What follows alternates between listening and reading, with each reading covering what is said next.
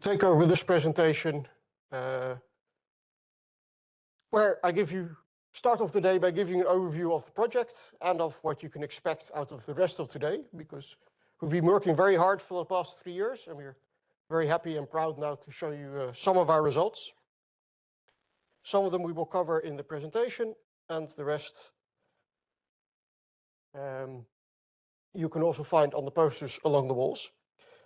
So let's start with the motivation for the project. Composite materials, I'm sure I do not have to convince you, are being used more and more. They have a lot of advantages, right? High strength and stiffness, low density. So I've been using them a lot. They're seen as a crucial part of the energy transition because they allow us to make lighter weight structures, so we can make more energy efficient transportation vehicles in aerospace, but also increasingly maritime, cars, railroads. And of course, in wind turbines, having lighter weight structures allows us to harvest more energy. Right? So composites are very useful for that, but as we get better at making composites, as we get better at analyzing them, we want to allow higher and higher loads in our structures, and we also want our structures to last longer. And that means increasingly fatigue is becoming a concern also for composite structures. And that's an issue because fatigue in composites is very complex, as I'm sure you're aware, right? So we don't have a real fundamental understanding of how all these mechanisms of fatigue work in composites, how they interact with each other. And that means we need a lot of new testing and a lot of work for every new design. And that means that developing composite products is expensive, laborious, and to a degree inefficient. So what we really need is a better understanding of fatigue, especially at the mesoscale, so the scale of the individual lamina and the individual plies, how they interact with each other, so that we can scale up those insights to develop larger scale composite structures. Now, the first thought is okay, but this problem of fatigue has been around for a while. Haven't the metals people figured that out? Let's ask the metals people, what do they do? And they will tell you, well, we came up with this idea, it's called the testing pyramid. So we start at the bottom here, we have coupons, which are very generic specimens we use to characterize the material. Then we step up to elements, where we try to understand what are geometrical effects, how do they influence fatigue. Then we start getting towards more specific details of designs, subcomponents, components. We start to develop methods to make predictions based on these lower level tests. We validate our predictive capability of these component tests. We test a couple to be sure that we're capturing our manufacturing variability. And then we do one full-scale test to prove that our final product that we've designed and manufactured has the life we expect, right? And any statistics we need to do, we back up with the lower scale tests. Okay, great. So good. All sorted out. Let's apply it to composites. So we start off here with some coupons where we characterize the material. Hang on a sec. What is a material in a composite material? We have fibers, we have resin, then we put them together in some kind of ratio, which we can vary. We manufacture with all kinds of techniques. Maybe we do a pre-preg first, and then we do a hand layup. Maybe we do AFP, maybe we do vacuum infusion, maybe we do autoclave cure, out-of-autoclave cure, different cure cycles. So what is a material? And when are we making the material? And is there a material and a structure? Is it different? Right? So it becomes very difficult how to apply this concept of characterizing the material first. And the current state of the art, if you look at what is the practice in composites, is that the material is the laminate. Right? So one combination of fiber, matrix, and layup with a specific manufacturing technique attached. That is what we treat as a material. But that means that any time we change any of that, we have to redo our work. Not so efficient. Can be done, but yeah, you lose all your design freedom. So we thought in D-STANDART, okay, can we not work on improving our knowledge so that we can make this whole process more efficient and more flexible? Right, so we try to say, okay, can we not develop rapid methods that are usable in early design stages to analyze the sustainability and durability of composite structures? And that means we need to have the capability to analyze large-scale composite structures, right? Not just small coupons, but entire wind turbine blades, entire aircraft. Means you need to have the capability to deal with arbitrary layups, whatever the designers come up with that they want the fibers, and realistic loading conditions, including the effective environments. And we want to be able to do that with minimal testing, and any testing we do as fast as possible. And to do that, probably we need to have a lot of modeling, and maybe there we can leverage artificial intelligence and machine learning to help us. In the end, aiming at having a reduced time to market, less material waste, and an increased lifespan of our composite products. Right? For D-STANDART, we focused mainly on aerospace and wind energy, but we believe that a lot of the insights and techniques we developed can also be expanded to other sectors as well. Right? I don't think there's too much of what we did, at least on a knowledge level, that is really specific to aerospace or wind energy. So, what are we trying to address with the objective? What is the effect? So for design, we want to enable increased adaptability to new material and new part conditions, right? So that you can quickly change your design and still be able to analyze without having to redo a lot of work. We want to reduce the time and number of tests, which of course reduce the cost of testing. And we want to be able to include effects of manufacturing defects, or these days people argue I should say manufacturing features. They don't like the word defect anymore. Okay. So how to cope with these manufacturing features that we know for sure are there, because perfection does not exist in the real world, right? So how do we take that into account to make sure our product is still good enough? And in the end, we want to reduce development costs, reduce time to market, and ideally have sustainable by design products. Of course, that requires a lot more than just fatigue analysis, but understanding how long your product will last and how your design choices influence that and what the trade-offs are there are part of making sure your product is sustainable. So how did we try to enable that? Well, we had this chain. For the people online, I'll use the laser pointer. Tied together by this digital thread that I'll come back to in a second. So we worked on developing new test methodologies to test faster and to test more efficiently. With that, we built up material characterization data, right? So we built up a database of understanding of the material. We feed that into advanced models, making also use of AI. And with those models, we can predict the life cycle, right? We can predict how long our part will last. At the same time, we can feed in information also about the manufacturing cost of our material, economic cost, but also ecological cost and other impacts. And in the end, we could produce a kind of digital product passport that's a bit beyond the scope of D-STANDART itself, right? But we are producing the knowledge that would feed into such a passport, covering not just the classical passport of, okay, these are the materials, this is the embodied energy in this product, but also this is how long the product will last. Again, aiming to reduce design and testing time, have more reliable fatigue predictions, and higher fatigue performance. So, quite an ambitious task we set ourselves. And of course, that requires a large team to be able to achieve those ambitions. So we had a large team, fortunately. So a bit about the team. Our coordinator was the NLR, who's also hosting us today. Then we had the University of Twente, working a lot on the high-frequency testing that I'll tell you more about. Delft University of Technology, TU Delft, working a lot on testing and also on AI modeling techniques. Hexagon, working on modeling and also AI modeling, or AI-based modeling. LAP, helping us with the project management and the dissemination, organizing that we have such nice posters and nice slide templates, organizing the day-to-day, making sure we delivered all our deliverables on time. Very helpful. Suzlon, as wind turbine manufacturer, helping us with an industry perspective and steering us there, what is the industry need. University of Bristol, also doing a lot of testing as well as modeling work.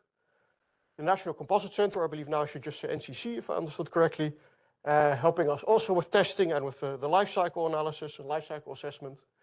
And ICOMAT as a startup working on rapid toe shearing, so advanced fiber placement techniques, again helping to bring in the industry perspective on our work.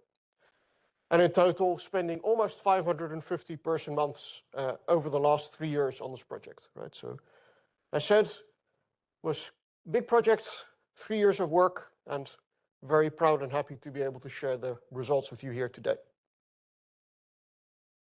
We also got a lot of useful input from our advisory board to again give us some industry perspectives. Also some people in the room here today. Thank you for coming. So we had Rolls-Royce, we had GKN Fokker, Siemens Gamesa, Embraer, and GoExpert. So a little bit of how the project was built up. I don't want to bore you too much with management stuff, but just have an idea. So we had one work package dedicated to materials characterization testing, so developing these test methodologies and doing a lot of testing. We had a work package on the modeling, and especially on developing the AI techniques to enable that modeling. We had a work package on incorporating the manufacturing defects and all the advanced modeling techniques you need for that. We had a work package on life cycle analysis, and also other related analyses, technical, social, acceptance studies, for example. And you see all of these all connected to each other. Of course, a lot of flow of data from one to the other to make sure it's all one cohesive project. Then we had a work package on digital threads, so creating a digital infrastructure to tie all of this together. And then two supporting work packages on dissemination and project management. Already mentioned the 3-year project. So we started at the start with a lot of testing, transitioning more and more towards modeling and some higher skill testing that again we're going to show you a bit of later, and ending up today with presenting our results.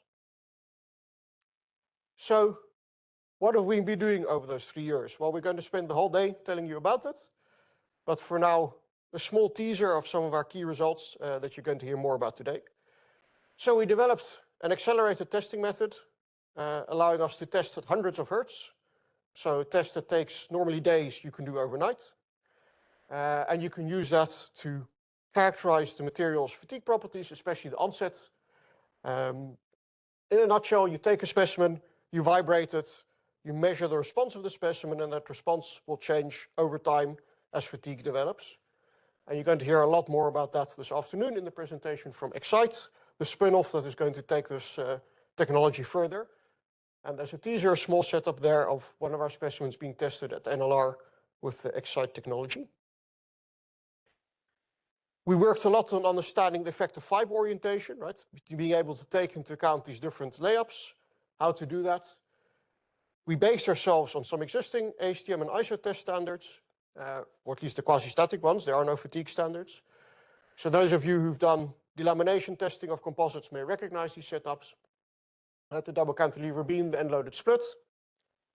And with that, we tried to investigate the effect of different fiber orientations. And one of the things we managed to achieve, we also presented 2 years ago, almost now a year and a half ago at ECCM, is we showed that, okay, if you test a small number of layups, so in this case, a 0, 0, 0, 45, and a 0, 90 interface, you can train a neural network on that, and you can predict a 0, 15 layup, for example, right? So the 0, 15 data was not seen by the model, but it could give us a good prediction of how it would behave.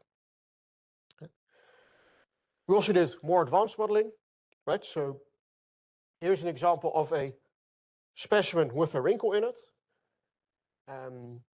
which is a typical manufacturing defect. Of course, just to give you an idea of the complexity, it's nice that you can model that, but you want to test that. And if you want to test that, you want to be able to make this in a repeatable way. You don't want to make a whole bunch of specimens and hope that a few of them happen to have the right defect. So there was a lot of work, first of all, going into how do we on purpose manufacture a defect. And then there's a lot of modeling work in there, right? You can see, matching the geometry. And then here you see the macro scale response, so the stiffness variation over time. You can see that matches quite accurately, but also the actual discrete failure modes. On the left here, we see a CT scan. On the right, we see the model prediction. And you see there's a good match in failure locations, failure mechanisms as well. So that's a very impressive modeling capability. But now some of you might be thinking, okay, that looks nice, but this is a relatively small coupon, 10 centimeters or so scale. I don't know how many elements are in there, but if you look at that, you think, oh, that looks like a lot of elements. How am I going to do that in a wind turbine blade? Well, the answer, of course, is not, right? There's no way you're going to model wind turbine blades to that level of detail and not have it, not have the calculation take longer than the life of your blade, which would defeat the purpose. Right? So there we need a different approach. So this is the approach that we came up with kind of at the start of the project, and you'll see some of it turned out to be a bit harder maybe than we had foreseen, but you will find out during the course of today how far we got. But the idea is this, okay? We have experimental data, as little as possible, but we will need some. I say as little as possible because, of course, it's expensive to gather experimental data, so the fewer tests we can get away with, the better, even though I'm an experimentalist. But with that experimental data, we validate high-fidelity measure-scale models that can capture really the material complexity, right? Can capture all these effects of different layups, having all these plies. And once we have these models and we trust that they give the right results, well, then we can run these models to generate synthetic data, to examine all the different configurations that we did not have time and money to test. Yeah. So then we have a large pool of data, because we have some experimental data and a larger pool of synthetic data. Because this complexity is needed, right? One of the things you'll see in our results later today, you cannot get away with just immediately homogenizing the model. If you do not capture the complexity of these different layups, of these defects being there, you will not get a good fatigue prediction. So you need that complexity, but you can't afford it computationally, right? So I said, okay, if we can make enough synthetic data with these high fidelity models, but running on a small scale of material, with small geometrical scale, then we can use that data to train an AI model. The AI model can learn the patterns behind this complexity. And with that AI, we can then generate a surrogate model that we implement in a large-scale coarse mesh finite element analysis. Right? And then you can mesh your entire wind turbine blade. You can have, I don't know, maybe 10 centimeter elements, whatever, right? But the complexity of the material has been learned by the AI and can therefore cheaply be integrated in your macro-scale model. And therefore, you have a macro-scale model that runs relatively cheaply, but with the complexity that you need to have a good fatigue analysis. That was the ambition.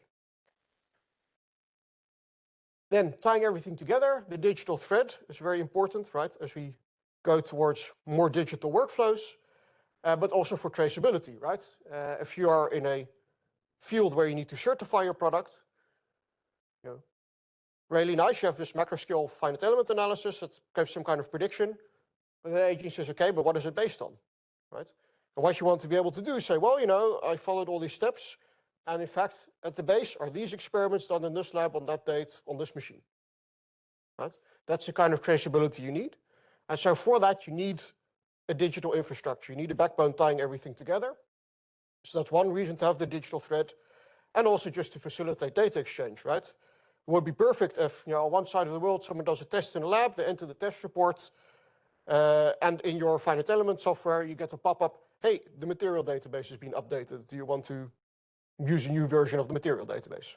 Right? If that would be fully automated, would be great. So that also requires a digital thread. And also, just being able to have interoperability, to reuse data, to understand, okay, this was a data set collected 10 years ago. Do I still know what was done? Do I still understand what all these things mean? Or do I have to hope someone kept in touch and still has the personal email address of the engineer who retired 5 years ago, who did the test, right? So also thinking about how to document data, how to structure data, was a very important part of the project, and something we developed some insights on as well that will be shared later this afternoon. Now, to try and tie everything together, show that our approach worked, or to test how well it worked, we had 2 demonstrators. You can find more details on the posters in the back of the room. Right, we had an aero demonstrator, or aviation demonstrator. This is a fan blade. You might not see that straight away, but if you look at the fan blade of a turbine engine, there's a big blade, and at the bottom there's a dovetail joint where it slots into the supporting ring. And if you cut that dovetail joint in half over this plane in your head, then you will recognize this kind of structure where we have a thick part, then a series of ply drops where we terminate a lot of plies, and then a thin part. And obviously, we terminate implies here. That gives us a stress concentration. This is where fatigue will start. We made different variants of this demonstrator. So we have pristine ones, as you see here. And we also had two different hole sizes introduced near the ply drop. And the idea was that these holes will change the failure location, right? So in a pristine coupon, of course, the failure starts at the ply drop. If there's a hole, the failure now moves to the hole. And then the question is, can your model correctly predict that, right? Without telling the model it should start at the hole. And later today, you will see how well we did.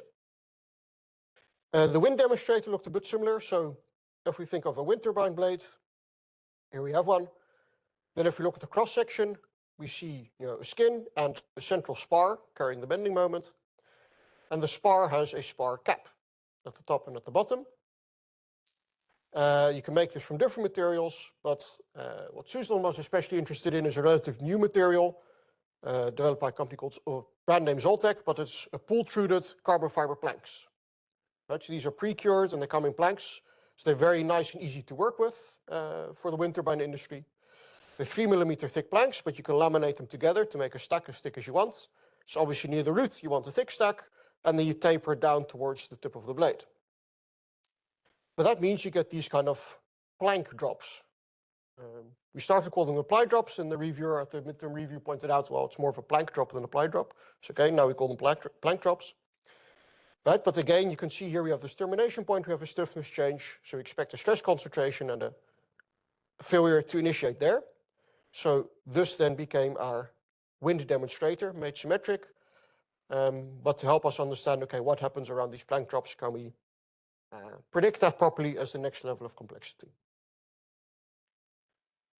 I said we also did a lot of work on life cycle analysis. These are some little older results. I don't want to spoil too much of what will be shown this afternoon. But it's very important to be able to have these kind of insights early in the design stage when you can still make changes, right? So one thing you might say, okay, we can make some adjustments to the design to extend the life because we lower the stresses, for example, but it will also have a manufacturing impact, right? We will be using more material or more energy during the manufacturing. Is that worth it? Well, with the model developed within D-STANDART, you can gain an assessment early on without already having your production running, right? I mean, a classical LCA approach could be to walk into the factory with a clipboard and an energy meter and see, okay, how many kilowatts is this machine pulling? How many square meters of material people are using? That's great if your production is already running. But if you're still in the design phase, you don't have all of that data yet, right? So what do you do then? Well, we came up with some approaches for that. And then you can, for example, say, well, this is a study for a wind turbine blade. This is the global warming potential. And you can see, well, if I increase the life by 5 years, but the manufacturing impact is increased by 20%, then I might break even, right? So the global warming potential actually does not change. So if I can get a 5-year extension for less than 20% manufacturing impact, it's worth it. But if the manufacturing impact is going to be more, well, better to actually have a shorter life. These kind of studies you can do. You can do that in terms of environmental impact, but also in terms of financial impact, depending on your question. Right, and you can also find things like, for example, this is then for a turbine blade, based on Airbus A350 engine, where you see that beyond a certain point, extending the usable life actually doesn't change much because all the impact comes from the operational use and hardly anything from the manufacturing, right? So from that sense, it's maybe not interesting to extend the life as much as possible if you could replace it by a more efficient engine with a shorter life, right? Final thing to mention is some alignment with two important bodies, the European Materials Modeling Council and the European Materials Characterization Council, EMMC and EMCC. There are two European collectives trying to improve, as you guessed, material modeling and material characterization, right? So one is more on the testing side, one is more on the modeling side. And they've been doing a lot of work on standardizing how we describe and report about the data, right? How we document the data. Because what they saw is, okay, people do all kinds of tests, and it's very difficult to understand, okay, well, what did you actually do? What does this data mean? How can I use it in my own project or reuse it and so on, right? So they put a lot of effort into developing standards, having debates about definitions of words, which is maybe not so exciting, but very important if you want to understand what someone else did, right, for clarity, for reusability of data. And of course, we were doing a lot of work that directly fed into those kind of aspects. And so we tried to coordinate as close as possible with these bodies, right, to promote modeling of physics-based and data-driven models, to strengthen links between material modeling and experiments, and to be able to reuse data as much as possible. And one of the things I'm going to tell you about later is some of our data that you can reuse. And very concrete outcomes are that the EMMC and the EMCC developed two documentation standards, metadata standards, called GADA and MODA, characterization data and modeling data. And these are structured ways of describing material testing and material modeling. And the idea is that if you follow that template in the right way, filled in a structured way, you will capture all the information someone else will need to understand what you did, right? And to be able to reproduce your work or reuse your work. And so we adopted those templates for documenting our own work within D-STANDART, but also we helped in their further development, right? So the GADA document came out of the material, let's say material science community, where people are studying more, let's say, pure homogeneous materials than a composite material, right? Where it's clearly just a material. So then their approach didn't quite work for composites testing, so we helped adapt the GADA standards so now also it covers composite testing. There are also a number of sister projects. You can also find one of the posters describing them all on the wall, right? But we tried to have some cross-fertilization because we're all working in the same space of using AI tools, material testing, material characterization, exchanging data. So we try to work together as much as possible there to jointly develop things. All right. To sum up, what is coming next? What are some key results that we are proud and happy to share with you today throughout the day? We have a very large publicly available database of fatigue data. I've always been taught not to use subjective words like large, so 700 plus fatigue experiments. All on Zenodo, you can download them right now. We developed new insights into fatigue mechanisms. As I said, this is just a teaser for this afternoon, for later today. We developed a new high-frequency test method. We generated advances in AI-enabled material modeling, or composite modeling. We did life cycle analysis and technical social acceptance studies. We developed a free online training resource, the D-STANDART Academy. So if you say, well, this sounds interesting today, I want to learn more about fatigue of composites, or hey, this colleague that wasn't here today really should learn more about fatigue of composites, point them to the D-STANDART Academy, and you can find a nice bite-sized introduction into this topic with some links to further literature, but at least it will equip you to understand the literature. And for the rest of the day, obviously, please join in for our presentations. In the breaks, take a look at all the posters. They cover a lot of results that we don't have time to tell you in the presentations themselves. But I say most of all, take the opportunity of being here today to meet our researchers, to talk with us, to interact, because the presentations and the posters will be online after today, but the researchers will be a lot harder to find. So take the opportunity to talk to us. Thank you for being here today, and happy to take one or two questions maybe. So good morning, it's me again, John-Alan Pascoe, this time as myself, and as work package leader of work package 1, which was on materials characterization testing, and very happy to share with you some results of said materials characterization testing. So to introduce again the problem, I already showed you this test pyramid, right? We start at the bottom of coupon testing, details, parts, components, eventually full scale. And we already said, okay, there's some issues here because the concept is we characterize the material first, but what is the material? Right? And one big thing for composites, okay, you can say, okay, we pick some fibers, we pick some resin, we pick a manufacturing method, fine. But then the layup, right? And what is the selling point of composites? You have massive design freedom. You can have fibers in whatever direction you want. You can really think, how are my load paths? I tailor the fibers to be exactly aligned. You can do all kinds of fancy stuff with variable stiffness laminates, and if you have automated fiber placement, you can have all kinds of fancy load paths or fiber paths. Yeah, but then you have to predict the fatigue behavior. And you have all these different layups, but every layup is a new material. It's bad enough if you just have classical layups, but what if you have variable stiffness and changing fiber paths? Now you have hundreds of layups in your part, thousands, right? So what happens in practice? Okay, nice set design freedom. Here are the 5 layups that we have qualified. Pick one. You want a 6th one? Convince me that I need to spend €1 million qualifying it for you. And that is the order of magnitude of money that you're talking about, right? To qualify a layup. So all of that design freedom that composites are supposed to bring you, we throw out the window because we can't deal with it in fatigue. Right? So how to deal with that? Can we do better? Right? Can we come up with a way of dealing with arbitrary laminates to give that design freedom back again? Yes, we also have a very nice project video, as you can hear.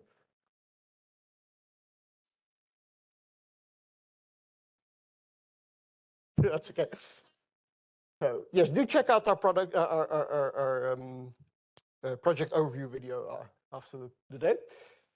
So we wanted to try and target 3 key questions, right, that you might have as an engineer looking at this permit, trying to think about how to go about it. So, okay, well, what about all these different layups I want to use? Do I have to redo this whole thing every time? What about the environment, right? My tests usually are done in room temperature lab air conditions. My product is not going to be in room temperature in a lab. It's going to be outside in the wind and the rain.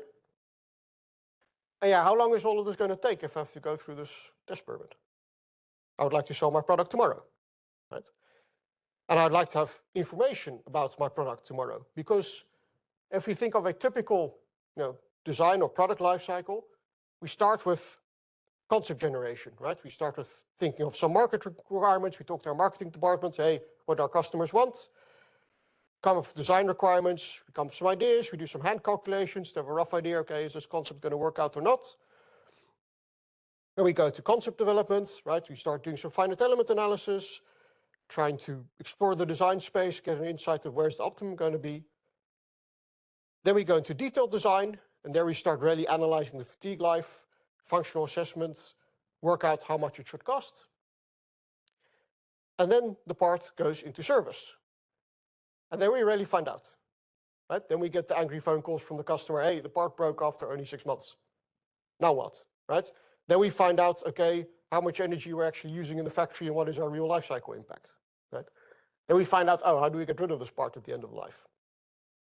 So all the business confidence, all the knowledge in our product, let me switch on the iPad, we get over here, right, when the part is already in service. The problem is that our design space at that point is shrunk down to almost nothing because the part's already in service, right? If you have 100,000 parts already out in the market and you find out there's a fatigue issue and you need to redesign, yeah, you need to recall those parts, then you need to retool your entire factory. It's going to be very, very expensive. Over here, design change is cheap, right?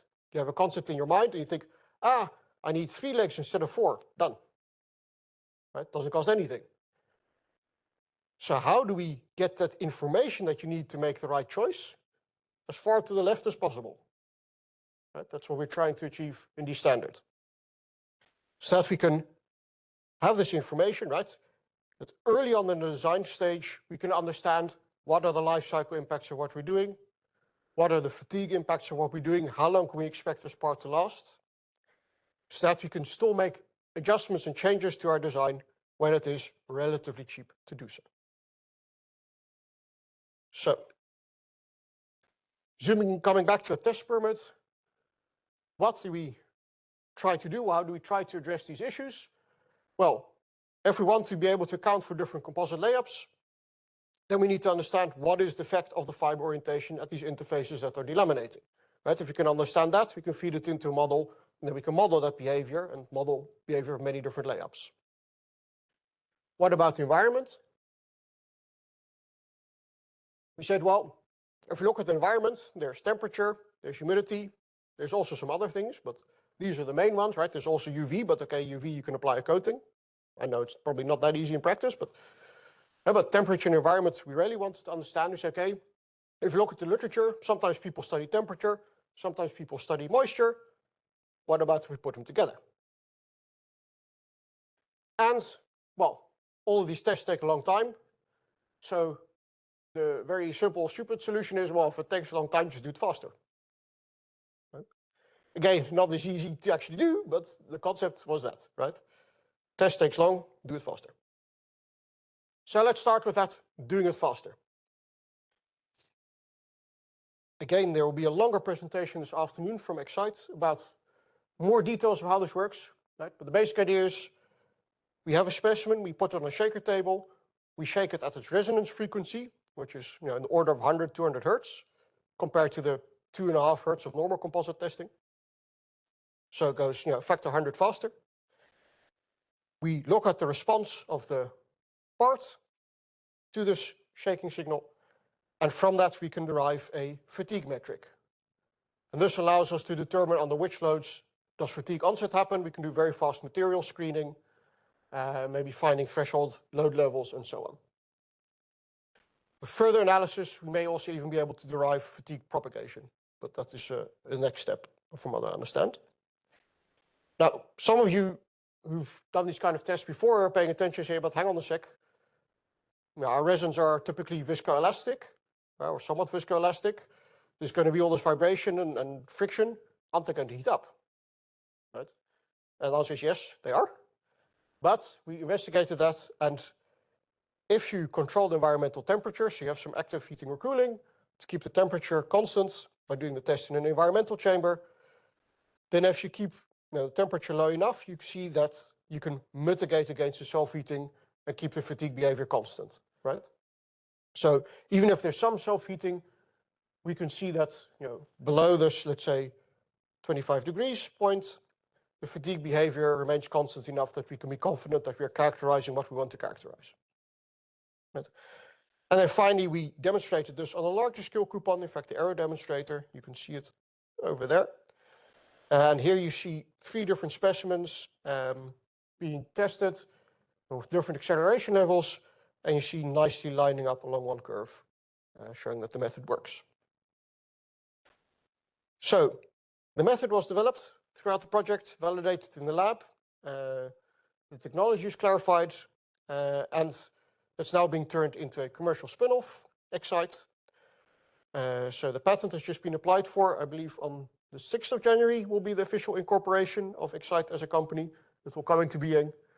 And then we'll be launched, we'll be starting pilot projects, looking for customers, and hopefully becoming a large and successful company offering high-frequency fatigue testing and analysis. So that was the high-frequency testing. Then onto the fact of fiber orientation. So we tried to look at different fiber orientations, and we tried to stay as much as possible to existing test setups and test standards. We did not want to reinvent the wheel if not needed.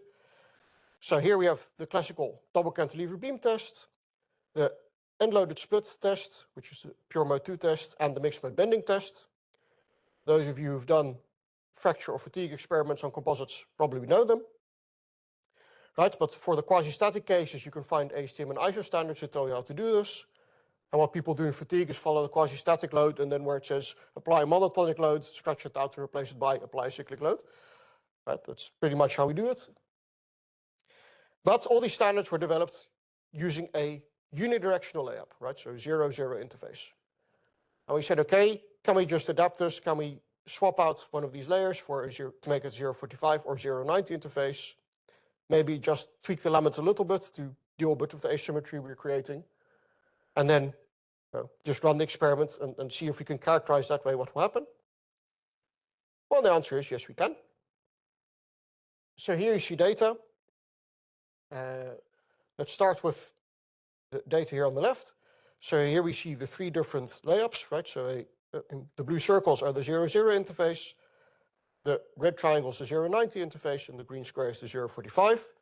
And you see they're pretty close together, right? Here on the left are the initial crack lengths for this experiment, right? So you can see here the initial crack lengths were not quite the same, but they were pretty close together. And what we know is if you repeat the test on the same experiments, you have longer and longer, on the same specimen, sorry, you have longer and longer initial crack lengths, then you'll get a shift to the right of these curves, because you start developing more and more fiber bridging, which creates resistance to the crack growth, so the curve moves to the right. So what happens if you start doing that? Well, you get this picture. It's a bit busy, but over here, right? So over here, we have the 0, 0 curves. You see at some point they start falling on top of each other. That is because the fiber bridging is fully saturated. So even if we make the crack longer, there's no more additional fiber bridging being created. There's a steady state behavior. So the curve stops shifting to the right. On the other hand, for the 0.45 and 0.90, we go all the way to over here. That's a much larger effect of fiber bridging, question mark. We can see here on the right the different behaviors, right? So this is the classical fiber bridging picture, which is familiar, you'll find in multiple places in literature. But if you look at the 0.45, we start seeing something different, right? We see now here really bundles of fibers being pulled out. And if we look at the 0.90, we actually also see bundles, but they're really kind of being pulled out in a crosswise fashion, right? So if you look straight at the specimen, you'd see kind of these little crosses of fiber bundles. So it's a very different fiber bridging behavior, or migration behavior, you can also call it, right? There's kind of an oscillatory migration of the crack front. And that explains then why we get a much more increased fatigue resistance for 0.45 and 0.90. So on the one hand, you could say, okay, there's adding complexity. On the other hand, as an engineer, you could say, well, that's nice, because it means that if I just only test 0, 0, then it's conservative and I don't need the rest of the data. Right. So that could save us some work, at least for this mode 1 case. I should point out that you might expect that if you have a small fiber offset, a 0.5, for example, which we do not have time to test in the project, then probably you suppress the fiber bridging, but you may not yet trigger the migration. So a 0.5 might be more conservative than a 0, 0. But no, if anybody wants to sponsor a fatigue test, may be interesting to look into. Yeah, just to show a close-up of the fracture surfaces. So here we see the classic 0, 0 fracture surface, right? You see some bare fibers, you see some fiber imprints maybe. Always a bit hard to tell. I think here we see a broken fiber, right? The classical picture. But if you look at the 0.45 and the 0.90, then we rarely see, these zones of migration. Here we see where here we see the 0, 0 plies, actually the imprints of the fibers mainly. Here we see the 0.45 fibers, right? So we see that there's been a change of the delamination plane. So a small migration, not going all the way through a ply probably, but at least within the delamination plane. And here we see the 0.90, and here we really see kind of an oscillatory migration, right? So it's dipped down a little bit and then come back up again, giving us these different fiber bridging behaviors. Okay, so that was encouraging. We said, okay, yes, fiber orientation is complex, but as engineers, if we're happy to be conservative, we can get away with only testing 0, 0. Great, so let's do some mixed mode testing. Oh. So at first glance, you might say, okay, the 0, 0s are again a conservative case, right? They're over here. But if you pay attention to the trend lines, well, then you realize that if you go to low strain energy release rate ranges, your 0.45s and 0.90s are going to end up higher than your 0, 0. Where do we currently design? At least in aerospace, we typically design for no growth.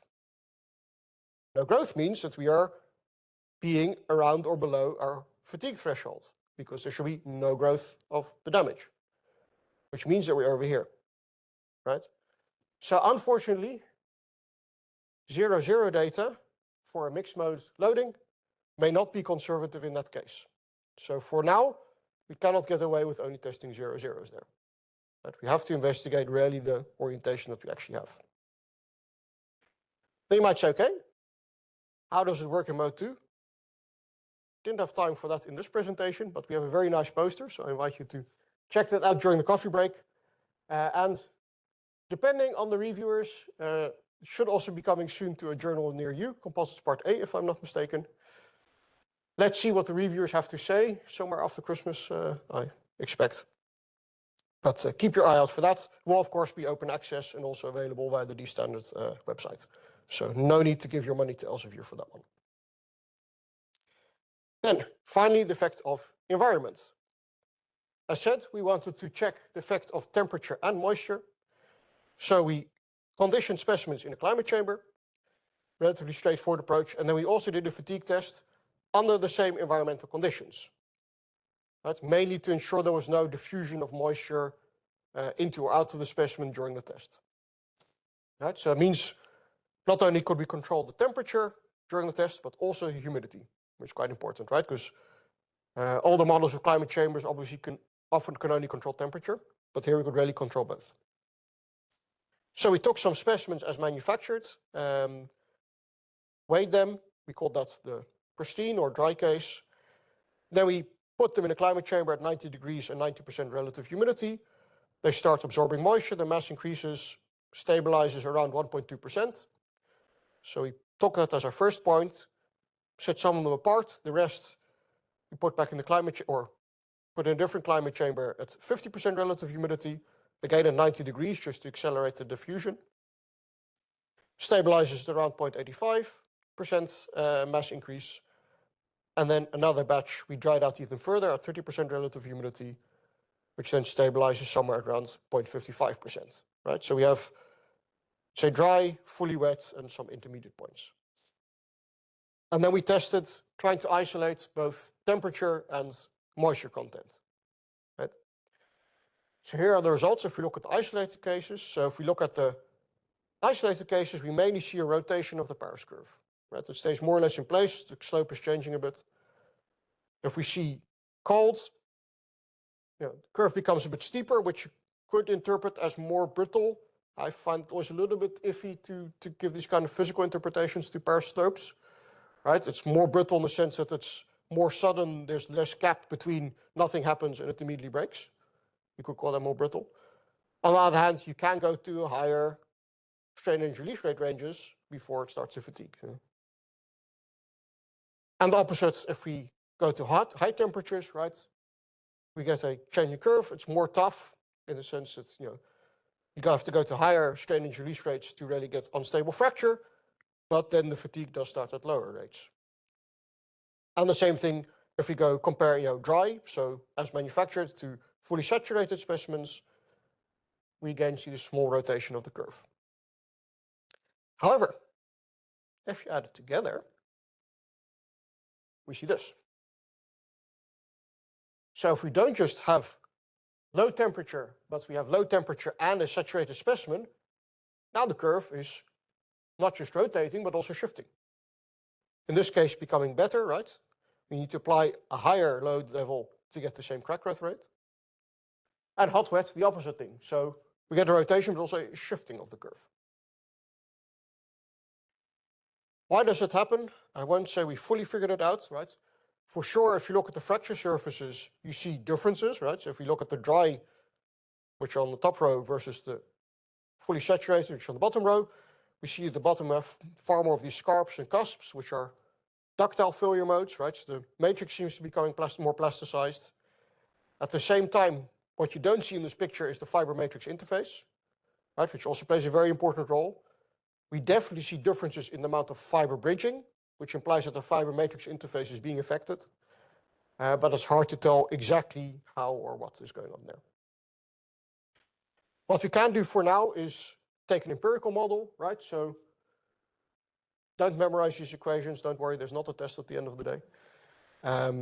Right? But if you define a reference strain energy release rate range and you define the slope, you can relate both of those to the applied temperature, the glass transition temperature of the matrix, and the equilibrium moisture content in the material. And then you can fit this nice surface through the points, and you can use that to get pretty nice predictions of where the curves are.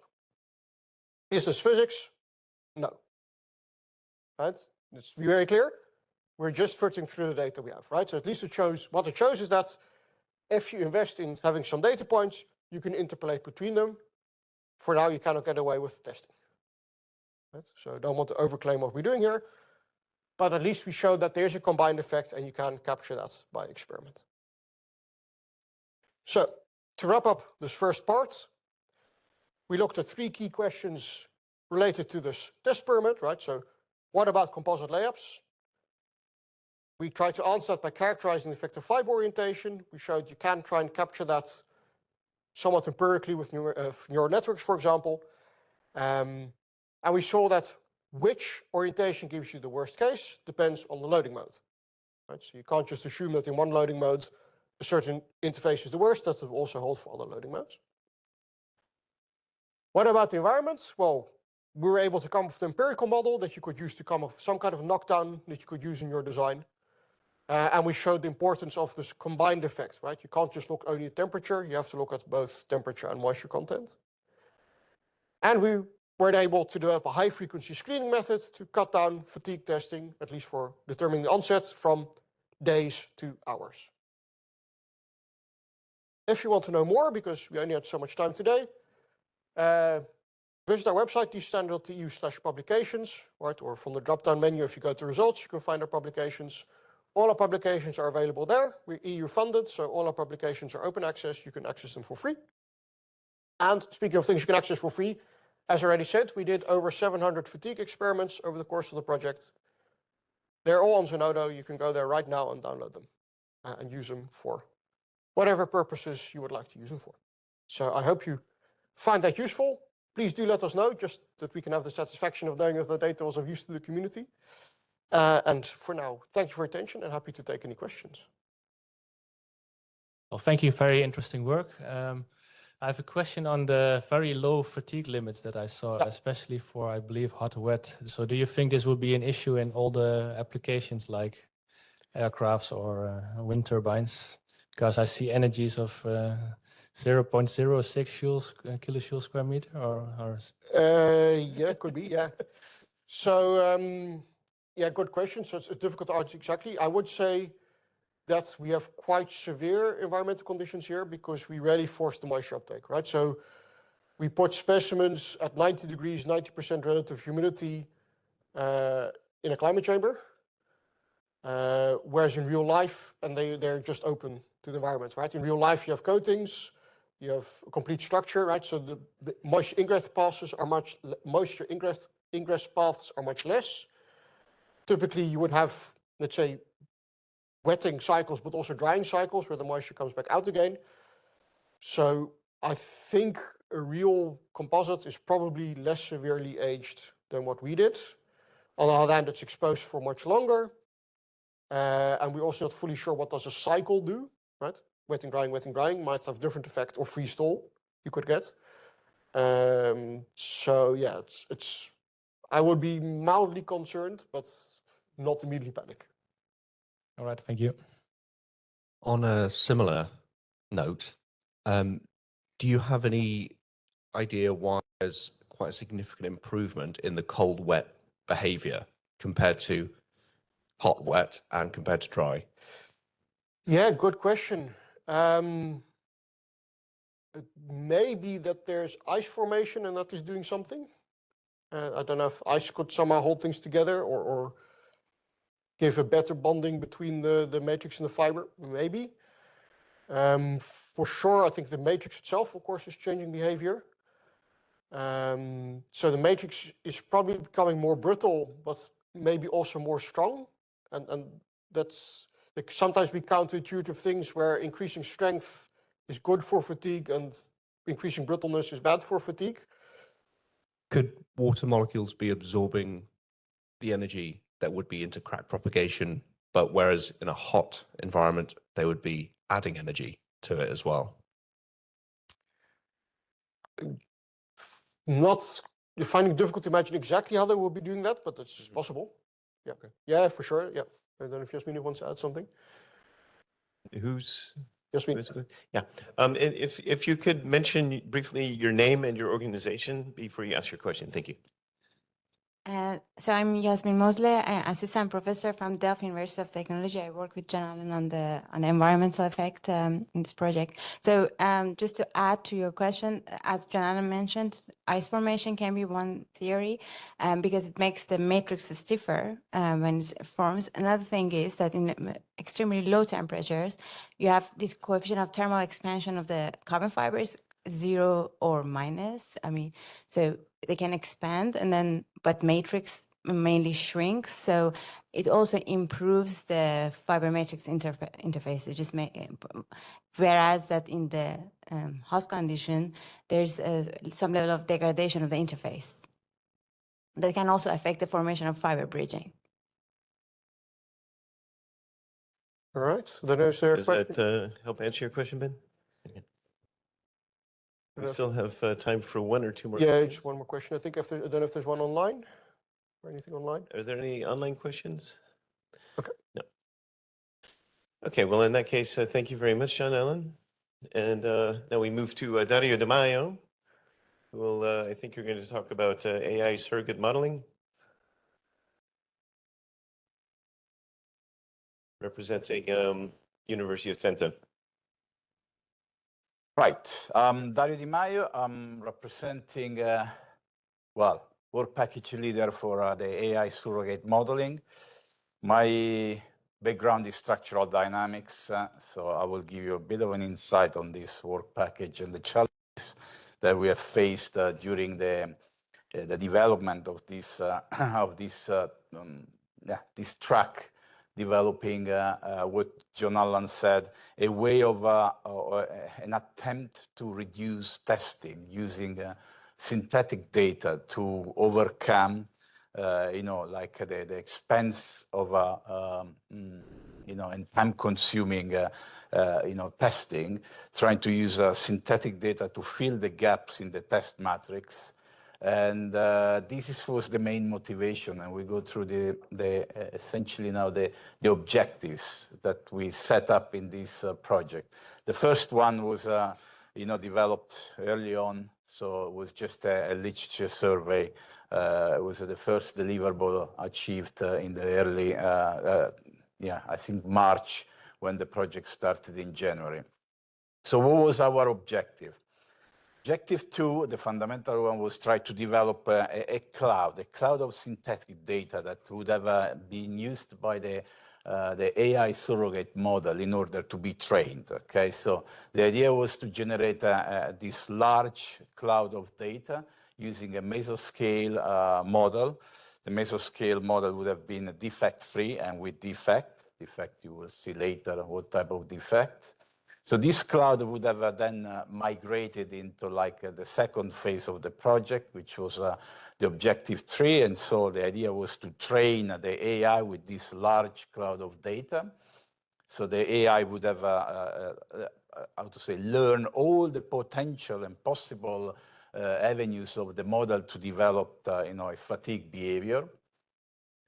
Once that model, the surrogate model, was, sufficiently trained, it would have moved in the third phase, so objective 4, where it would have been integrated into like a macro scale approach. So then instead of, performing a mesoscale analysis, you would have used the benefit of the surrogate and integrate the surrogate model into the macro scale type of modeling approach, which would have made the simulation more effective and time-consuming. And the final one, the final objective, was about verifying that this path of training integration would have been then applied to the aerial demonstrator and the wind tunnel, but mainly was the aerial demonstrator the most challenging one, and then to prove the modeling capability. Now, this is a nice story that we set up at the beginning of the project, but we learned a lot that it's not as simple as it looked like when we started the project. So how did we think about, this is in what I just said, through the 4 objectives that we set up on the beginning of this project. So you've got a large aircraft. you can imagine that the mesh size for developing, modeling, not the entire aircraft, but part of that aircraft are, a mesh size that is not equivalent to the mesoscale type of mesh size that you want to use. So how do you calculate the durability of your large system? So the idea is now to zoom out and zoom in into this aerial demonstrator and to prove the technology with like a component scale and see if we can then, with the validated experimental case, we could have progressed for the increasing the capability of our modeling and simulation. So that means that to generate the cloud of data, we take from a mesoscale, like an RV, and we test the RV with the multiple, loading conditions. Loading conditions that would generate a fatigue. So these different loading conditions would have created a very large set of data that would have passed to the AI to be, trained. And then once the AI is trained, would have generated like what we call it surrogate model that could be integrated as subroutine. So eventually, the macro scale approach, your element would interrogate the subroutine for depending on the loading condition and perform to the surrogate model the calculation that is required to perform the analysis. And this would have arrived eventually to the simulation that you see at the end of this journey. That was the plan that we developed through this work package. So now, we talked about a lot of fatigue simulations, but the very first things we decided to check is that are we able to perform these AI training, integration, and simulation at the macro scale with the static data, because static data are, let's say, not time dependent. The moment you have like a behavior that is time dependent, so number of cycles dependent, then you are generating an immense data set, and it's very hard to control if you are doing the right steps in the right order. So the very first strategy was, let's verify the surrogate, well, the strategy through like static loading. And then if it works, we move into the fatigue loading.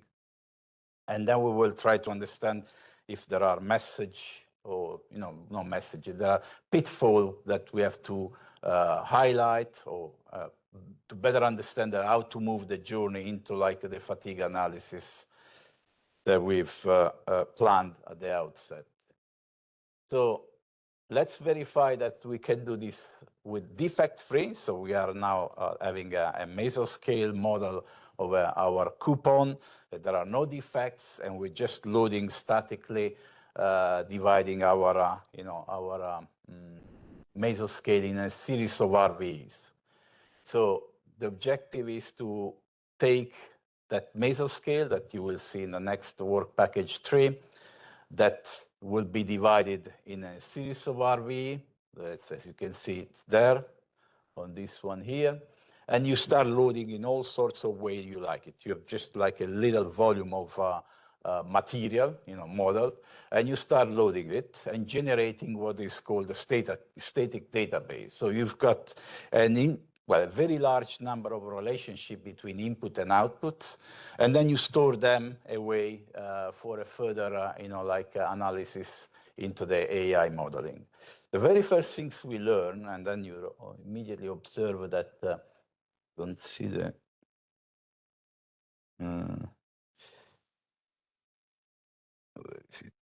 look at the way that the RV has been created, this kind of mesh.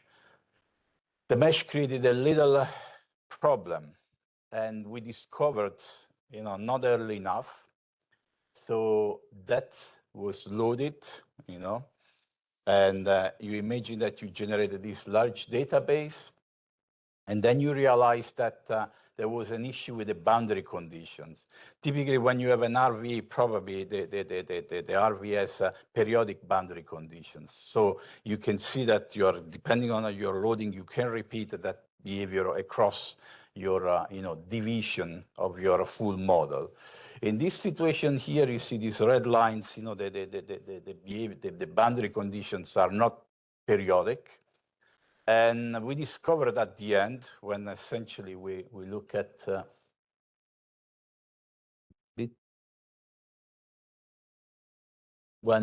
we look at the data, and there was an issue that we could not realize, and eventually we learned that, hold on, if we've got this issue, we've got a large database now already generated, but there is a major handicap with the boundary conditions. It's something that now we say, yes, very obvious, look at the shape. You would imagine that if you repeat this, it's not periodic, you will end up in that problem. But obviously, when you are in the rush to generate this large cloud, it came obvious that this had to be fixed.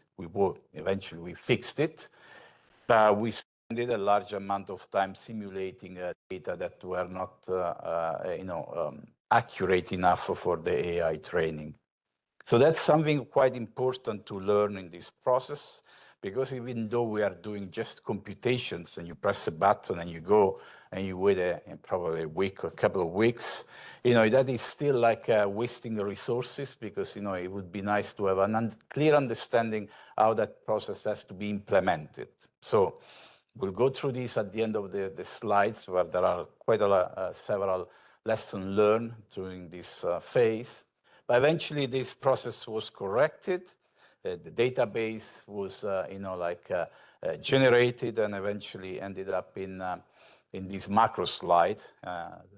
Bojan and Yorgos are the two leaders who were taking the static database, and through like a training, which I'm not able to describe in the fully details, but if you email him, he will be able to answer any questions, was able to generate what we call it surrogate model. Now, is this model able to predict, or to help the simulation of at the macro scale, if we are just performing a pull-pull test on our mesoscale component or area demonstrator?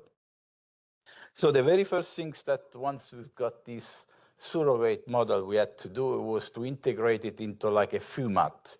So if you have like an abacus type of, mainly we worked in abacus, the surrogate model was integrated in a subroutine. So while you were performing the simulation, the subroutine was calculating the input-output relationship that the macro element had to generate. So when this integration and calculation was executed and applied to the area demonstrator under a pull-pull condition, it was possible to evaluate essentially the static load of damage initiation. Now, it doesn't come in a blink of an eye.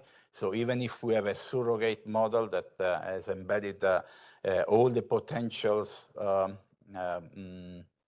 variables from the loading sequence that has been created in the mesoscale approach, the calculation on the macro scale, it was faster, but not as fast as you would imagine. On top of that, if the surrogate model would become bigger and bigger and bigger, also that computation would become more time consuming, because there is a process of inverting a matrix, which is very time consuming. But if we come down to the, level one, just strategy one, static case, we could say that we are happy. We could understand that, performing this probabilistic modeling is not as simple as you might write it down. So there are a lot of things that we had to learn on the way. So eventually we understand how to handle it, and in a D-STANDART 2, we would be more prepared for that. The surrogate model required a lot of data. That was possible, but eventually we generated a model that could be integrated at the macro scale, so a lot of happy smiles.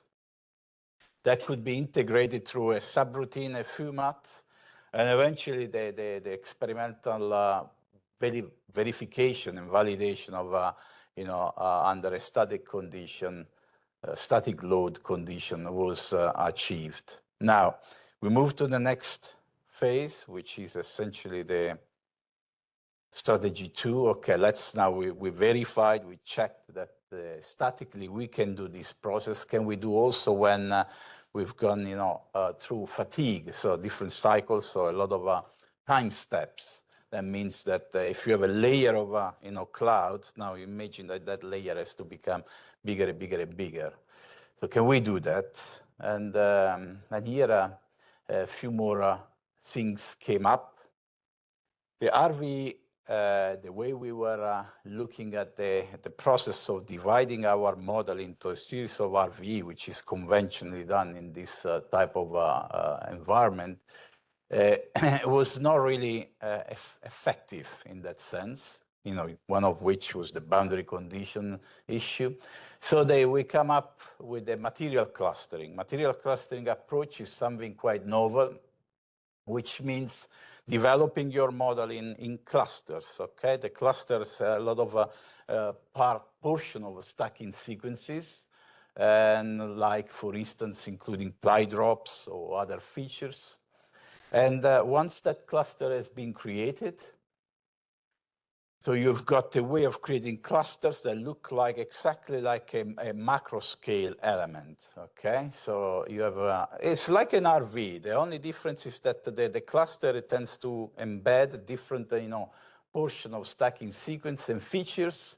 And it can create also redundant clusters, okay? Because obviously if you've got a defect-free type of components with no features, just like probably, let's say, cross-laminate, you generate the clusters that are identical, throughout the volume of your structure. Whereas where you've got like a feature, ply drop, like cat or waviness, then you are, enriching the cluster with features that will come out during the loading sequence that you establish. So for every cluster, you generate a lot of stress-strain relationships, and you start building this fatigue database. That was the intention. And that's the way graphically is explained. So imagine that you've got your model there on the left-hand side, and you've got your model that will be just partitioned as look like an RV. In this case, you've got, like features of the material that appeared, let's say in this case is more obvious, you got a void in there. And so now you've got clusters that might be redundant, as you can see on the left-hand side of that, like a coupon with waviness, and clusters that are becoming more important because embed features that you want to characterize. Now, once you generate this cluster, you start loading again, and numerically, just in any way you like it. And you generate a fatigue database using those clusters. At the moment, I'm using the power law damage model described by Allegri in his paper, and you will see it later, more insights in the next VP3. But essentially, we built the fatigue database fitting this model and generating a lot of parameters on this model here. Now, where is the good and the bad? The good side is that we have a way of reducing the volume of this mesoscale into clusters. The clusters might be redundant and others more dominant or valuable for the analysis. So eventually, we kind of simplify the complexity of the problem. And when we go down to parameterize through this damage model, we've got parameters which, from the redundant, let's call it, clusters, they don't add any values. And the parameters, they come from like the cluster that contains the features that are becoming more valuable parameters of our damage model. But is this not good for AI? So on the one hand, you reduce the complexity, creating like a smart way to generate parameters for characterizing our damage model. On the other hand, these parameters are not sufficiently, the database is not sufficiently large to train an AI. So we wanted to use AI, but eventually we got smarter creating this approach.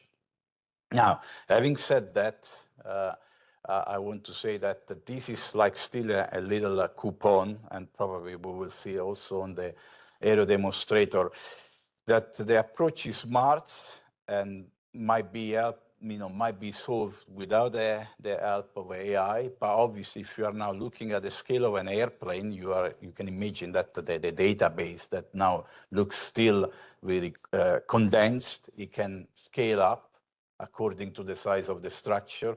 And so then AI becomes again fundamental. In this process, our aero demonstrator, oops, I think this was not sufficiently complex as well. But nonetheless, we were trying to verify that the idea of this cluster or damage model that we used could be, cross-validated from different owners of the knowledge. Let's say HMI was eventually trying and verifying what Bristol proposed with the material clustering. But as you can see, the number of parameters coming from this damage model were not large enough for generating an AI training. So one of these objectives, that was objective number 3, that used a database for training AI, didn't succeed for the fatigue. But the process, anyway, was developed further.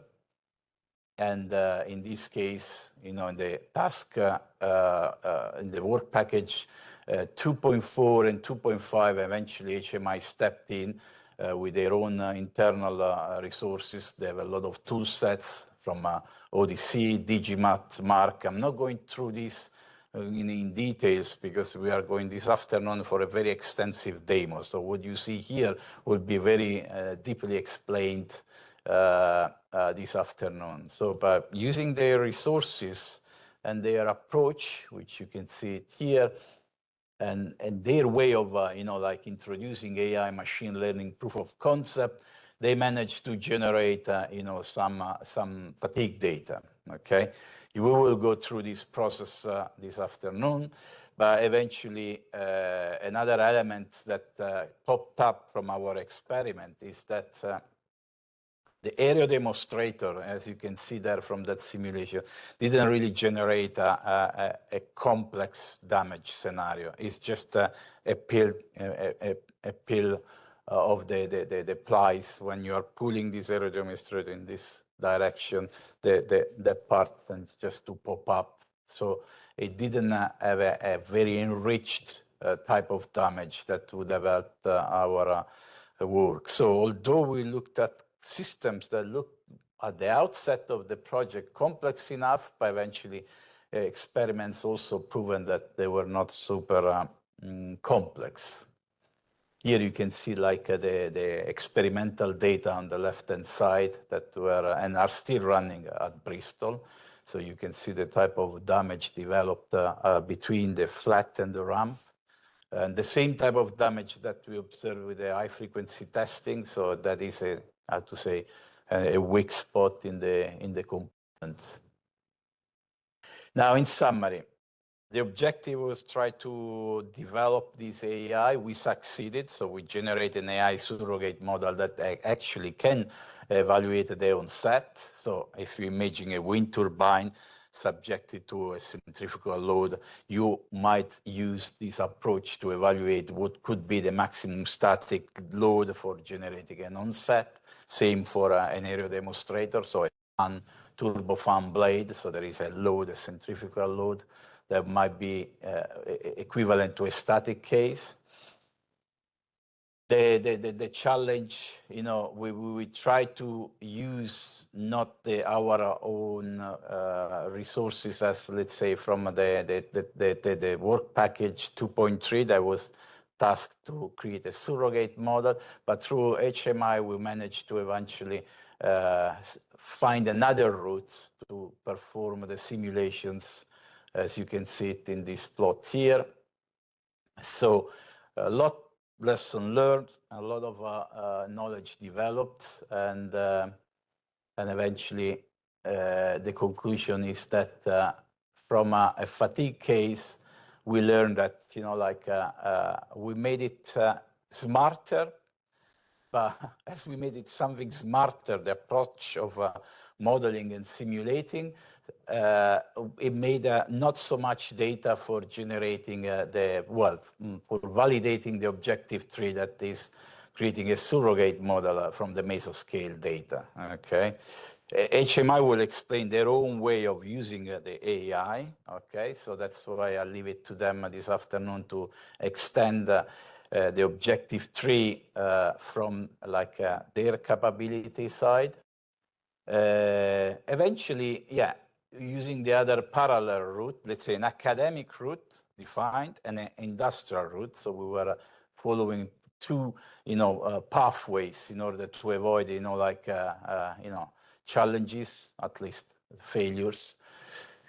And so that was possible, you know, pros and cons.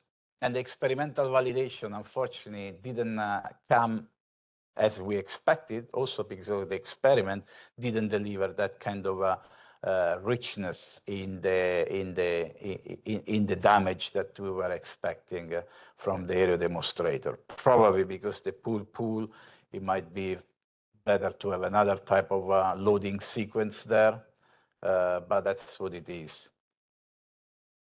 Well, here is the standard, you know, set of slides.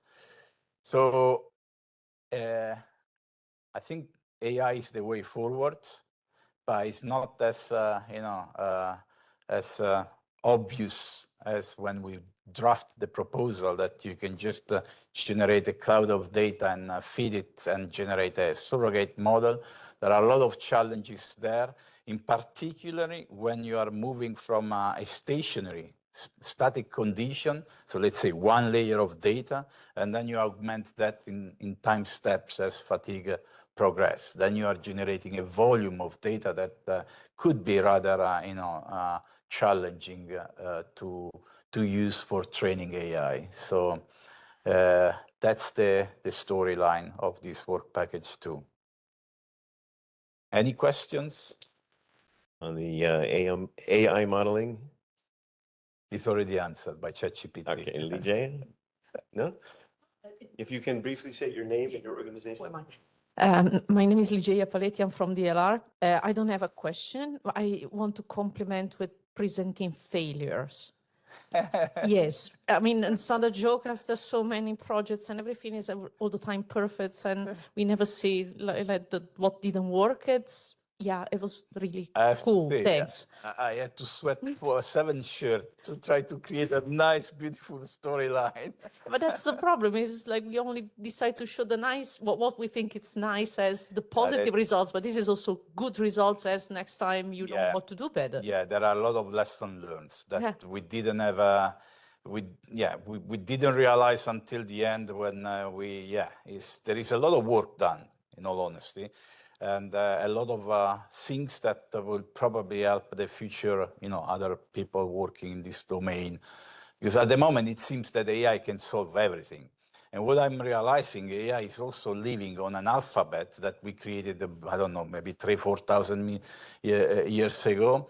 So it's living on this alphabet, which makes words and then model of a speech and so on. But data are very, very scarce.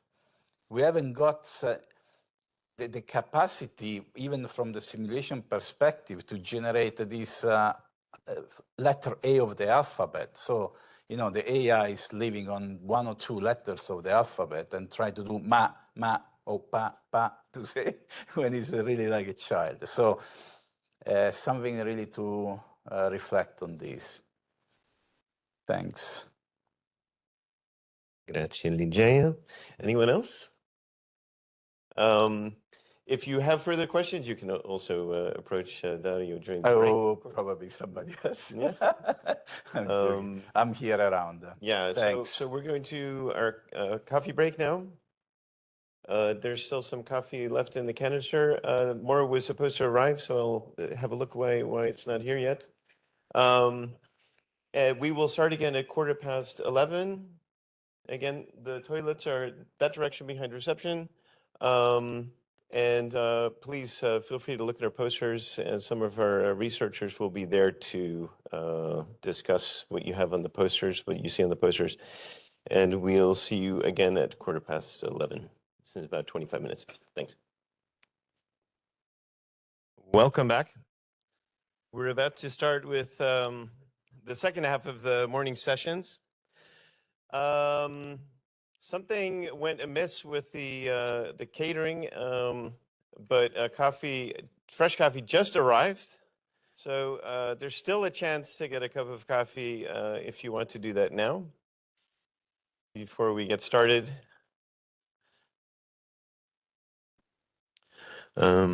we have 3 presentations. Can you check it? Is it we have 3 presentations before lunch. Yeah, so then you push the button. Yep. Again. Oh. Yep. Yep. Okay. We're starting with Giuliano Allegri,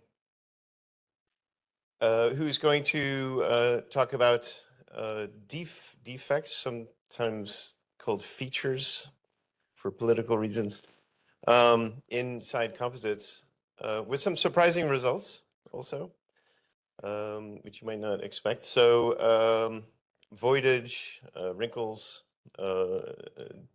deliberate delamination, and how that affects the fatigue life cycle or lifetime of composite materials.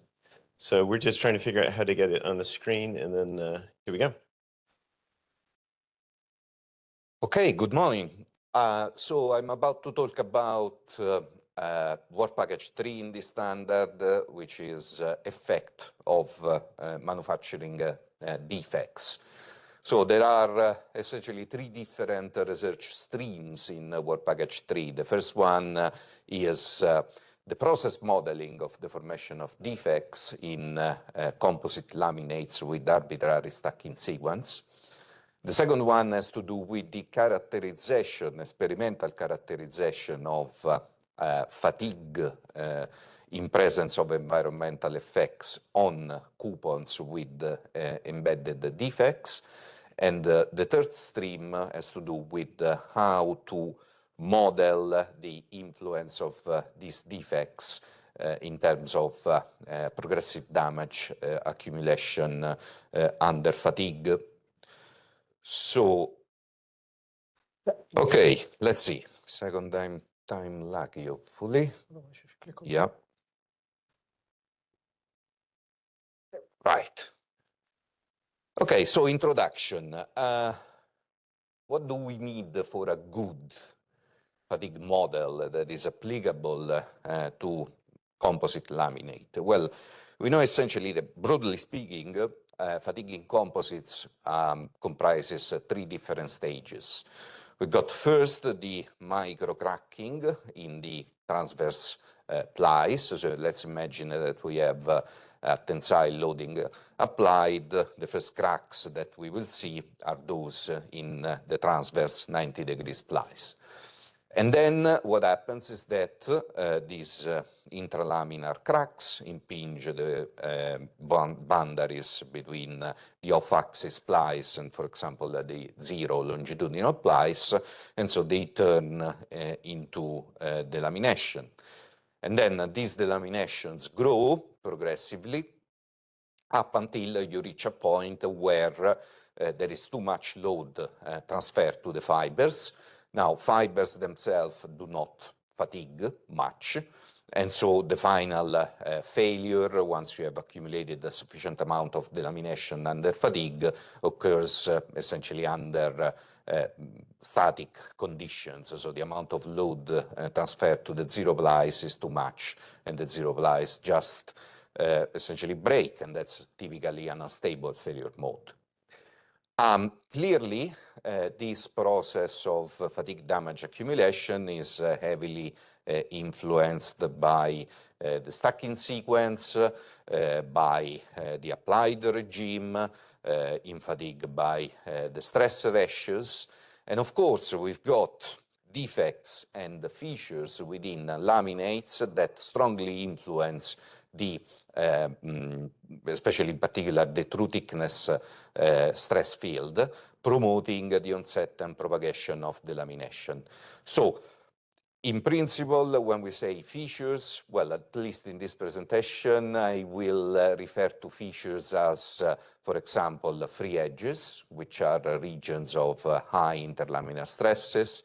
I will refer to ply drop-offs, so I will indicate with the features characteristics of laminates that are almost independent of the manufacturing process. They are essentially dictated by the geometry. So, free edges, tapering, and supply drop-offs.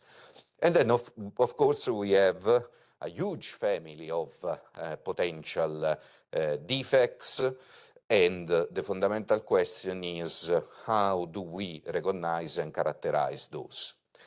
But essentially, what we need to remember before we even talk about defects, so for pristine laminates, virtually as good as possible, we need to understand that fatigue is driven by the interaction of different failure modes: intralaminar matrix cracking, interlaminar delamination, and translaminar fiber failure.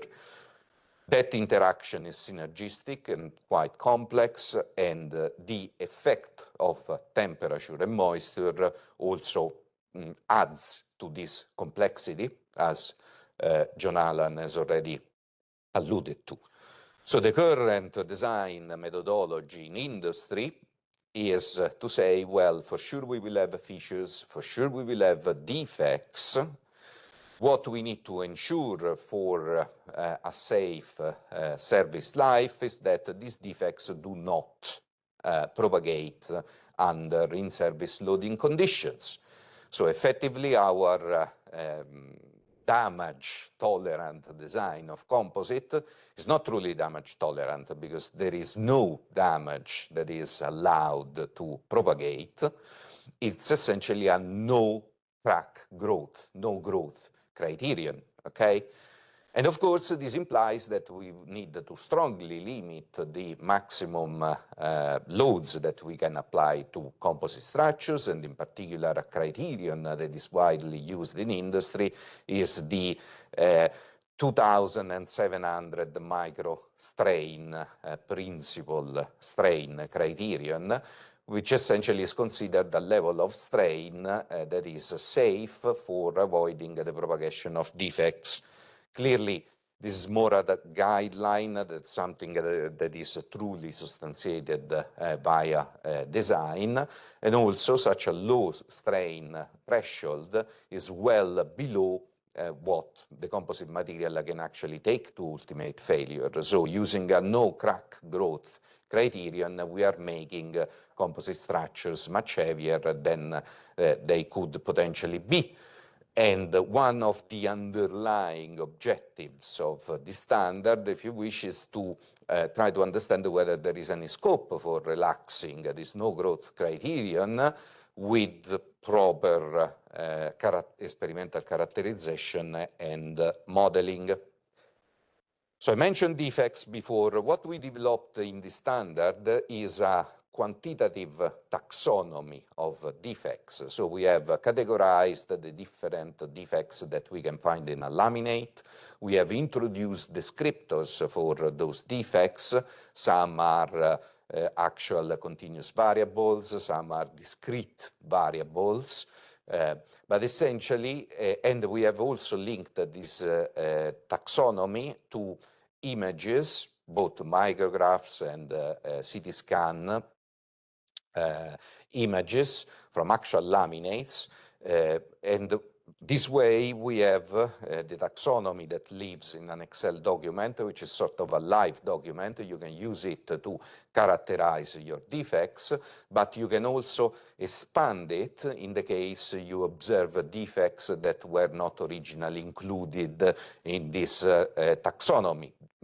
I must say this taxonomy is quite comprehensive for laminated composites, but of course, if you are interested in, for example, laminated composites made of tape, I should say, unidirectional tape. So for example, if you are using laminated 2D woven materials, you can expand this taxonomy with the relevant defects that you observe, and the same is true, for example, for 3D woven materials. So this is indeed a live document.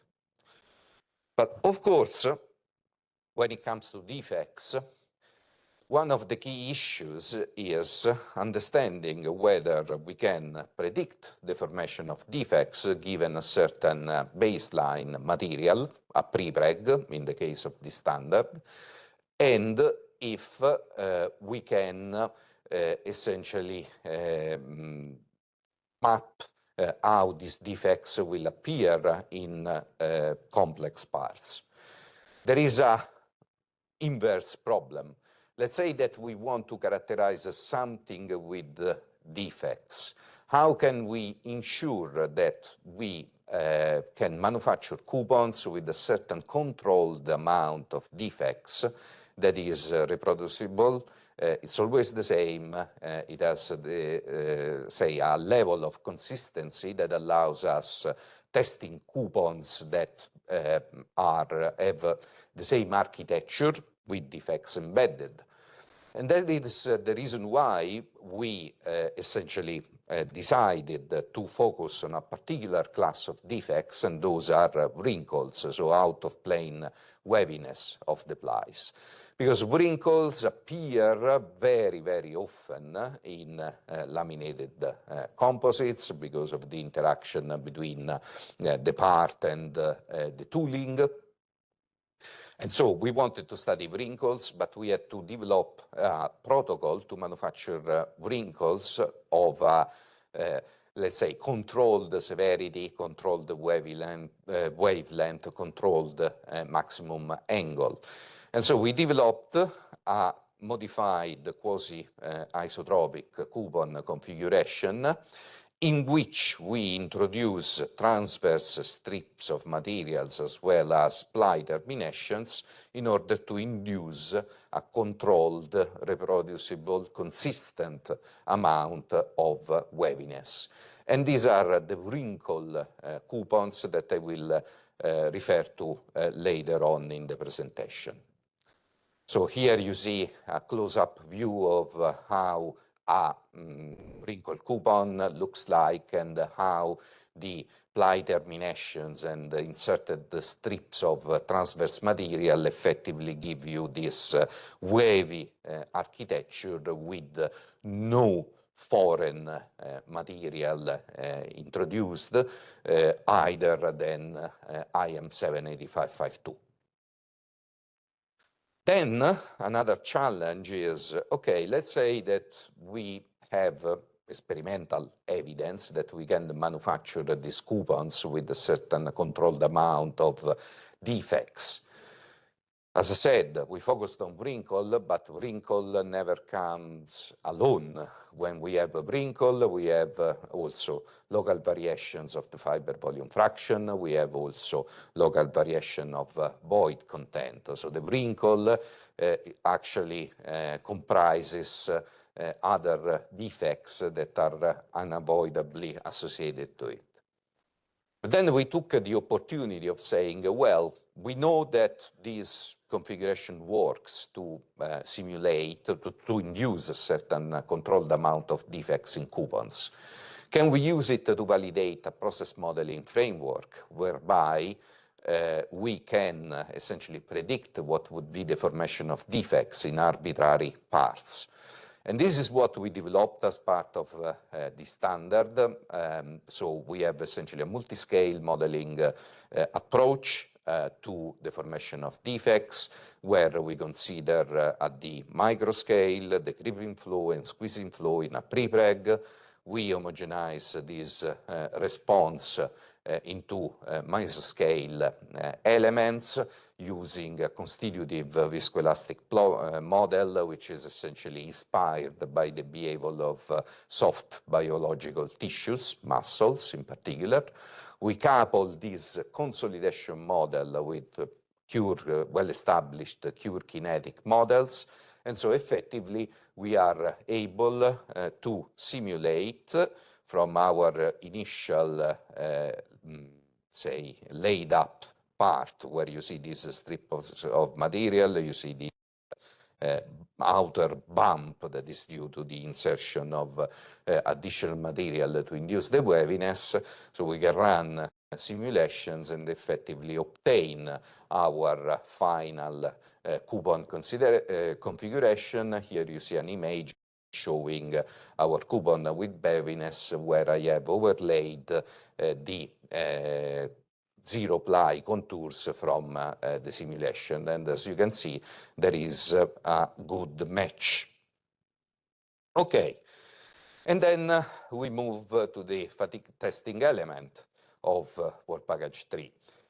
John Allen, in his presentation, has already mentioned that we characterized the behavior of coupons without defects, and in particular, Bristol has contributed to the D-STANDART fatigue database for in terms of baseline properties of unidirectional materials, baseline fatigue properties, also testing ELS coupons and mixed mode bending coupons in order to complement the data generated by Delft.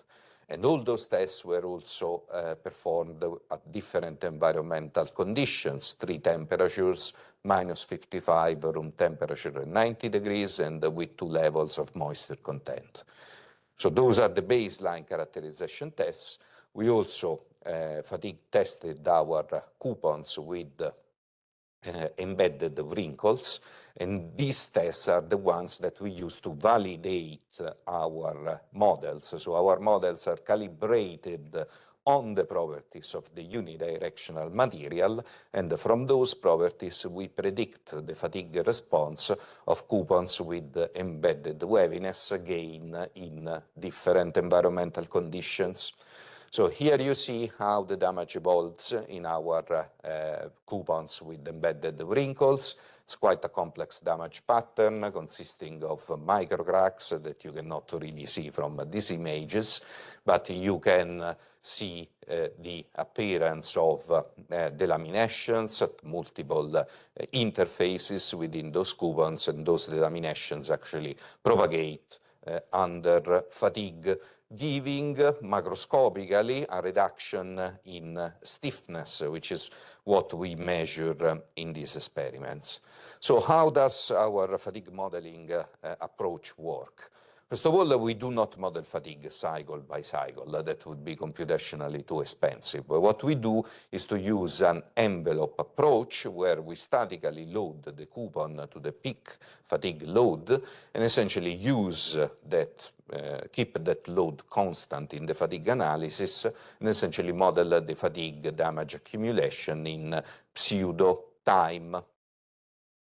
So our baseline fatigue modeling approach is essentially hinged on bilinear cohesive elements in which we accumulate both static damage and cohesive damage.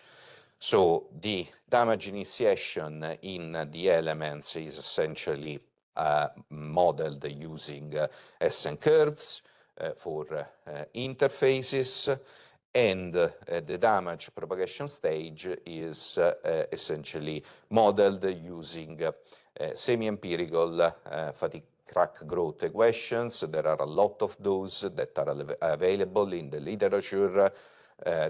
They basically do the same thing, predict the crack propagation rate as a function of the energy release rate at the crack tip. Of course, one of the challenges is identifying where the crack tips are in a complex model, and for that very reason we have a dedicated crack tip tracking algorithm that is described in one of the posters. I will not enter the details, specific details in this presentation. But overall, how do our models look like? Well, we use the tessellation for the model that you see here. So this is our baseline if you wish, mesh entity, which we then copy across to generate our model. Why do we use this tessellation? Because with this tessellation, with a conformal mesh, we can represent transverse cracks in all ply orientations, so 90 degrees, plus 45, minus 45. A similar tessellation can be used also for plies with different orientations, arbitrary orientations indeed, but in that case we do not insert cohesive elements at interfaces. We use a cohesive contact formulation, but that's another story. So imagine that in this model there are cohesive elements everywhere.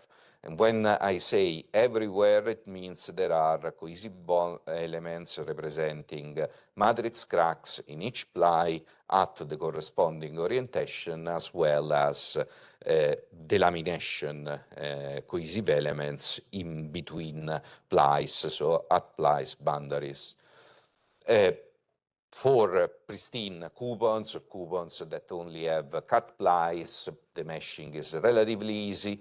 For coupons with embedded waviness, we use an image-based meshing approach. So we essentially take C-scans of the coupons and reconstruct the mesh based on the images.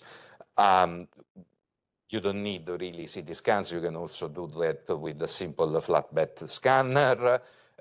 And of course, another option is to use our process modeling capability in order to generate essentially your mesh of the coupon with embedded defects that then you can use for a mechanical characterization. So if you wish, this could be a single modeling stream. Now, how damage evolves in these coupons? Here you see CT scans detailing the damage configuration. Even if we have a fatigue run out, so effectively we see no stiffness degradation in the coupon, the CT scans highlight the presence of diffuse matrix cracking in the transverse plies. That's not a surprise. In the end, the diffuse matrix cracking contributes very little to the stiffness of the coupon, which is still dominated by the zero plies.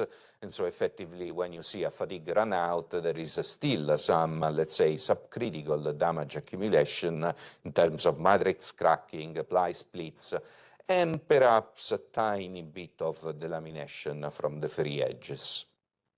However, when we introduce defects, for example, on the left you see a coupon with embedded waviness, you see that if we interrupt the test after we had this initial small drop in stiffness, I'm talking about 5 to 7%, there is already quite a substantial amount of delamination that you see in sort of a pink magenta color in the CT scan.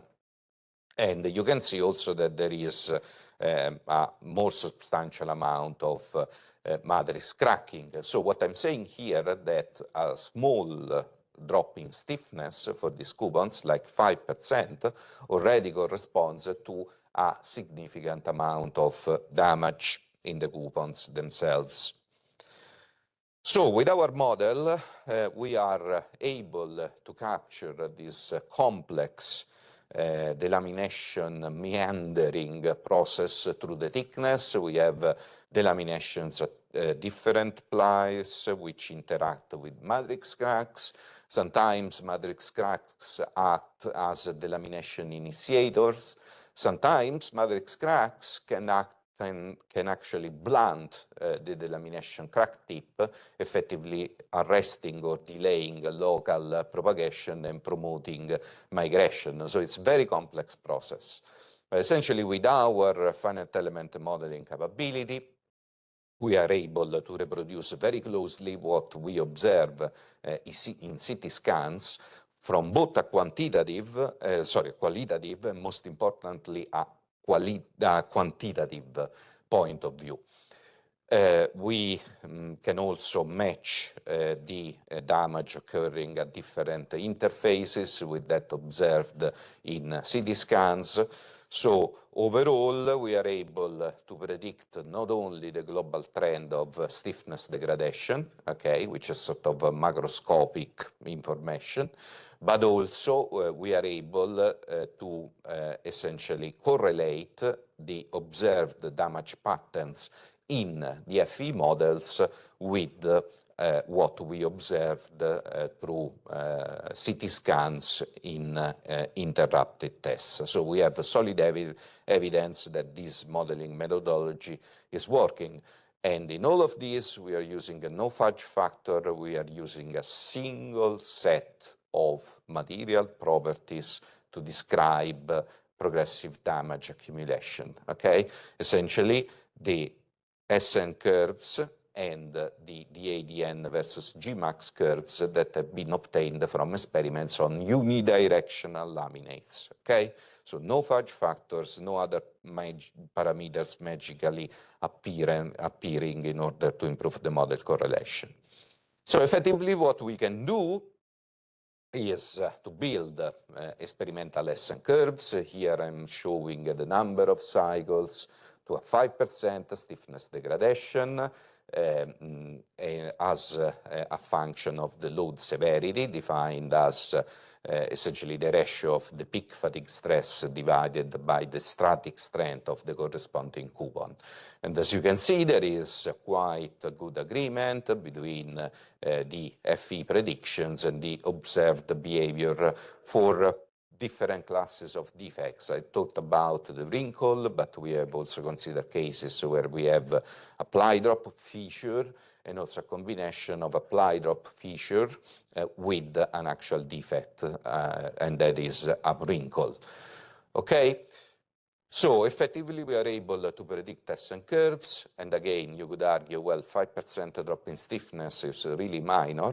But please remember that the CT evidence, X-ray CT, is telling us that actually at a 5% stiffness drop for these coupons, you already have a substantial amount of damage present.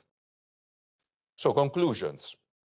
We have developed a methodology to reliably manufacture coupons with defects, I mean a controlled amount of defects. This manufacturing methodology has been tailored with the help of advanced process modeling techniques that are in principle applicable to general laminates to predict the onset, well, the formation of defects. We have contributed to the generation of an extensive fatigue database for the baseline unidirectional material, also in presence of environmental effects, 3 temperatures and 2 levels of moisture content. And that's done, work that has been done in collaboration with Delft, and all the relevant data have been uploaded to the Zenodo repository. In the Zenodo repository, you will also find our results for the tests on coupons with embedded wrinkles. And finally, we have a mesoscale modeling capability, modeling framework, which is very accurate in terms of predicting the accumulation of fatigue damage in arbitrary laminates. What's the problem? The problem is that the model for the coupons with embedded wrinkles that I showed you has 2 million elements. So the resulting output database in terms of stress, strains, damage, and so on is something in the order of 120 gigabytes for a single coupon. That's the reason why we need a bridge between mesoscale models and macroscale models. That bridge has been fully established for quasi-static loading. For fatigue loading, there are some, I would say, additional challenges that we have now understood. We know that they are there.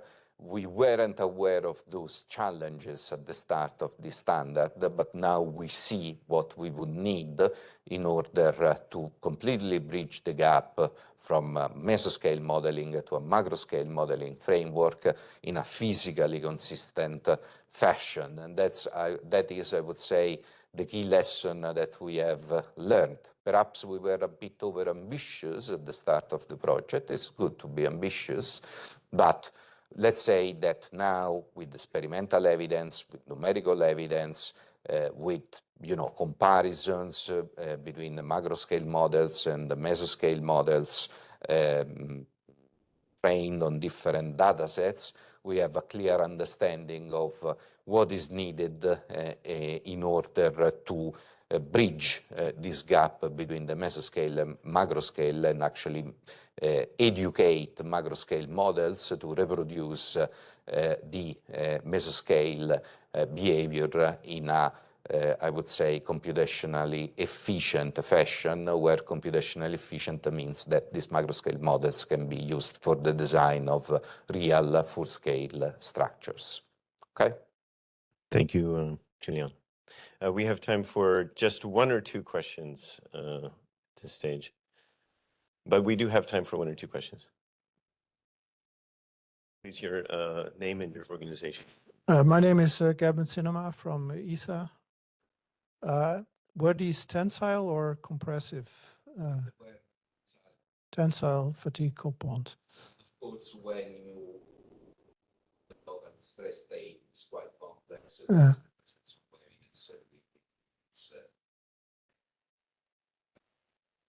Shear stresses that are.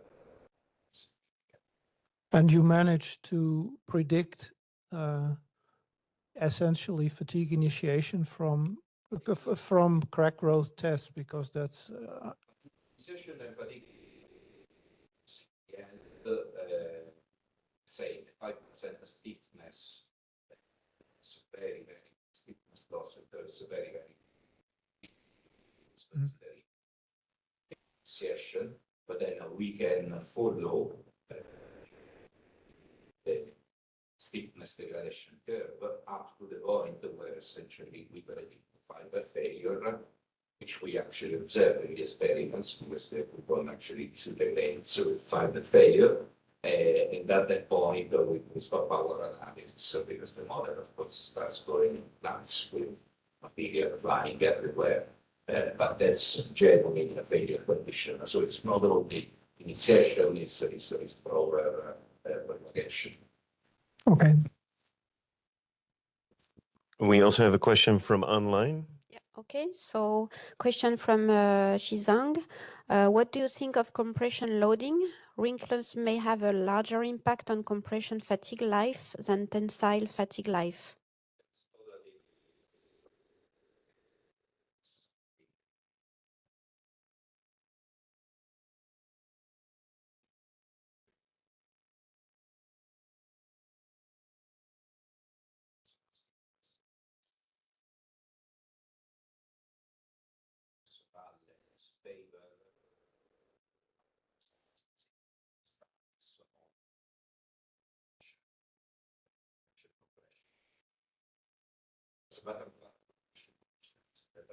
So severe that when the damage initiates here a lot, much particular.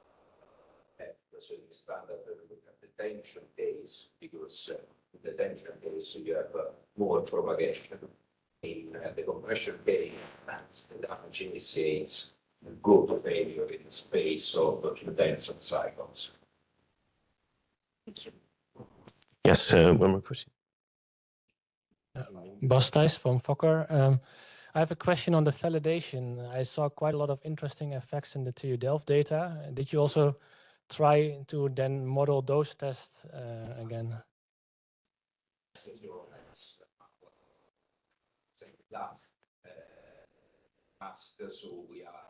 since we have good data for the coupons, we tested at different temperatures and humidity levels, we are using the Delft data, crystal data, to calibrate our model at fly level, with direction applied, and we are predicting the fatigue damage reduction with environmental effects on the coupons for equals. It's not in this presentation, it's the very last deliverable, but the results are quite promising.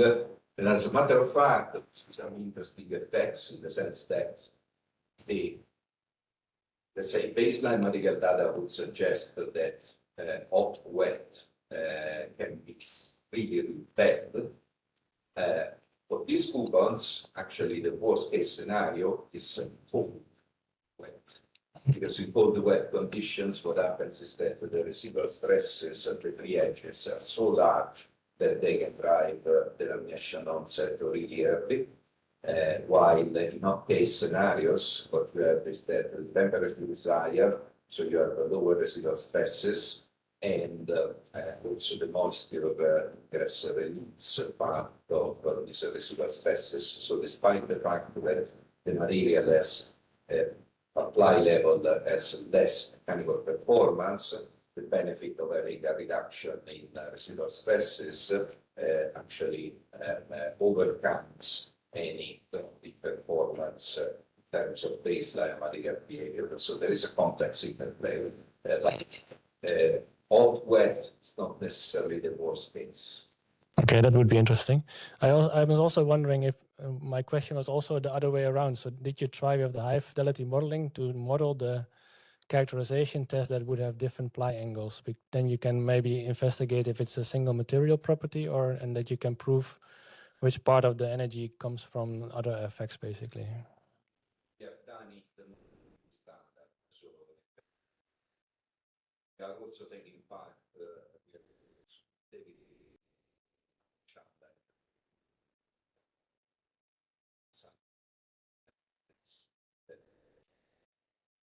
discussed AI database in January, but that's a different material, different loading cases. Essentially, we did that it was a blind challenge exercise, so NASA gave us the material characterization data, they gave us some coupon testing, and they wanted us to model those coupons. But it's completely independent from the standard. We are confident it should work. We have been, NASA has released the results. Okay. During the conference. So one of our postdocs will be there to take all the heat that the previous system provides. All right, thank you. Next up, we have Kalyana Kostova and Amy Fitzgerald. Yes, that was the hard one to pronounce. We're a little bit behind, but so if you finish a bit early, that's fine. But you're also welcome to take the full half hour, and then we'll just start lunch a few minutes later. So you want this one, I think? Oh yeah, I might do actually. Thank you. Yes, so this is work package 4 leads. I'll be introducing Amy Fitzgerald as sustainability engineer and Kalyana Kostova as technical lead. For this package work, we'll be going through the LCA work that has been over the course of the D-STANDART project, as well as the socio-economic surveys that we've been leading in.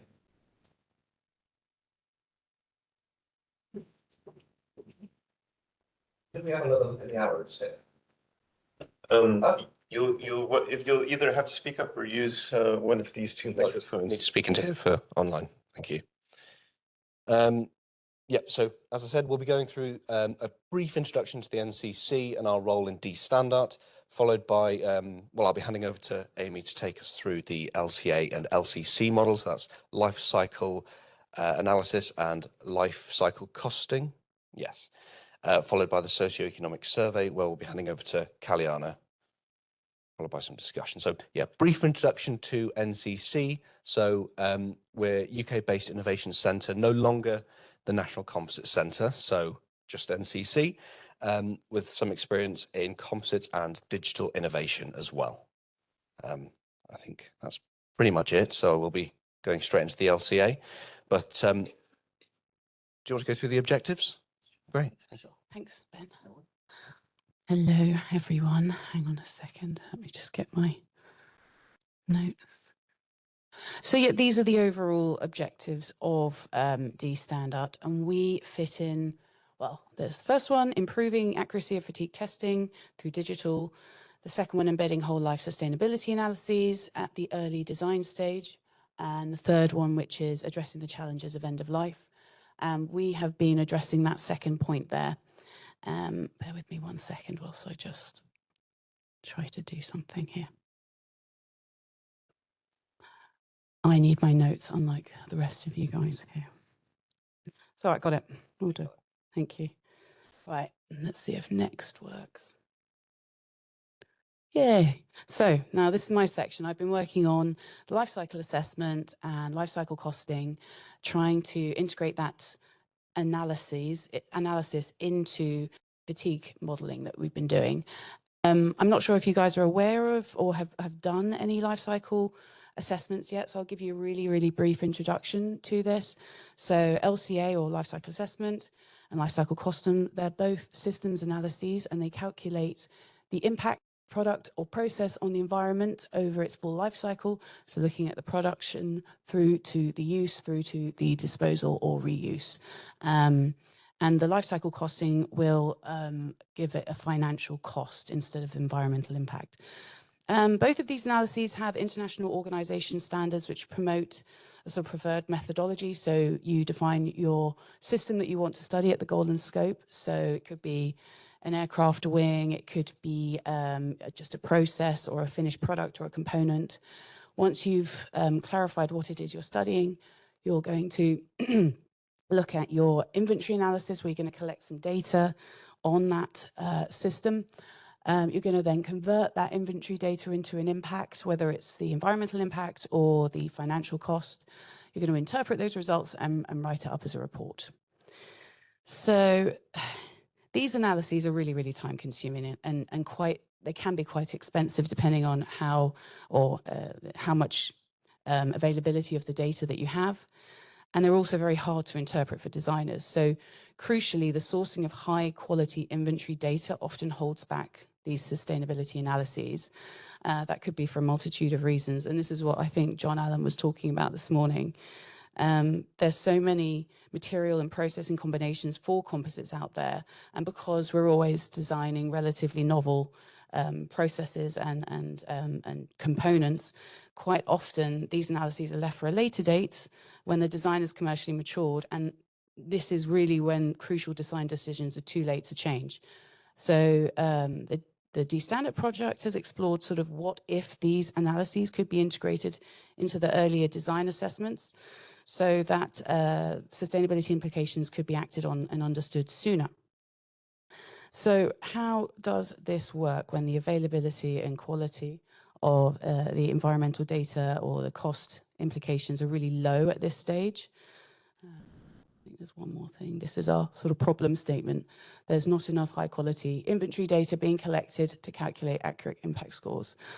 It's quite difficult to go around a factory and collect the energy monitoring information at that stage because you're not at that stage yet. So yes, to summarize the points, what we're trying to do is we want to enable rapid, accurate LCAs and LCCs. We want to reduce that time to market whilst ensuring product robustness. And we want to assist the engineers with automated design support in the future. Just by way of an example, what could this mean for the aerospace industry? So I think one of the presentations this morning also said that like we have nearly more than half of most planes these days are now made from about 53% composite or 50% or more composite. That could equate to about 66 tons of carbon fiber per plane, carbon fiber composite per plane. In terms of how your selection of data could impact your LCA analyses. So if you're comparing a sort of composite part to a titanium part, which has quite a mature data profile, depending on which data or design data you're using for the composite, your payoff period may not actually be reached. I mean, this is just a hypothetical situation. So you're starting with production use and towards the end of life. We're looking at global warming potential, by the way, because I think that's the one that most people have heard of. So global warming potential is the impact of the production or the product on the climate change. So straight to the demonstrator. So we had, this is a system boundary of the aerospace demonstrator. We were looking at the blank. So we have this case study was focusing on the AFP produced carbon fiber composite one, fan blade, but we didn't include the polymer skin or the titanium edges. This is a very sort of streamlined and simplified process diagram of what we did collect data on. We manufactured the demonstrator on site at NCC with our capability. So within the green box is what we actually collected operational data on production data. I've included the weights as well of how the material was during the production. And the final sort of coupon we used was like 10.04 kilometers. So this is not actually the final weight of the final blade. I've got some photos, I think, of it being produced. So this was the panel here, or the demonstrator, and some of the complex geometries. We had lots of offcuts that were outlined here. In terms of the geometric and structural complexity, these demonstrators were intentionally designed to include features or defects known to influence fatigue behavior and manufacturing efforts. So there were some tapered sections and ply drop regions deliberately put there so we could try and calculate any differences in energy consumption. And next slide. Yeah, so in response to those deliberately structurally complex designs, there were quite clearly distinct operational phases that were visible in terms of the energy monitoring. During this is during the AFP. The power demand fluctuated between 5 and 12 kilowatts, and this reflected the idle, the robot positioning, and then the fiber deposition. Obviously, the highest loads here correlate to the active layup operations. So by associating this data or linking this data to the specific geometric parameters, these features were critical drivers of both the structural performance and manufactured energy use. And so their inclusion has enabled a meaningful assessment of how the design complexity translates into a meaningful environmental impact score. Also, we looked at scaling up. Because the demonstrators were manufactured as very limited number of parts, we couldn't really calculate the waste fractions for a scaled part. They weren't averaged across the production batches. So the one-off manufacturing decisions had a disproportionate influence on the measured scrap and consumables. So consequently, scale-up accuracy is currently assessed as quite low because we're not quite sure which of these scenarios would be the scaled up version in terms of waste. This matters because a lot of the impact is coming from the carbon fiber material element for the production of this part. So if there is more waste, it will increase the overall impact score. So it's something we're not likely or able to predict with as much confidence at this stage. I know these results are quite crazy, but each bar represents one of the 18 environmental impact categories that we've analyzed, but they've been normalized to 100%. So you can just see the contribution impact of each of the processes, sub-processes for production. So for every single impact category, it will be the material feedstock input that has the highest impact. I think all of them are nearly over 80%, and that will obviously be carbon fiber.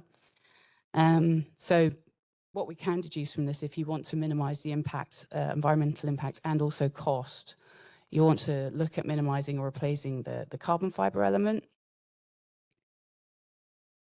Yes, this is it's a different story when we look at the impact downstream over the use life. For aerospace, I think this was also mentioned this morning, and it's obvious the operational cost and impact, which would be the consumption of kerosene and its associated emissions, really dwarfs the impact of the part manufacture. So on the bottom left there, you can see the pie chart. It's 0.12% is the manufacturer impact or cost compared to the whole operational cost from what we anticipate the lifetime of the fan blade to be. So really, this impact score it's almost negligible. With regard to extending the use life with the fatigue, We can conclude that the improved fatigue modeling has the potential to enable such life extensions. However, that greatest environmental or financial benefit is really only achieved in the first few years of additional service. After that, you can see where the curve sort of flattens out. Only very, very modest reductions will continue. So it's not really like advisable to try and to spend too much energy in trying to reduce, increase the life extension.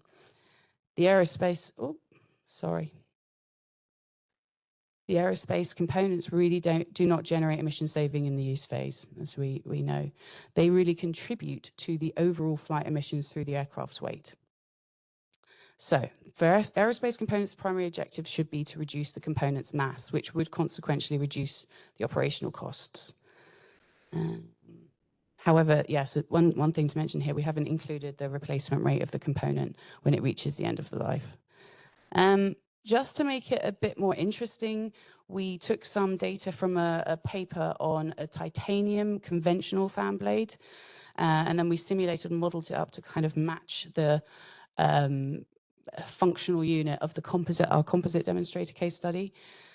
So with a little bit of modeling, we can see that the lightweighting impact provided by the composite alternative has required less material for the same function, and thus the impact of the manufacture is slightly lower. Whilst for both of the fan blades, the impact of the feedstock material really does dominate the contribution of the breakdown of both blades. We took the final weight of each of the blades, and we have like a sort of in-flight emissions model. This is just based on the weight of the blade, and then we've modeled that over the sort of estimated operational life of lighter weight composite aerospace demonstrators. The cumulative global warming potential per 2,000 kilometer flight across 35,000 pressurization cycles is the sort of typical limit for the commercial aircraft components.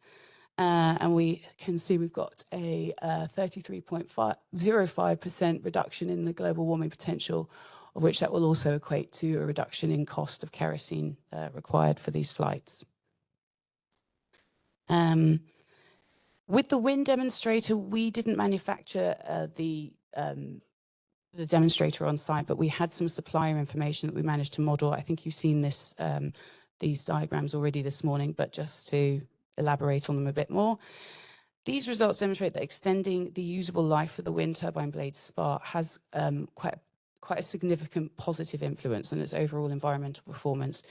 So initially here, the graph on the left, the functional global warming potential expressed per unit of electricity generated decreases very sharply with increasing operational life. So in the early years of operation, the wind turbine blade has high global warming potential per unit of electricity because the environmental impacts from production upstream have not yet been offset. But as soon as the operational time accumulates, these upfront impacts are increasingly diluted, and that includes that causes the GWP to drop significantly and eventually become negative. So the transition indicates that point which the wind turbine blade spar has effectively paid back its initial environmental burden. And the graph on the right shows that by extending the operational lifetime of wind turbine blades, whether or not the additional materials or inputs are required, it just substantially reduces the GWP per functional unit. So this really clearly indicates that improved fatigue modeling and enabling longer blade service life could deliver quite meaningful climate benefits and also financial benefits, even under quite conservative assumptions. Yes, so to summarize, for both the aerospace and wind energy demonstrators, the materials used and the manufacturing processes have, and notably AFP, have a quite directly representative like use case on those used in the commercial products. For the geometric, so we've given them a high accuracy for a direct match. In terms of the geometric and the structural complexity, those demonstrators we designed with the tapered features or defects, even though we're not allowed to say that. They had quite a good match, and we could see that there was a difference in, and we could calculate and potentially estimate now the difference in the energy consumption and required material at those stages. So the principal limitation, I'd say, is that representativeness of the scale-up effects. So particularly those with the waste generation and economies of scale. For our next steps, if there is a next steps, just put this here to show the sheer myriad of combinations that you can have for fibers and resins and processing routes and dry processing routes. The ones in gray we looked at, so we've looked at carbon fiber, AFP, pre-preg, energy consumption, but there are so many more that we could look at in composite structures. We'd like to examine how this framework applies to slightly more complex parts or larger parts. We'd like to also maybe expand the framework to look at end-of-life processes and then integrating recycled content back into the next life cycle. And this could draw on some information for the digital product passport. We also have recently launched at the NCC, we've got the UK's first large structures innovation centre has been announced for development. So we'll be able to actually build large-scale structures for testing and this kind of stuff. So a full-scale wind turbine blade or you know, other demonstrators. It's going to be on the Isle of Wight, I think. So we've got a website about that. And I think that's it from me. And I think I'm going to hand over to Kaliana for the social. Thank you. Okay, and I'll go quickly, hopefully as quickly as I can, through a couple of socio-economical studies that have been designed and conducted at NCC by NCC. So they're more correctly actually called socio-economic repercussion studies because they aim to capture the public perception of sustainability consideration related to technological developments. More specifically, the impact of D-STANDART on the European society. So the approach here was to define two social goods being a outcome, societal outcome that's assumed to be positive. And one of them was related to circularity. That's what Amy kind of talked about at the end. And the other to the life extension. That's kind of one of the possible benefits, main benefits from the D-STANDART work. But also, as Amy showed just now, the life extension probably is not as relevant to the aerospace in terms of impact. So when we looked at the two sectors, two applications, we considered only the circularity for aerospace, but studied life extension and circularity for wind, which gave us some interesting results. So the questions in these two social goods, obviously, in terms of circularity, are circular products more saleable, and thus increasing circularity reduce opposition to change, to accepting technology. And similarly with life extension, does that make the products, more acceptable or more saleable? The way we captured this was through developing 3 research questions. So 2 of them relevant to the wind, and the first one to the aerospace. So the first one is the traveling public willing to pay an increased airfares for aircraft which make more use of circular materials? And if so, to what degree? Research question 2, same, do perceptions of material circularity affect public acceptance, in this case, of wind farm developments? Again, to what degree? And the third one, perception of service lifetime on public acceptance on wind turbine farm development. Which brings us to the second slide, because here it's kind of important to capture the difference in the sectors in terms of the role that public plays. So with aerospace, public has a very direct financial decision. They decide whether they, buy certain products. With wind energy, wind farms in particular, the decisions, actually, the financial decisions are made primarily by developers or consenting authorities. So the way individuals have influences, let's say, by secondary pressure via campaigning, etc. So when we design, when the surveys were designed, one was designed as willingness to pay and the other as a willingness to accept. Both surveys were conducted using an online tool called Conjointly, which also has analysis tools integrated. In the first case, you could see that they're actually small-scale surveys. We need to admit that.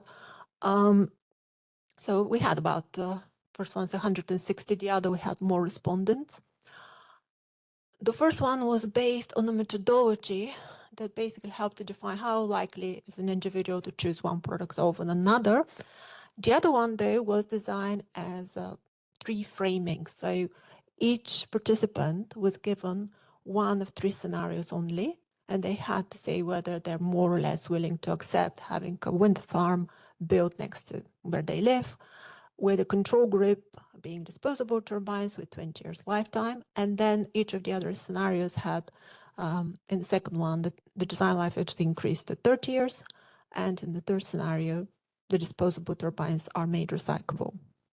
And the idea was that by comparing the responses, we'll see if people have perception of that, like, can they appreciate it? And maybe that's where having 2030, it's kind of, is it actually appreciable difference? But we'll see the results. And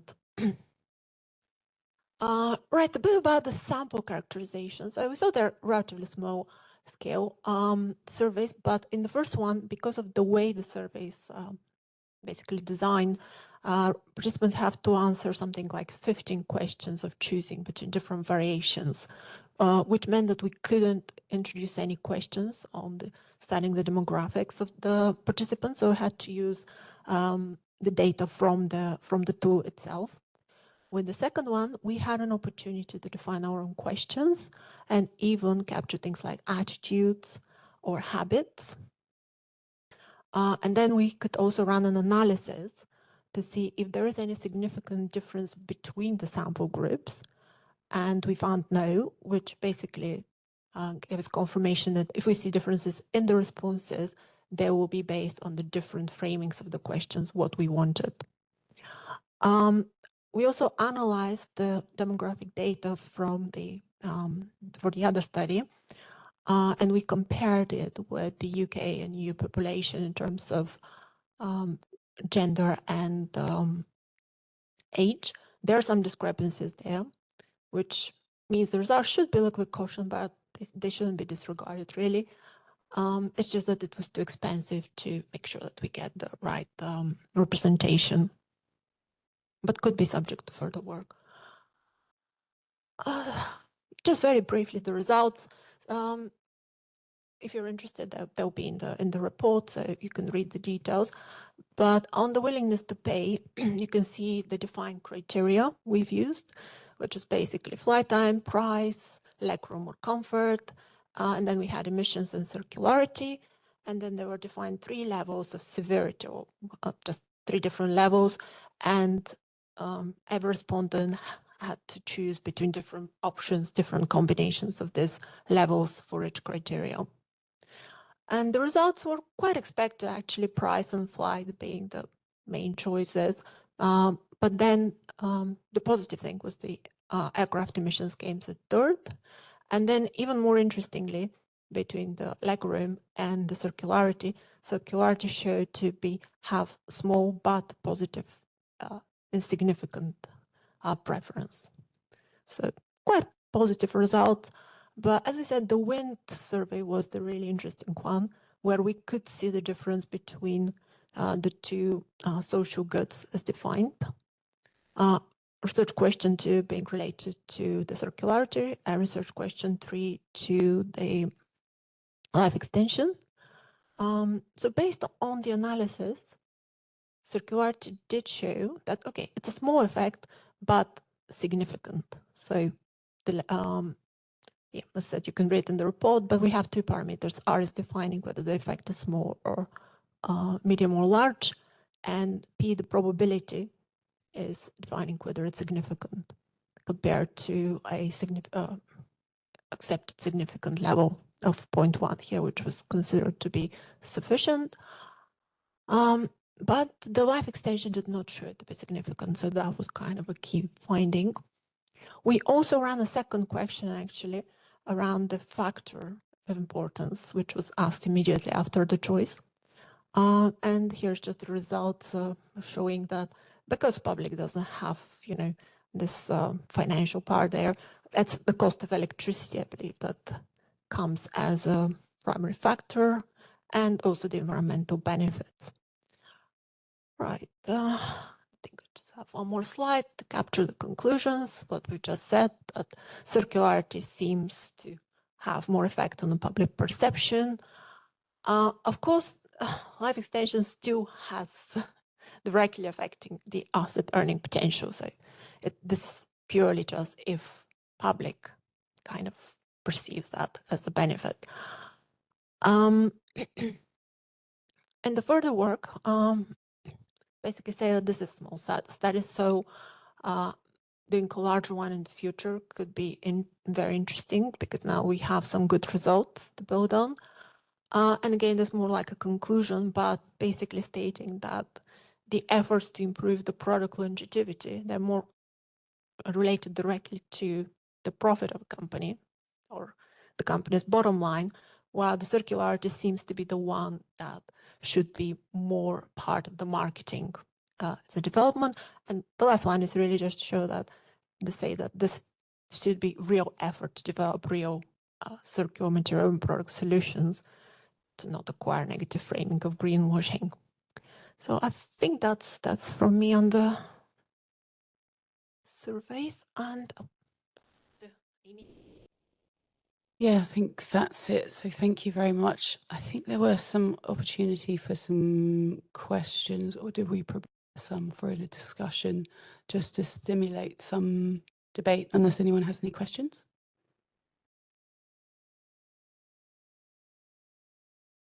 Yeah.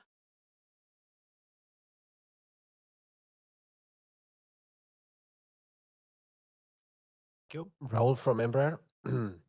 It's not a question, it's a comment regarding your presentation.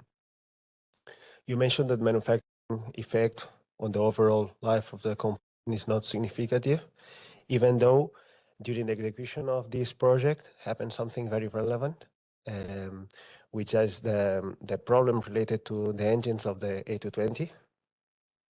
So because of the reliability of the problems on reliability of this aircraft, or the engine of this aircraft, they scrapped in early stages of the life of the aircraft. They scrapped all the aircraft to take out some parts of the engine. So at the end, what I mean is the reliability of the engine, or the parts of the engine, can affect the overall LCA of the entire aircraft. So most of the parts of the aircraft will go to the landfill because of that. So maybe it's true that the manufacturing part is not relevant, but some things that are happening now can affect in strongest way, let's say, than in the theory. So something that you have to take. Yeah, I suppose there could be like a user error buffer of this. We have some ongoing projects at NCC looking at, we have actually tried to reclaim carbon fiber from a tail of a plane, but it had such varying results that you couldn't really get that sort of reliable feedstock. But there is so much going on with trying to recover that, and if we can start integrating that, I don't think it will happen anytime soon, but there is a large body of research going on for that, and a few PhDs looking into that. But yeah, maybe a contingency of failure rates, user failures, and that going to the landfill. So thanks. Hello. I'm Hanjo from in Holland University of Applied Sciences. My question is for life cycle assessment. If you would use biofibers, the carbon would be less. But is that in a whole life enough effect, or doesn't have any sense to look for biofibers? No, I think there's definitely a sense to look at biofibers, but it does sort of shift the burden. So whilst the impact coming from global warming potential will go down because, it's photosynthesizing and it's locking carbon into the structure. You need land. So there'll be some land that's taken out of like the photosynthesizing realm of, rewilding and natural productivity. There'll be chemicals that go on that land to get the uniform, reliable feedstock. There'll be processing. So whilst it definitely probably does reduce the overall impact, there'll be other impacts. And it's whether that trade-off, we're not even at a commercial scale yet to produce biofibers, but there's so much research. I think there was some good research coming out of Limerick a while ago, looking at the good best processing parameters for lignin for a precursor for carbon fiber. I'm not sure where it went, if it's gone to commercial scale, but they were looking into that, or even other precursors. There's some research I think going on in Germany with propylene. There's pitch, but yeah, I mean, pan at the moment is the one that's sort of 90% of the market, so that's why we focused on that for this assessment. And also, we have like some more work going on at NCC. We've got a pilot carbon fiber line being developed at the moment where we're trying to look at how to kind of make low carbon fiber. So what are the key parts along the process chain of making carbon fiber that cause all that, the pan polyacrylonitrile and the acrylonitrile that goes into that. So we've been looking at a lot of trying to join the dots and a lot of research that's going on around the world for that. So whilst it might not be bio, it might be something else, and there's a lot of research going on for that. Sorry if I'm waffling a bit. Anyone else? So we're moving on to our last presentation of the morning. Just another half hour or less to go. And then there will be lunch in the back, behind the back door. You walk on, you'll see lunch. So we'll try to keep it quick. But while we get the next presentation up, if you want to grab another cup of coffee, feel free. It'll take a minute. I'm going to go ahead and get started so that we don't have too late for lunch. Anyone who's still getting cappuccino? Okay. This is me, Julian DeMarchi. And I'll be presenting together with my colleague, Carlos Schijns here. We're from a department here upstairs that works on, digital technologies, amongst other things. And that's why we'll be talking about the digital thread and the so-called CADA, which you heard briefly about earlier today from John Ellen. The CADA stands for characterization data. So it's a way of capturing composite test data. And there are a number of people, some of them in the room, including Nikita Thomas. It looks like Nikita just left, who also worked on this, and some people online, including Florian, John Allen, of course, John Taylor, who's not able to make it, but several people contributed in the background to make this possible from different organizations. So thanks to them as well.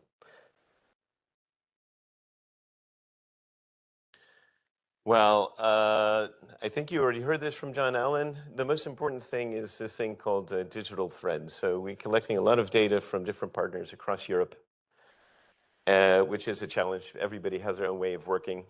People are located at different places, so there had to be some way of electronically collecting all of this stuff in some kind of way, which is semi-standardized, let's hope.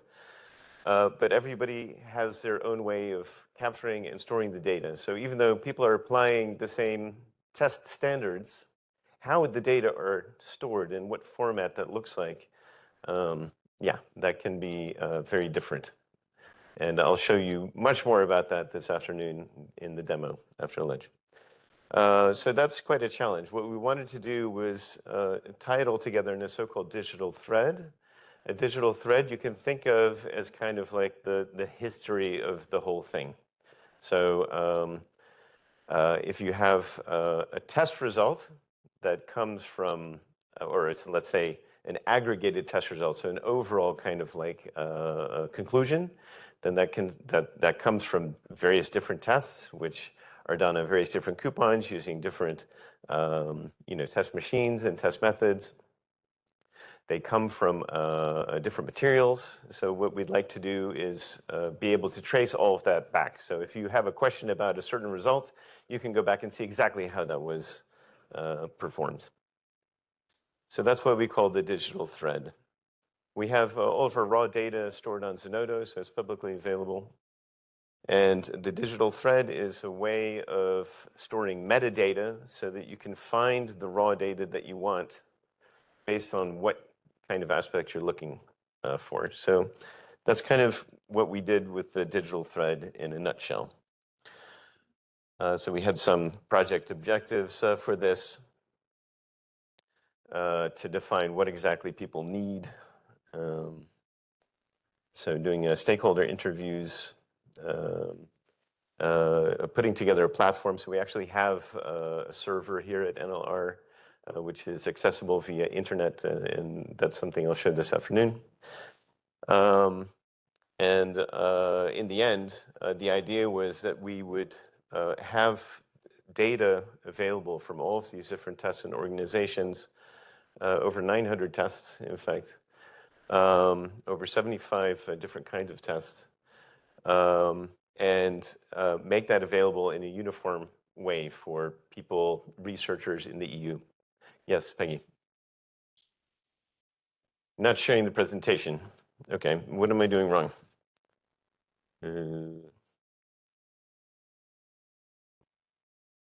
This is not my forte. Display settings, isn't it? Can you quit Send the slideshow, yeah. share the presentation on Webex? Here. Okay. And now share your press. Yeah. Then you move it to. Yeah, it's too bad we have to do this for everyone, right? So. Okay. Bon? Okay. Okay. In the end, we also wanted to make the data available for tooling. So our vision was really, designers using standard off-the-shelf tooling like that from Hexagon in the case, who's a partner in the project. They would be able to make a design with composites, click a button, and have it say, well, this is the fatigue lifetime. Even maybe you need to look at these parts of your design to add more layers or use a different kind of layup and these kinds of things. So that was the idea, and it would utilize the information using some kind of data connector to this digital thread. Yep. So how do we conceptualize that? There are various standards, there are various workflows that people want to follow, and those would inform how the different work packages looking at different aspects would process data and store it into this digital thread. So we would get some kind of test information, let's say, have it translated into a way that the digital thread understands. And in the same way, if somebody wants a so-called kata or something else, they can export it and it would get translated into some kind of nice Word format or PDF or something like this. So that was the idea. And what I'll show you now and later this afternoon is, how far we got with that. But essentially, that's the concept here.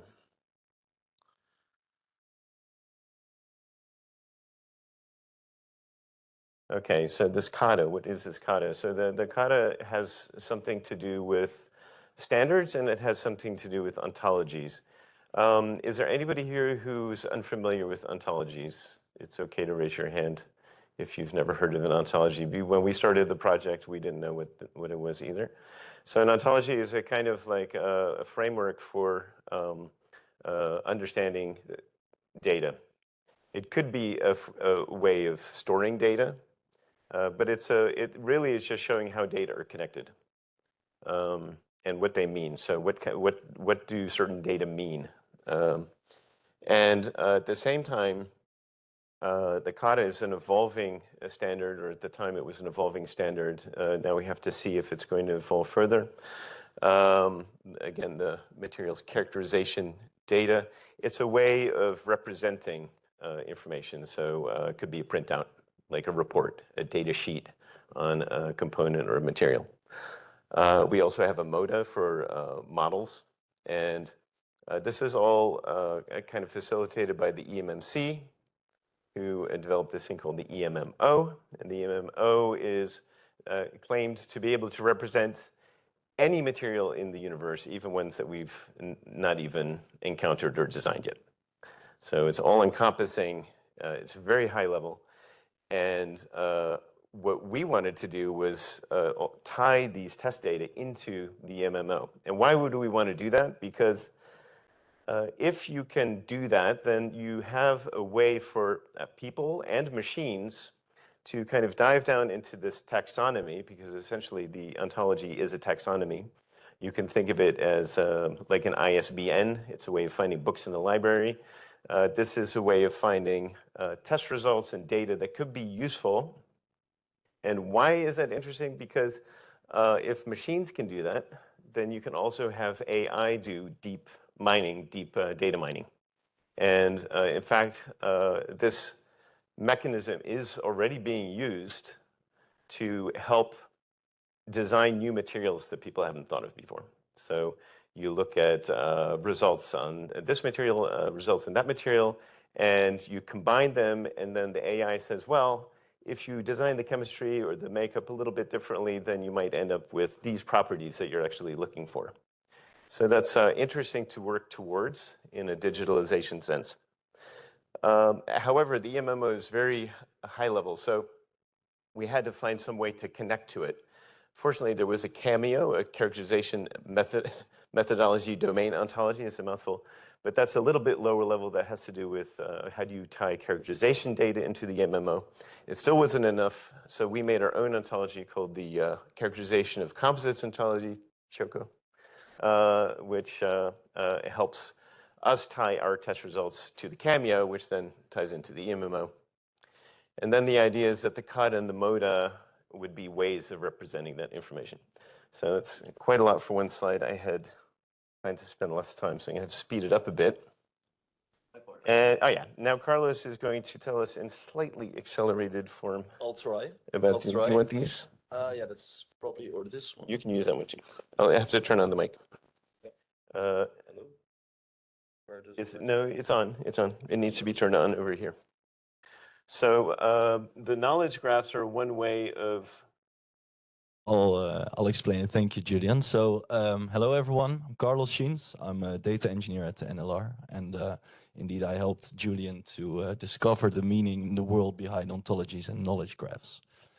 So I'll try to speed it up since it's already lunchtime, but let's go through it. So quickly, what is a knowledge graph? Well, a knowledge graph is a structured network of entities and their relationships. So they were first created in search engines to find information on the web. And they offer a few boons compared to traditional data storage methods. So flexibility is the most important one, I think. So I'm not sure, maybe also raise of hands, who has used with, who has worked with SQL databases or traditional databases in their work? Any people here? No? Okay.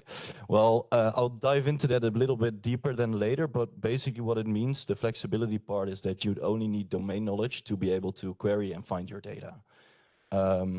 Furthermore, yeah, also a big part of knowledge graphs, which is very convenient, is the fact that they can infer these patterns that Julian already mentioned, this deep data mining, without actually through this knowledge graph data structure, which isn't the case in traditional database either. So how is that possible? Why are knowledge graphs able to find this deeper meaning in data? Well, it's because relationships are treated as first-class citizens, meaning that the data structure values these relationships between classes and entities just as much as they do as the entities themselves, which is different from the traditional database structures. Yeah, so meaning relationships are explicit. This enables reasoning and inference by the machines. And this also allows graph traversal. So for example, scientist, an entity, authored, it's a relation, a paper, which is another entity. You go through the graph, and through the graph you can also go back, and the machine can follow, find patterns this way.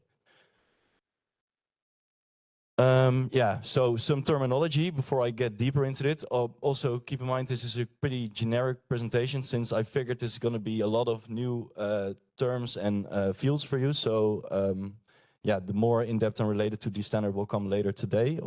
But yeah, ontology, I'm not going to mention it. It's basically the grammar, it's the rules, it defines the hierarchical model between classes and their entities and relationships, as Julian mentioned.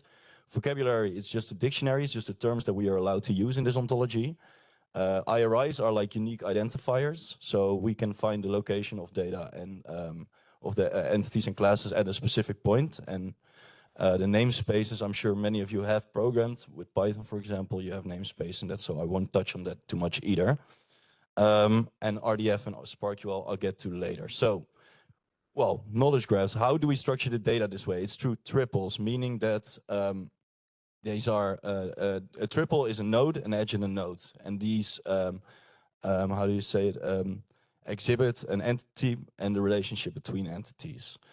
For triple in a knowledge graph, we follow the RDF framework, which is a framework by the W3C, World Wide Web Consortium, that created this linked data first, and basically says that there has to be a subject. So, for example, material A has property hardness. This is how we store this data, and this is how we allow the machine to make inferences on it.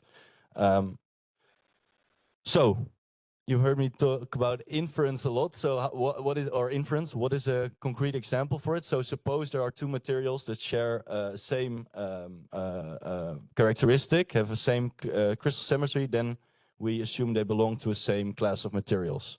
So this would be encoded in an ontology, this relationship, and the instance data, so say you have three triples that are instance data, that are actual known facts. Radium has symmetry cubic, uranium has symmetry cubic.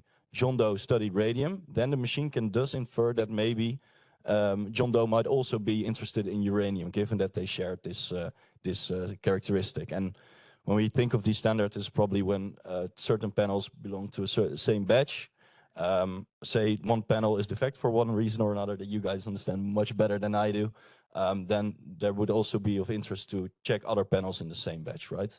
So these aren't actually stored facts, but they are reasoned over by machine or the human more easily by reasoning over the ontology and instance data.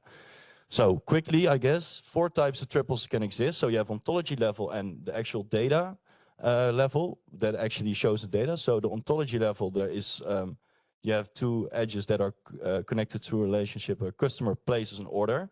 And the instance data variant would be, so John Doe placed order ABC. That's through the object property, which I won't dive into now given time. And order has date, XSD date. It explains the range that this date value may have. So it has to be of date type, XSD date type. And we also see that in instance data number 4, where order ABC has date 27/11/2025, which is a literal value. And it's an endpoint in a knowledge graph where the literal value isn't an entity in itself. It doesn't have its own attributes and characteristics. It's just the value of a specific property or attribute of this entity order ABC. All right, so concluding, well, this is where I'm going to compare the knowledge graph versus the relational DB. And I think the most important for people that are not familiar with SQL databases is to know that you store different types of data in different types of tables, and they're linked through keys. So normally inside a column or a table order, you would have all these characteristics of when the date was, when the order was made, and but you'd also have to have a unique identifier, which would also be stored in columns of other tables, and which you can find data on the customer, for example, or on the supplier, on the location, in these different tables that store this particular data. So that's what the keys would do, and that's what the relationships do in a knowledge graph. So the classes aren't actually, the classes would be the tables in a SQL database, and in a knowledge graph or triple store database, that would be just entities, and the relationships are explicit and are just as valuable and not as muffled away, so to speak, in SQL database. I think, given the time, that's the most important thing to take away here.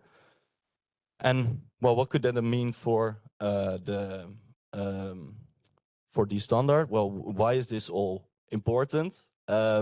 So it goes back to the benefit that I mentioned from knowledge graphs. So you only need domain knowledge to actually be able to use a knowledge graph or triple store database, because it's more natural language. Whereas if you were to query data on the left and say, hey, I want to know all the customers that reside in Amsterdam, you would only need words as customer or resides at and has name. Whereas when you have to do it through relational database, you would actually have to join these tables, the different tables in which different information can be found that I mentioned earlier.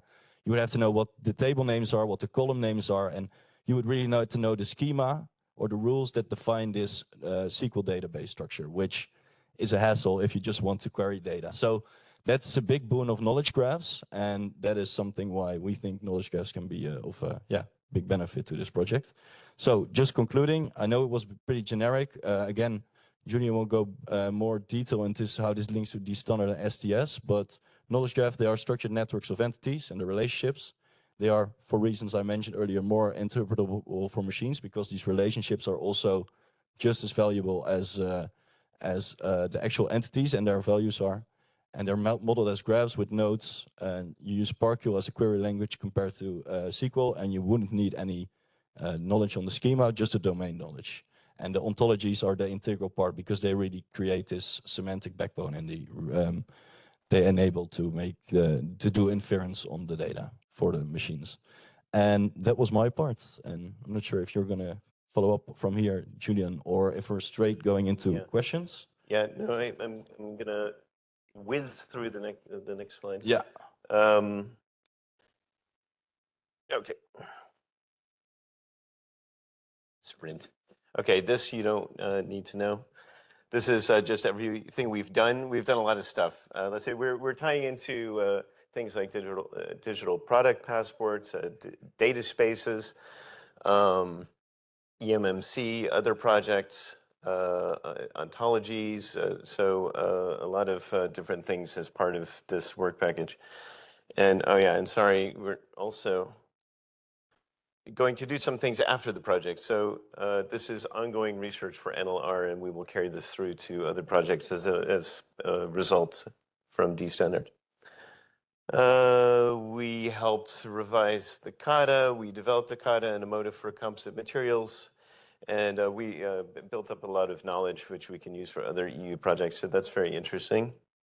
And the work we're going to do moving forward is more in the direction of how data can be structured in a useful way, especially for facilitating use of AI. And that's pretty much it. So I think that's pretty much it for now.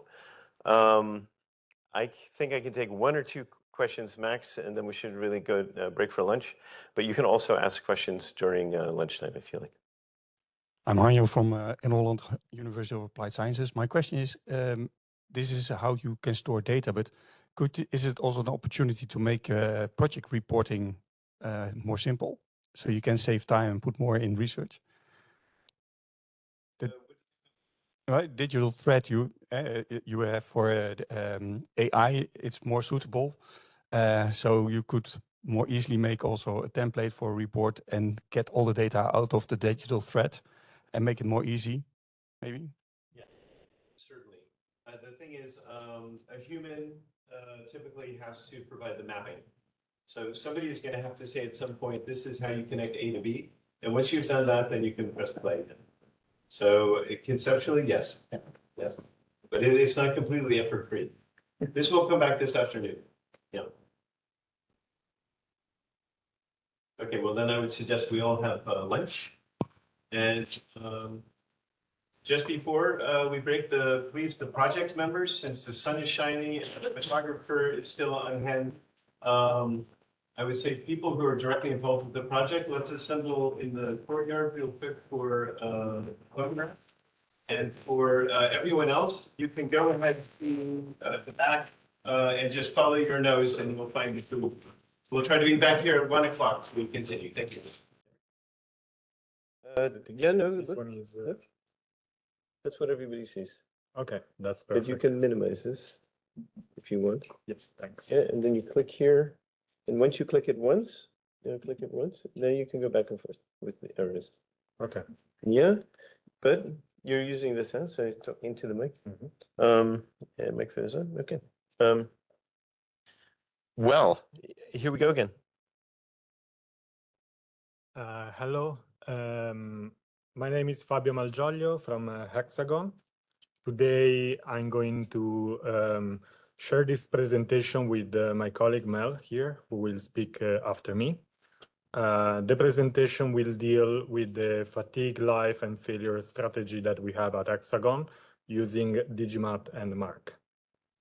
Can you just tap the microphone? Okay.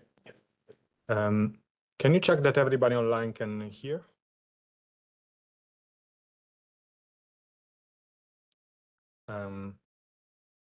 Yeah, so as I mentioned, this presentation is split into two main parts. I will be responsible for the first one.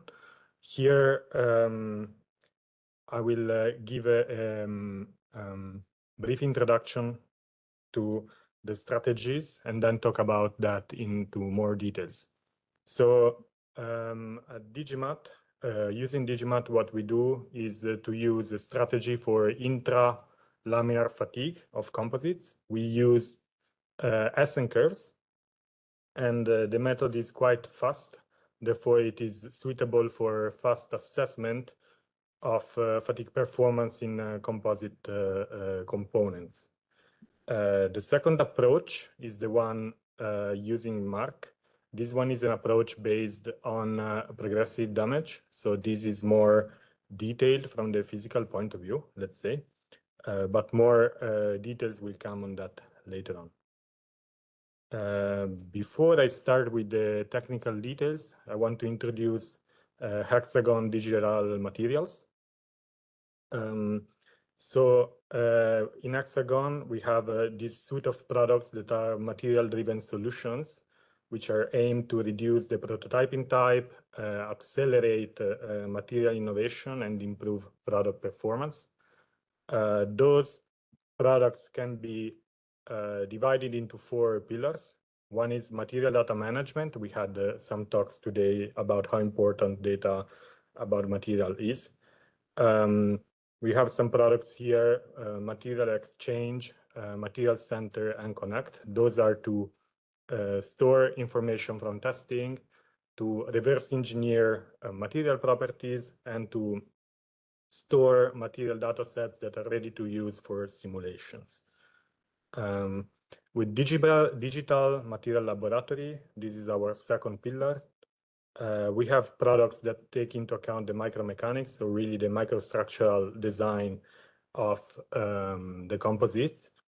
We have tools which are virtual testing platforms that we can use and are typically used for aerospace.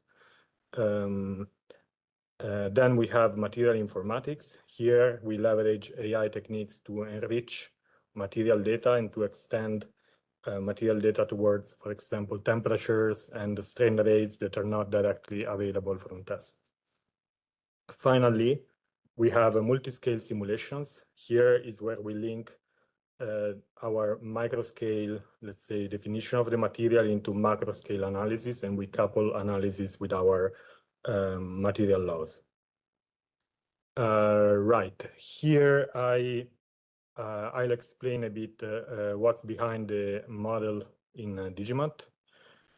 Before doing that, I will show how models are generally divided or can be divided in literature. Fatigue life models are models based, typically analytical or semi-analytical. They are based on SN curves, continuum life diagrams. They are quite efficient, but they don't model all the physics. Some other models take into account strength reduction or stiffness reduction. And some other models try to mimic as much as possible what is actually happening in the material. We had seen some example this morning about that. The Digimat model is positioned in this first category. So here we have efficiency is one of the main advantages of the model. We don't model everything with that. I will give some insights in the next slide. Here we start from material testing data, typically S and curve at different material configurations. Optionally, we can build constant life diagrams so that we cope for mean stress sensitivity. And then we couple that information with the definition of the layup and loading condition, typically a constant amplitude loading. And then we use a multi-axial fatigue failure criterion that is being developed, and that allows us to build very efficiently S-anchors of laminates. This process can be used on laminates in, let's say, semi-analytically, or it can be coupled to numerical simulations. To fit the model, it's always important to provide a set of experiments that the user will need to have. If a user is only interested in a simple type of testing, for example, just tension fatigue, then we can propose the minimal or simplified test campaign, which involves testing at 0, 90, and plus minus 45 for just one R ratio. So we need only 3 S-anchors for these 3 layup configurations. To have a more complex material response, we suggest what we call an optimal testing campaign, where we have more data, typically tension, compression, and tension compression fatigue. With that, we are able to build the most accurate and reliable CLD diagram that can be used in the simulation. Now, in this part, I'm going to show you an example of how the model can be effectively used. So we made up a case to demonstrate that. This was also presented in the American Society of Composites conference that was held in October.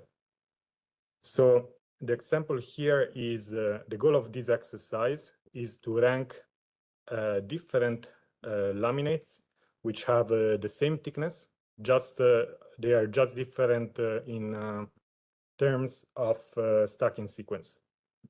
So this first laminate is a quasi-isotropic. Second one has more plies at 0 degrees, so we call it a hard layup because it's a stiffer layup. And the third one is an angle ply laminate with the plus minus 30. We explore 2 different cases. One is a tension fatigue of a coupon of these 3 laminates. And the other scenario is a 4-point bending. So here, the result is quite predictable, but here we gave a quantitative evaluation and estimation of the fatigue life for these 3 coupons. So as expected, the stiffer layup provides a better response in fatigue, followed by the quasi-isotropic, and then finally the angle ply laminate. Note that this result is only specific to this case and this application, is not a general result, but this is how the model can be used efficiently. Second example is about predicting life of a wing structure. For that, I'm going to show you, this was also presented in this conference. For that, I will show you a video that shows you really from the beginning to the end how this is done. So we open Digimat multiscale solution. We select the fatigue workflow. Then the next thing will be to load a material model. In this case, is a mark model. Okay, so you can see the wing. This is followed by selecting the material type, which is UD, and we select the material data card. From here, we are able to launch the simulation. So we click play, and what the software does is to run a static response of this part.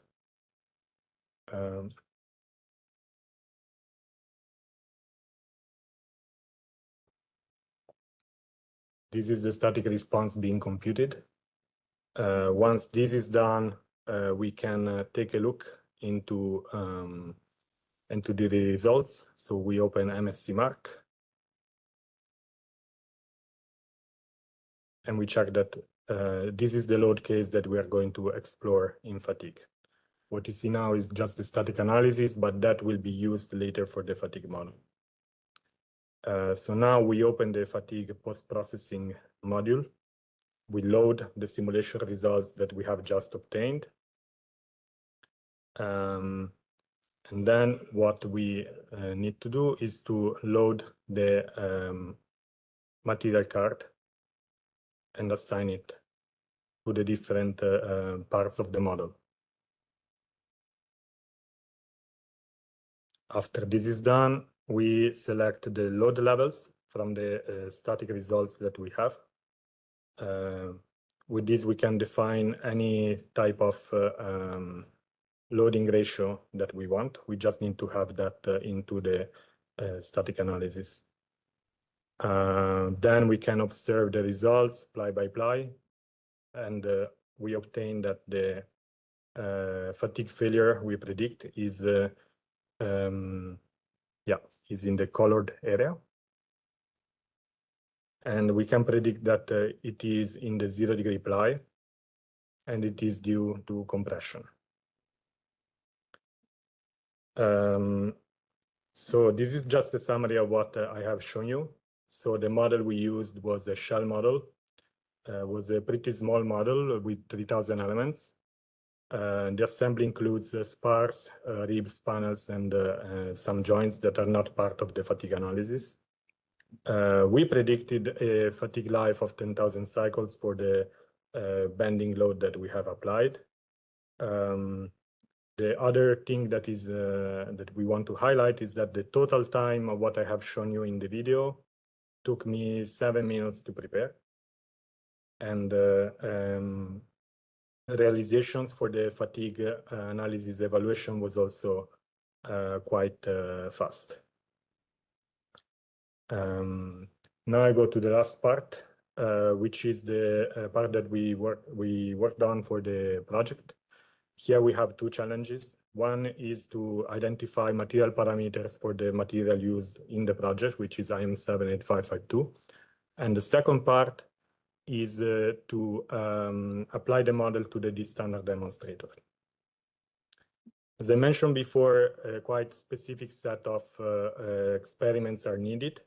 Not all those experiments were available in the project, but what was available was quasi-isotropic laminates with 3 different R ratios.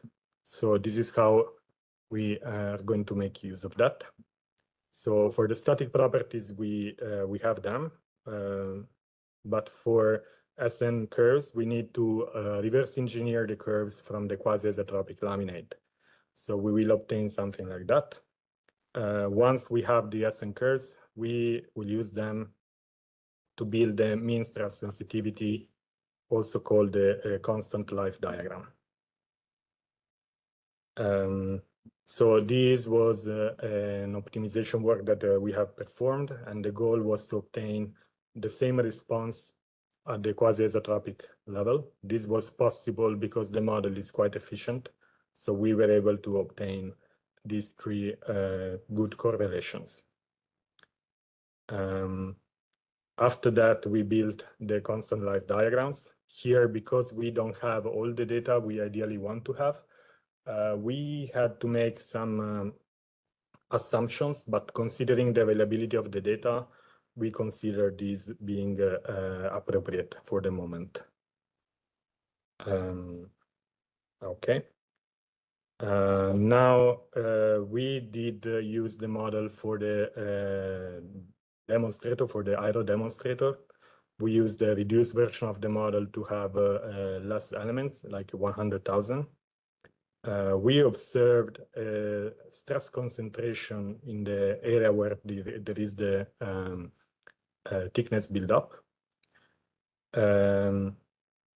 Also, we detect the first failure being in an area which is in the 90-degree plies close to the thickness buildup. And this also correlates pretty well, as we have seen this morning, with the damage initiation observed in the experiments. On the model performance, the model took around 50 minutes to solve the static analysis. This is also because we needed many steps for using them in the fatigue analysis later on. Then fatigue evaluation took around 5 minutes. So the total user time for this was around 1 hour. So we built this SN curve and we compare with experimental results. So note that for each single point, we needed around 5 minutes to evaluate the fatigue life. So we observe between 70% and 100% of the maximum load. We have a failure after 1 cycle. This actually is expected because also in experiments, it is observed that some damage occurs before the maximum catastrophic load is reached. So this is fine. We seem to be a bit conservative at 70% of the maximum load. And instead, we are a bit less conservative at 40% of the maximum load. So you see the difference between the experimental and the simulation. Nevertheless, at least in terms of trends, we correlate the experimental results, at least qualitatively. Because the model was efficient, we used it also to evaluate different R ratios that were not tested. So here we see the effect of R ratio, so R0.5 and R equal to 0 were added to this graph. Note that, again, for each data point, we needed for around 5 minutes, but we could use the same simulation result that we had, that I had presented in the previous slide. So the total time for this, to generate this, was less than 2 hours engineering time.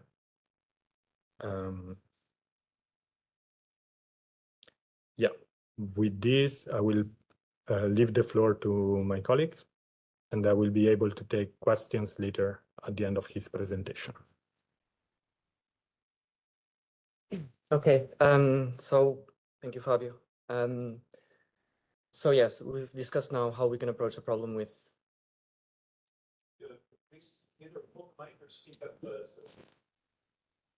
Can you hear me now? Okay. So yeah, so we've looked at how we can approach this problem with Digimod, and now I'll discuss how we can approach the same problem using nonlinear finite element analysis modeling with Mark. So like I said, with Digimod, we showed how you can do a fast analysis of the onset of failure in components. Now with Mark, we're going to look a little bit more at how we can model the progressive failure of a composite component. And that will include also looking specifically at the lamination as well as the intralaminar fatigue problem. The problem of crack growth can in general already be analyzed with Mark natively using the Paris law, either in short cycle or in high cycle fatigue. But here we're looking more at the stiffness degradation or the failure of specific elements, not just the lamination problem. So let me start maybe with a quick introduction on Mark. Some of you might have already seen this slide, as I tend to show it every time. So MARC is the first commercial nonlinear finite element analysis program. It provides solutions for nonlinear structural problems like we're discussing here today with the fatigue, but also for thermal, multiphysics, and we can also use it for co-simulation, for example, with CFD tools or multi-body dynamics analysis software. And you will find MARC in very many different industry applications, and also you might actually be MARC users, even if you don't know it, as it's a solver that's underneath many other of our tools, for example, Digimod, Simufact, and even Nastran Sol 400 is MARC inspired, even if not exactly MARC. There are some things that MARC really excels at. So contact methods is famously one of the things that MARC does well, or contact problems. Especially with the latest releases, we've been really developing this further to make it more efficient in contact problems. Remeshing, MARC is very good at remeshing. So here we have an example of a Krauk propagation with a rosette type mesh. This is a good approach, for example, together with Paris law. And another approach that's possible is to use element insertion and removal on the fly through your simulation. So for example, you can insert cohesive elements when a certain criterion is met and then remove them when they fail. And for all of these reasons, MARC is good for large deformation problems and problems relating to failure and damage analysis. So specifically with relation to fatigue, some of the different type of analysis that we can do with MARC. The first and possibly most basic one is to do fatigue-like life estimates. So similar to what we showed earlier with Digimod, you use a static stress analysis and then you use that together with an ascent curve to predict your fatigue life. The MARC solution is a little bit more targeting rubber materials and metal materials. Digimod is a little bit more, or definitely more suitable for composite materials. Another type of analysis is the use of fatigue crack growth models. So we are not really modeling the evolution of damage in specific elements, but instead we use the Paris law to advance the crack, and we have two examples there. So the plate with a hole, where we use Paris law and high cycle fatigue to advance the crack, and you can also use it for delamination, so we show there. And then the last type of analysis is relating to fatigue failure and damage, where we make use of standard failure criteria or apply them to fatigue, and we can degrade the stiffness as we increase the number of cycles, or remove the elements as it's needed. Okay, so I will now look at how we implemented a fatigue failure model within LARC using a user subroutine, or within MARC with LARC. So as I mentioned, so it's based on LARC. So LARC is a static failure criterion. It's based on micromechanics, and it accounts for the interactions between fiber and matrices, as well as it takes into account the multi-axial loading. And so we can have distinct failure modes relating to fiber and matrix. It's also well known and adopted, and so we decided to see if we can enhance this for fatigue. So by using this in fatigue, we are obviously assuming that the interactions between the fiber and matrix failure and damage is maintained. And we can capture this multi-axial loading and this distinction between the fiber and the matrix. One of the advantages of this approach is that it requires minimal testing to set up, but we are not really capturing progressive damage evolution as it is a failure criterion. Okay, so how did we extend this for fatigue? Essentially, the concept is that we take our strengths of our that are at the base of the LAR criterion, and we connect this with our ascent curves. So we use unidirectional plies on ascent and their ascent curves, and we convert these to the constant life diagrams. And like that, we can account for the mean stress effects and the R ratio. To implement this, we have to do some cycle counting because the stress levels can change as our simulation progresses. So yeah, we do a cycle counting procedure. And for our loading, we use a simplified cyclic loading approach where we load the component to the maximum load, and then we keep it constant at that level. And we use the pseudo time to represent the number of cycles. And of course, the R ratio to capture the loading variation. Now, in many cases, we have delamination, and so we also wanted to extend the LAR criterion, which is for intralaminar fatigue or intralaminar failure. We wanted also to capture delamination, so we used the same concepts, but applied to a quadratic intralaminar stress criterion, so interface failure.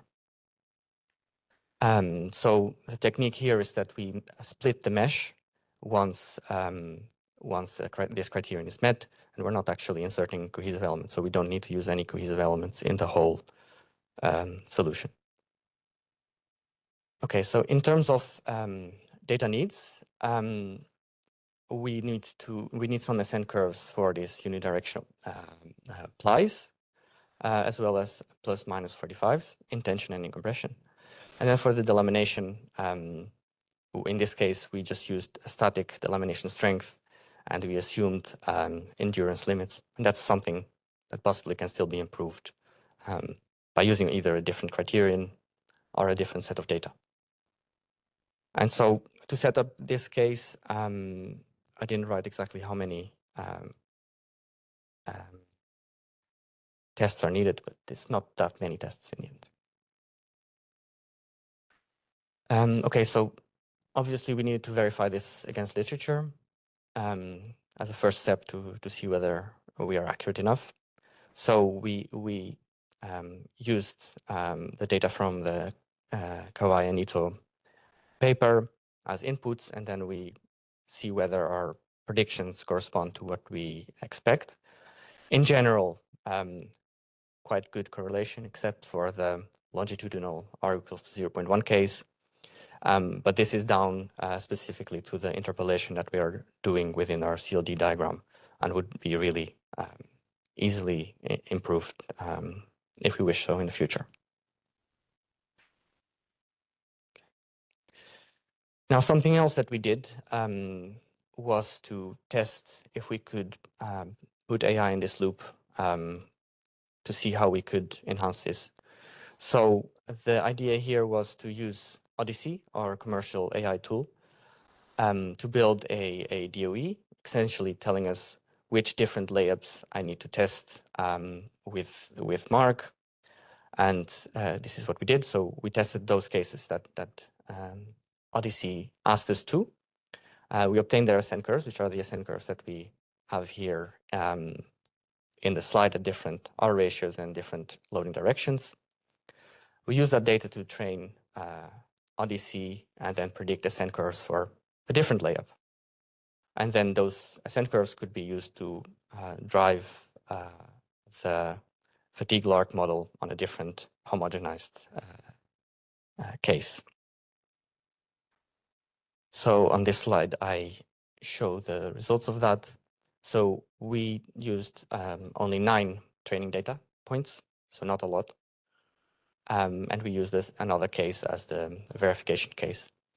But even then, we obtained a result that was only a difference of 14% in the fatigue strength. So this shows that this approach could be beneficial for quick lookups of ascent curves for looking at different alternatives in pre-design. But also this same approach could enable in the future using finite element analysis with shells, but accounting for the effects of delamination. So obviously this is very much a demonstrator. It has some limitations that have to be mentioned. So first of all, this database generation took some time. Took me about 18 hours to get this done, but it could be much improved through automation, both in terms of time and in terms of user time also. The approach, the way it was implemented, was not accounting for delamination, so that would be another next step to implement something like this. And of course, we're using homogenized model in the final case, so that might lack the detail in certain cases that we need. Okay, so let's look at the application of this fatigue lark model to the arrow demonstrator, so to the D-STANDART demonstrator. So this is the same model that we showed earlier with Digimod. We are applying this to the model that we received from NLR. We've made just some adjustments to reduce a little bit the number of elements, just so we could iterate quicker. And the University of Bristol did experiments on this same model. So the fatigue loading is in tension, and we tested several different loading levels. And like I mentioned, this needs a simplified cyclic loading. The material model is based on the reverse engineering from the experiments that we did first for Digimod, and then we had to enhance a little bit further for this case, as we didn't have the full set of data needed. And we're looking at both the intra and interlaminar failure. Each point took about 2 hours to compute, with the delamination recycles being the major contributor to the runtime. So, like I said, we had to do some reverse engineering to obtain the necessary data. Because our failure model is somewhat different from the one from Digimod, we had to enhance it a little bit further to capture the compressive side of the CLD diagrams a little bit more accurately. So we ended up with these ascent curves that are shown at the bottom right, these 3 curves, which are the calibrated ones, and then we tested it against the V0 shear tests. These are the uncalibrated, just whatever the model gave us is what's shown on there. Okay, so on this slide, I show how the failure progresses. So the failure is mostly due to delaminations, so that's why I'm just showing the delamination in the animation. But the indicator at the top right shows where the damage initiates, and it shows that it has good agreement first with the Digimod solution, and then also with the experiments themselves. So once the damage starts, we have a slow progress of this interface crack until 2 dominant delamination interfaces develop. So that seems to match well with the experiments. But now also let's look at it numerically. So we got a gradual stiffness degradation, plateauing at a certain level of stiffness between 90 and 95% of the static stiffness, which is somewhat larger than what we had in the experiments. But we have a good agreement on the onset of the delamination for the 40% load case, but we did not capture the 70% sudden drop in the stiffness. So this could potentially be improved by driving this with Paris law. This is a technique that's already, so to drive the delamination with the Paris law, this is a technique that's already developed and available in the commercial MARC release already for many years. But it would need some additional experiments for calibration. Okay, so let's look also at the stress life plots. So we can see roughly that the number of cycles for the 1% stiffness degradation corresponds to where visually the cracks were observed in the experiments. And then the experiments were interrupted roughly also at the same number of cycles where we have our stiffness plateau in our numerical approach. Of course, we would need more tests to really say this is a good agreement, particularly because our delamination failure criterion is based on the static strength and on an assumed endurance limit. So it might be quite a bit of an assumption, and it would need to be verified in the future. But at least qualitatively, we see that this method seems to give reasonable results. Okay, so I'm going to summarize now what we did within the D-standard and say some other developments that we introduced in MARC also. So with the Digimat fatigue model, we can look at fatigue on any layup that we'd want, needing to test only unidirectional laminas. And the tests would be to obtain their ascent curves. And the main good aspect of this, at least for me, is that we can very quickly assess the fatigue life in composite components or compare different layups as we need. And this is also already available for more than a year in Digimat, in the commercial version of Digimat. The MARC approach is suited for intra as well as interlaminar fatigue. It has the same minimal testing requirements with the additional some tests for the delamination, which still needs to be really fully understood which tests will be needed. In this case, it was implemented in MARC, which is an implicit solver with a ufail subroutine. And yes, so this final verification is in progress, and we'd expect to achieve that in 2026. So specifically in the context of D-standard, with Digimat, we achieved this identification of the parameters based on tests on different layups. We reproduced the results from the demonstrator with fairly good agreement, and we complemented that with tests at several different R ratios. In total, took us less than 2 hours to do.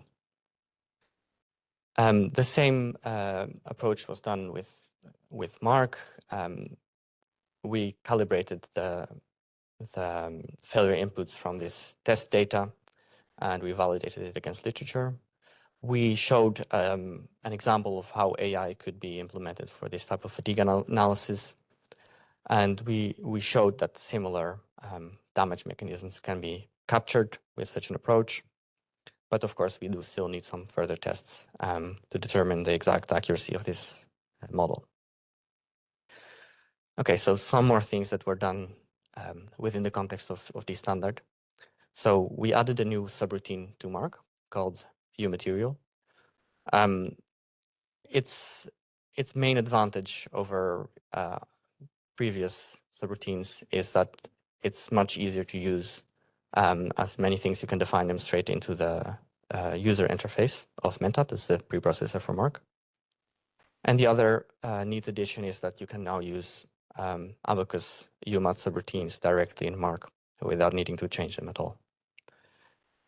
Within the D-standard, this development helped us to connect with our partners by simplifying the implementation of subroutines and codes from others into MARC. It also allowed us to define lamination parameters straight within the preprocessor. And also with this, it helped us implement the Onera fatigue damage model, which I think now we're not calling Onera anymore, but that's a different discussion. So, sorry, like I mentioned, we added the Onera fatigue model, which was originally developed for woven fabric composites. And it gives us the increment of damage with the increment of the number of cycles. And in this equation, we changed the Y parameters to be stress values. And that's why it's not exactly an Onera damage model anymore. And it's been developed in an agnostic form. So we use 5 material parameters in 3 different directions. And you could apply it for woven or for non-crimp fabric or for unidirectional, whatever composite you have. And we verified this against the data that we had that the University of Bristol shared with us. So this is another model that we are validating against experiments in the upcoming year. Okay, so last topic for this presentation is relating to the AI approach that we're following within HMI. So essentially, I want to show in this slide just the 3 different levels of AI implementation within the finite element analysis environment. So the first one is what we call assisted AI. It's, for example, what we showed earlier with Odyssey fatigue, or what is shown in the animation, which is a bird strike model. So you run a few cases, and then you see what would happen in a 3rd case or a 4th case. So here in this case, one of them is the test case, and the others are the training cases. The second level is to have a physics-based AI implementation. So that's what we did within the D-STANDART project with the static AI. And this project also really demonstrated how important the data is.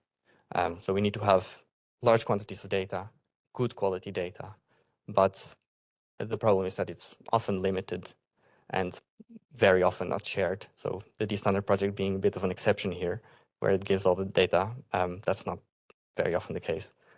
So with that, within HMI, we do have some data which is relating to how to set up models. And so with that, we are now following an approach where we're looking at AI agent implementation of pre and post processing. And we use a model context protocol for this. So we have an example in this slide of an AI agent implementation within Mark. This is just an example of something that can be done. So we have a text box essentially driving a pre-processing within the method environment. It runs, and then eventually we will see also the post-processing. For the model context protocol, the idea is that each company will own their own AI. So they own their own AI agent, essentially, and they own their own data. What we are doing with our tools is to make all of these to be able to communicate with our software. So here we have an example also with Sim Manager and Apex being driven with this concept in mind. And this is something we are implementing together with BMW. They have a large database of data, as they've been more than 30 years now working with one of our other softwares, Sim Manager, and that's what we can expect in the future here also with AI. Okay, so thank you very much. This is going to be a tricky presentation, so bear with me because unlike what HMI just did, I'm going to really do it live. So that means I'll be shuffling back and forth between the presentation and other stuff. Don't know why it's doing that.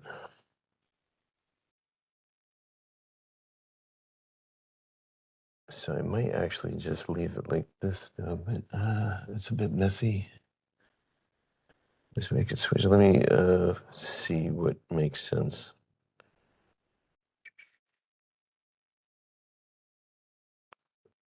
Okay.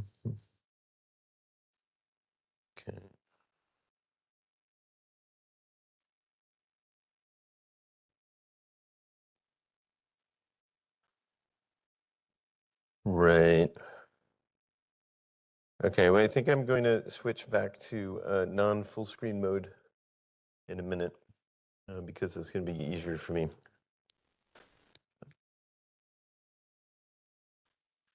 This is going to be a demonstration of the STS, Specimen Test Suite. That's our software for registering all of the test results into the digital thread that I described earlier.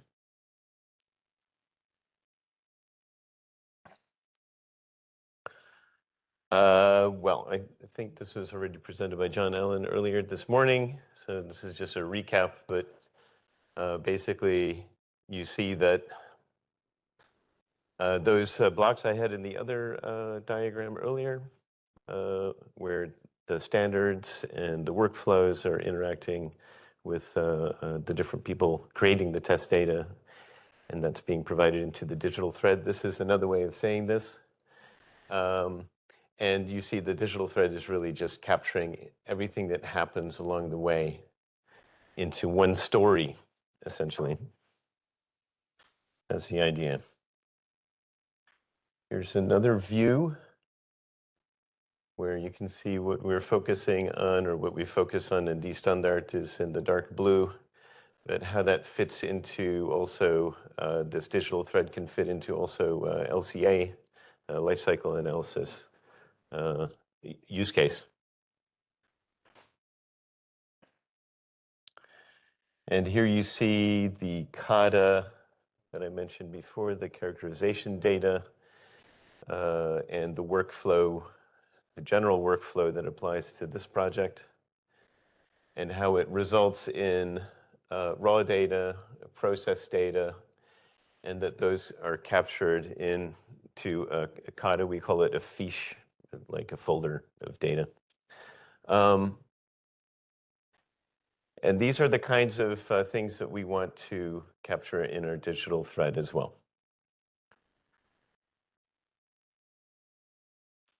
Here you have the same for the MODA, the modeling data. Another workflow. And again, this is starting to really look like a time series, a story of how you get from beginning to end. And again, the idea is that the digital thread will capture all of this information so that when you are looking at the validated data at the end, you can trace it all the way back to wherever it came from. We formulated this into a more simplified workflow.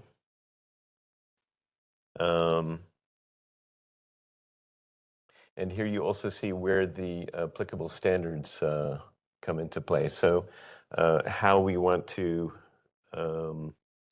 how we want to run the tests is already defined by like ATSM standards, ASTM standards, sorry.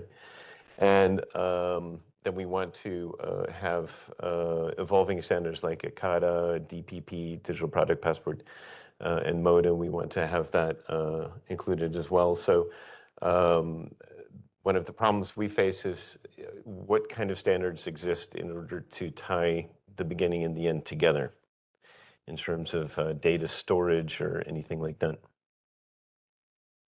And what we, basically what we want to capture at a very high level. Who did what tests, what was tested, when was it done, you know, which lab was involved, what materials were used, and so on. Well, actually, I'm going too fast. Then we call this data backbone. This backbone I showed in the first slide, yeah? So the question is, what is happening there? What are we doing under the bonnet, as you will, under the hood? This I showed you before also. What's interesting here is the dashed line, how we link the data that we capture higher up into the ontology. So this taxonomy of test data. How do we do that linking in a pragmatic way? So now you come to my notes. So I'm going to exit that view. Okay, so I probably for the rest of the presentation, I'll keep it like this. If it stays legible, then that's good. I don't know if there's a way to reduce this ribbon up ahead at the top, but if anyone online finds it difficult to read, let me know.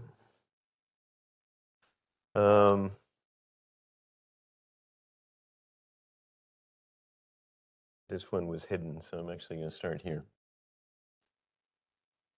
So, what is this kata, or cheda, or kata?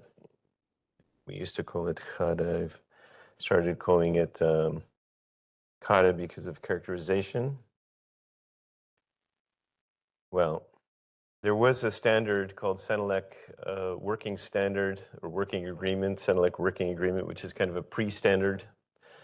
It's at the very beginning of standards that can eventually evolve into ISO standards, but that takes maybe up to a decade or so for adoption and worldwide review and this kind of thing. The original kata was developed by the EMMC in 2021. And there's a spec, there's a Word document that tells you what the kata is supposed to look like. It has tables in it that you're supposed to fill in. And when that was released, people started using it and they realized, well, this is not self-explanatory at all how to use this. There was very little instruction supplied. And also it was made by people in the nano community. So people who are really testing very, very tiny things using electron microscopes and spectroscopy and this kind of thing, which is a completely different scale than D-STANDART, of course. So we had that challenge as well. How do we apply this great standard in evolution to a completely different scale and also for a completely different domain? So we interpreted it and came up with 5 categories. Plates, so like plates of material, specimens or coupons, test setup, how the test is performed and what are the results. And I can open those and show you what they look like. So Elisa Kirsch made this, my colleague. And this was our first kata. So it's basically an Excel sheet where we ask you to fill in some basic information, right? So that's for the plate. And then you have something for the specimens. I don't know if you're interested in seeing all of them. Oh, this is fancy because it has 3 specimens. I think I have to enable something. Oh, sorry, I thought that was a tab. It's not a tab. Okay, this is an example of what it looks like. Yeah, she made, she got really fancy. She made a macro somewhere where you can click and it will automatically add a new specimen. And then you fill these in, right? And I guess you could copy paste if you wanted to. And we have the same thing for test setup, test execution, results.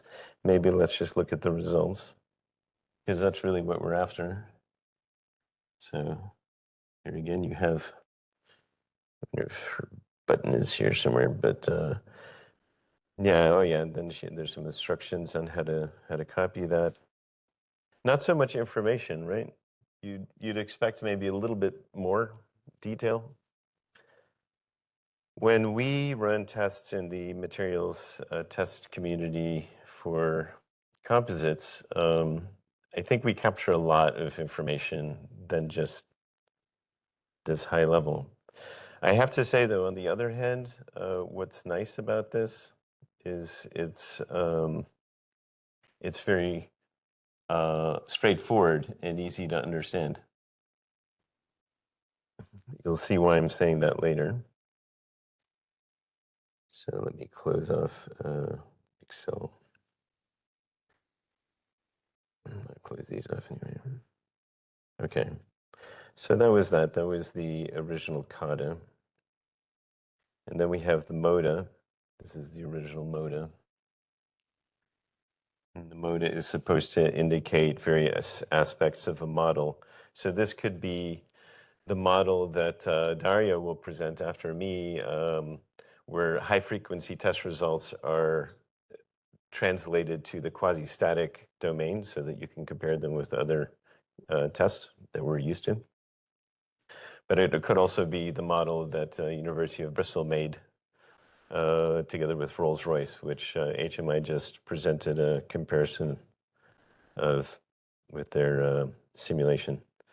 And so the MODA, which also comes from the EMMC, specifies that you have to enter these tables into a Word document, which we have converted into Excel things. So here, somebody can fill in information. Okay, well, so much for that. That's the original. Then we have an update. This update is something that we contributed towards. So we worked together with EMMC to develop an update of the CADA, and based on all of the lessons that we learned in trying to use this. So try to improve the user friendliness and also make it modular. It's still a Word document with tables. I'm in dark mode here, so you're not going to get that much color. But more thought went into each of these. And another interesting aspect, let's see, this is the key part. This got added, this workflow. So this is very hard to see because it's so small.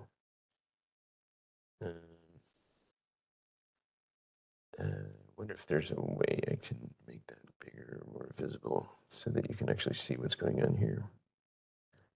Read some of these letters now. So this actually shows how you're running an experiment, which is really useful if you want to reproduce somebody's results, right? So it's not just about take this standard and run the same test again. There's a lot of other stuff involved: pre-processing, post-processing, maybe how you set up your equipment, all of this kind of stuff. So that's useful to know as well. Try to hide this. And so you have the measurement, data processing, more data processing, and at the end you get a result, which is that last bubble. And you can, this is called the business process model notation, which is a standard way of describing a process. It's just one way of describing a process, but it's a pretty easy one to understand. Here, the purple things are artifacts, and the blue things are processes. And you can have sub-processes. And this is much more flexible than the original CADA because it means that you can have multiple tables of the same thing. In the original CADA, it wasn't clear how to do that. So now it's become modular. So that's really nice. So you end up instead, with the new CADA, you end up with still tables, but tables which can be seen as prototypes. And you could have multiples of those tables depending on what your process is. So it's a lot less strict. So that was nice. Here is another really important thing. The fact that certain unique identifiers are needed was also recognized. And there's some coloring, so it's a nice iteration, but it still has some issues. It does give instructions on how to fill them in, so that helps a little bit. So even though that took 4 years and a large group of experts, and it seems like a very small iteration, that's how standards evolve. It just goes that way. So I think it's fair to say that another iteration is needed, but we did come a long way. One of the things we learned is that this is key. It's so key, in fact, that this needs to be machine readable so that, an AI agent like HMI was describing could go in and follow each of those steps and find out exactly where to find the results related to that step.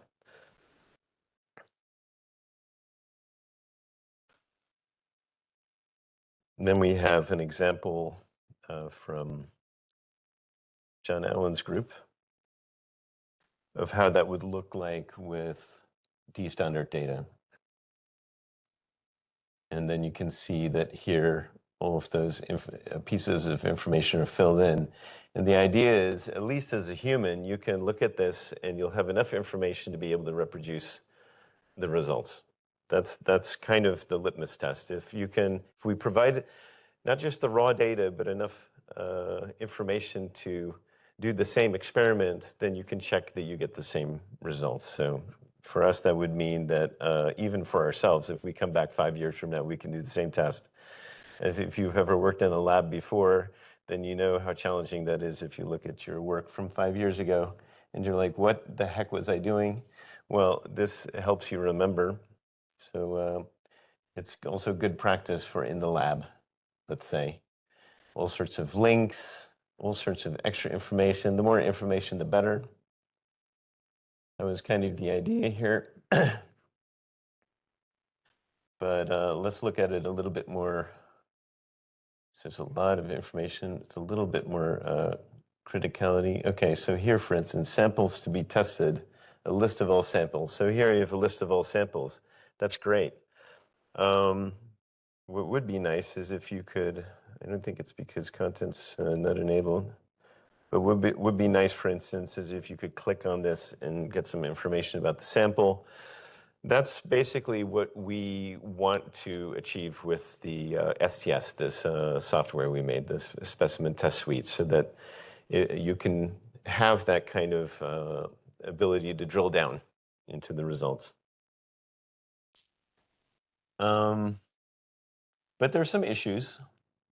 Reference to standards. So how do we interpret this? For instance, it's not a standard representation. It could have multiple interpretations. Here we have a workflow diagram with different symbols than we had in the standard. So how to interpret those, you know? So with some creativity, you could interpret this as a person, but it's not yet at the stage where a machine will know exactly unequivocally what this means with any kind of doubt. And then you have some other things like here, name. Well, there's a lot of information here, and you have to have some kind of intelligence to be able to figure out what this means. And in some cases, you have to guess. You know, they're trying to take some guesswork away, but this is, for a machine, this is difficult to parse. And for a human, it's also, I think you need to have some kind of level of understanding to interpret this. So while we try to include as much information as possible, this is not easy to parse. So that's not a criticism, John Allen, for your lab at all. It's just an acknowledgement that the kind of information you need to capture for a given process is going to be very process specific. So where do you find the balance between getting the level of detail that you need without being overly draconian, let's say, in terms of which fields you need to fill in? So that's a bit of a challenge.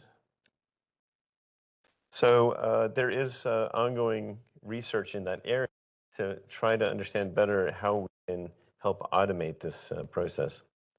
Since it's already complicated for people, the EMMO developed a guide to help understand how to fill the kata in. So that's nice. And I don't care about this. So here's some information about, that was completely missing before. I don't even know if these are questions that people are necessarily asking, but they're trying to at least answer some questions. And this has kind of formed the basis of an online training, which is available. The EMMC provide regular online trainings, which are free of charge for learning how to use the kata. So if you're interested, you can just go to a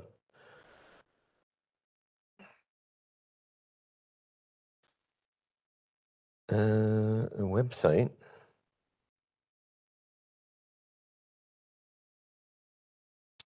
Oh, I'm afraid I don't. Okay, I see what's going on.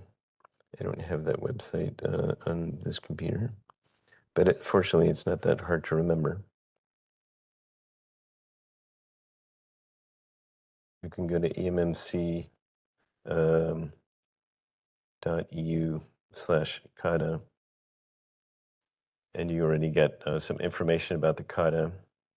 And if you become, there's some publications, and they have the same for the moda.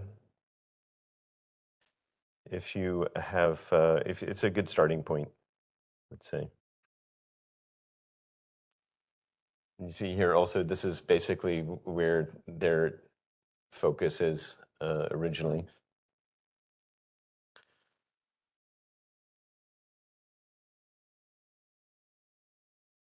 Okay. And for the moda, we also have a version. This is the original moda. The moda has not been updated like the kata has, so it's the original moda. But here, for instance, you have all of these tabs that you're supposed to fill in with information about the Bristol model and testing. So there it's also possible to put this information into these cubes and hopefully make it more accessible that way. Okay. So that's for the new kata. You can also find information about the Cameo online. Remember, the Cameo is what connects the kata to the EMMO. And you can find it if you, what happened here?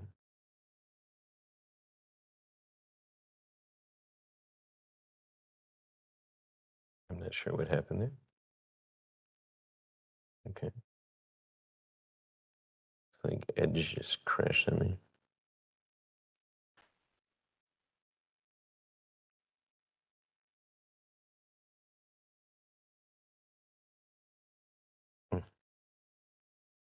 This is not my laptop.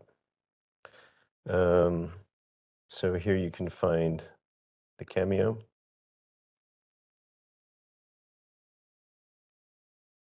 And it's on Get, and it gives you a nice README also with some information on how that works.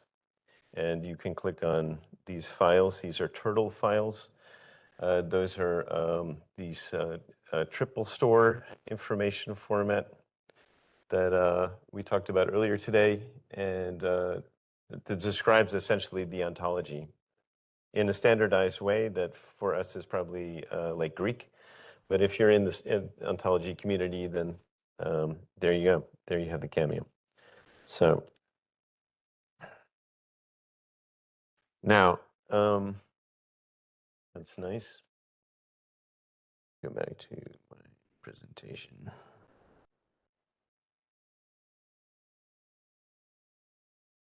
So that's this part.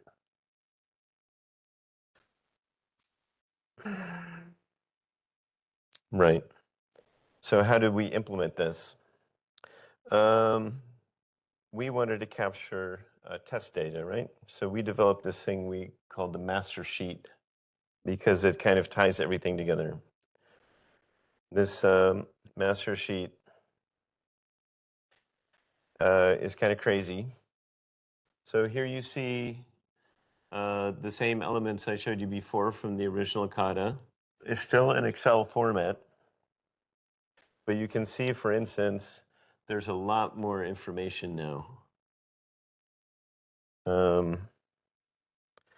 There's a field with data that we want to capture. So like here, material ID, for instance, what kind of layup information, curing, what resin was used, and so on. And a lot of additional information related to that. What is the number in the, what's the number of the table in the kata? What is the tag connecting it to the Cameo? And here are our own Choco fields, characterization of composites ontology that we developed to make that connection to the Cameo. So these are simply field names, let's say, except the difference is in the database, okay, for simplicity, we've taken the same names, but they don't have to be the same names. I could say in the database, this is called A, right? Because I don't know what these field names are called in the database. Only the database engineer knows that. But if I'm querying using this knowledge graph system that Carlos described before, all I have to know is I want to know the batch ID of the panel. And I don't have to know what it's called in the database. So that's the point of that. But there's a lot more information. That's why we have these tabs that we can expand. So is it FAIR? FAIR stands for findable, accessible, interoperable, and retrievable. It's a way of making sure that data is usable, data are usable, excuse me, in connecting with other tools or processes. And so we have some basic fields which have to be included. Let me see where I would find these. They have to be included in every, oh, it's because it's up above here. Sorry, here. They have to be included in every entry for traceability. So we have like a unique ID, we have the ID of the organization, and some information about how it was created. That was missing from the kata, so we've added that.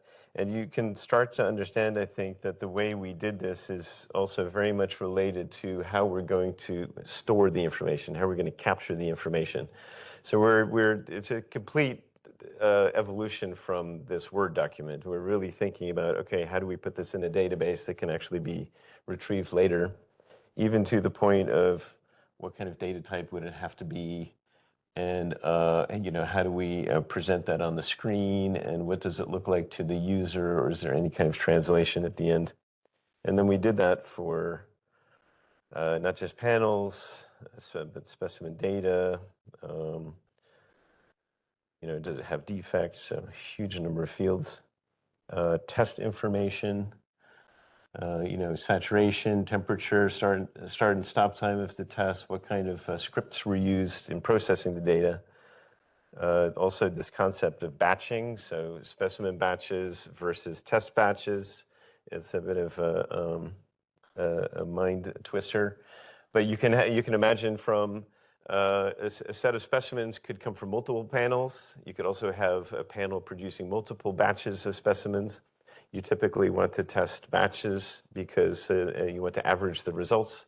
So you make 10 specimens which are nominally identical, and you test them all, and they'll have some tiny variations, but then you average those out, you get rid of the noise, and you get rid of all the variation at the manufacturing level. Say cutting these pieces is never going to be always exactly the same, for instance.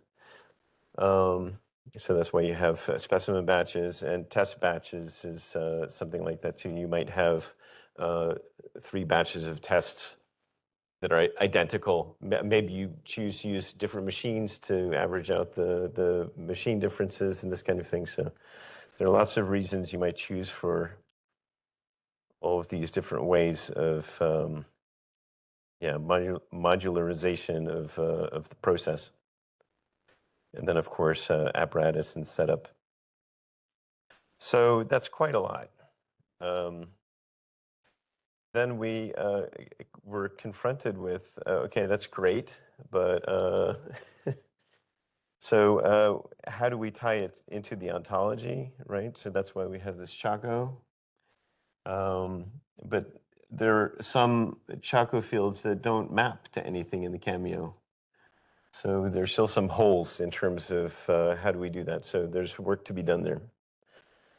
What is nice about this is we've presented together with the EMMC also on the Matchmaker project, which is actually designed to try to get this kind of different projects in the same area of interest to work together.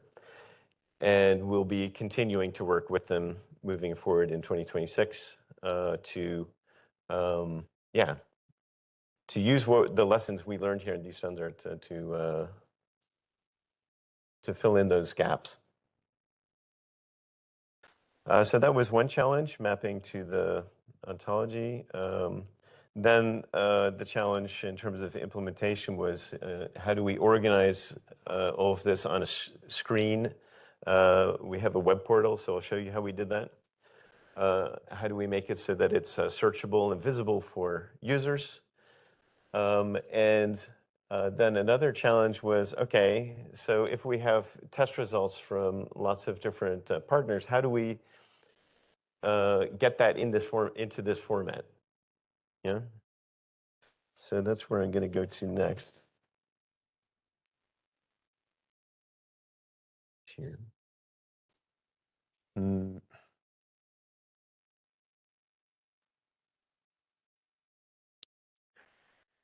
Come to my biggest slide, which is, reminder slide, importing data.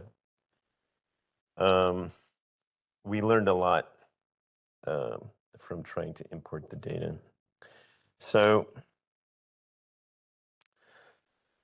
let me go back a step for you guys. So we have this new kata, right? So originally, the idea was, okay, the kata is the format that we need to have this information in for people to use. That is like the standard that we're supposed to work towards. So we did that. We put our data into that format. And then the idea was, okay, so we'll import the data into the specimen test suite software by simply reading the Word document. So you can automate that. So we just take these fields and copy, paste into the database. That was the idea.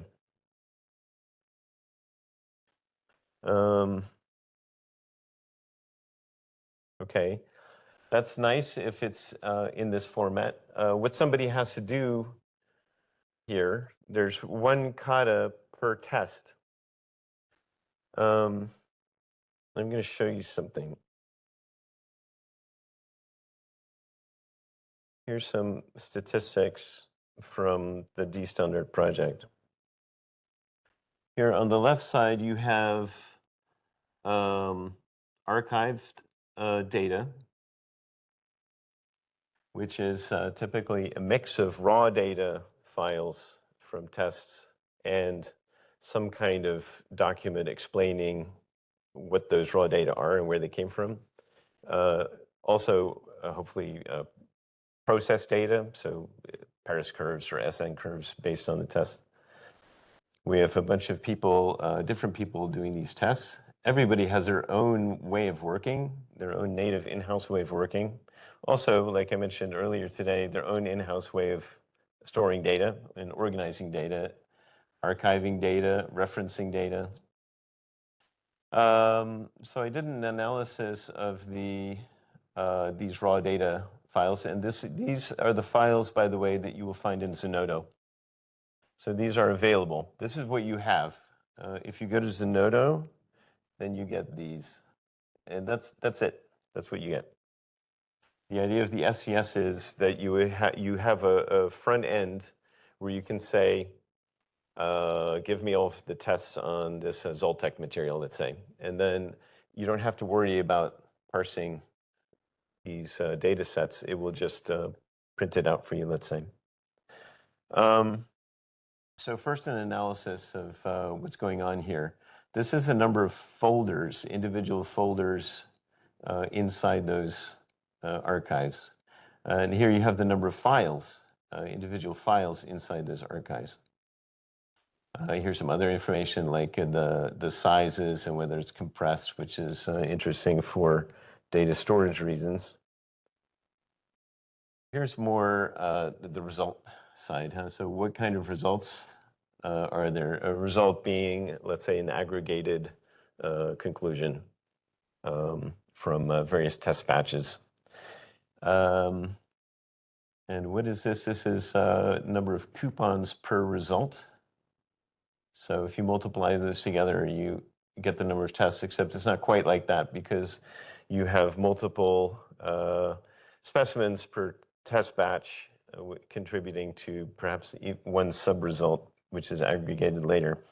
And then also, is there a kata included or not? Now, thanks to Francisco and Davide for producing all of these katas for a lot of the partners, not just TU Delft. So otherwise, you would have just had a Y next to TUD.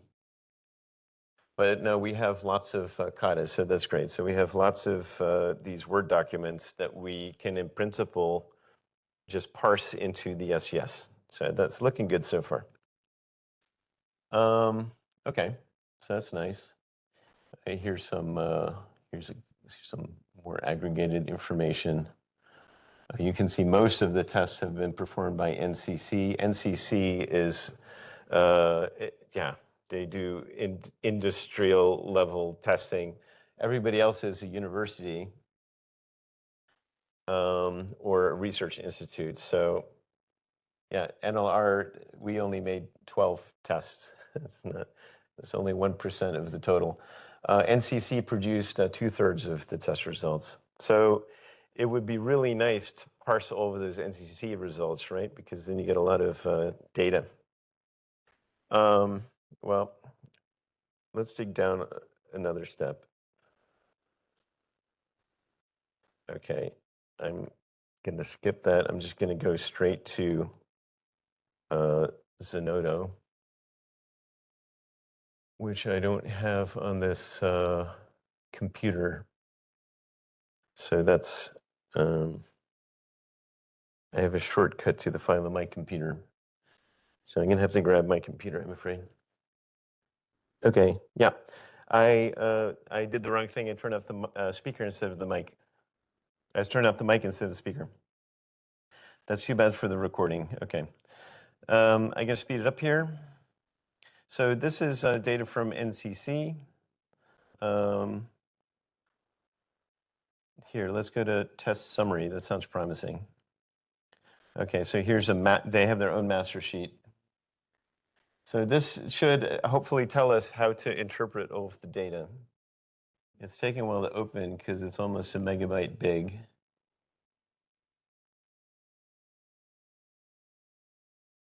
And 66% of the tests are documented here. We're looking for again, the metadata, which tells us what data have what meaning.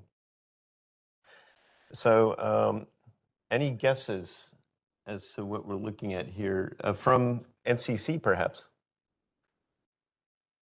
Since this is NCC data. There's no kata, so we have to. Sorry, can you speak up?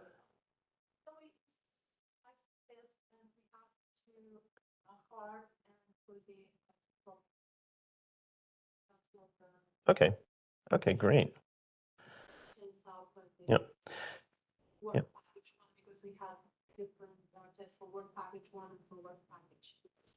Aha, okay. And ILSSQI.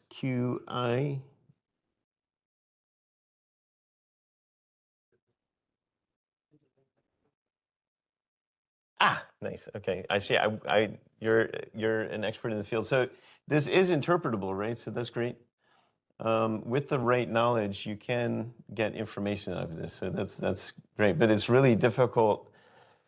Still difficult to know how, what fields in the kata this might represent. You'd have to look at this, I guess, and use that information, maybe find the right document somewhere.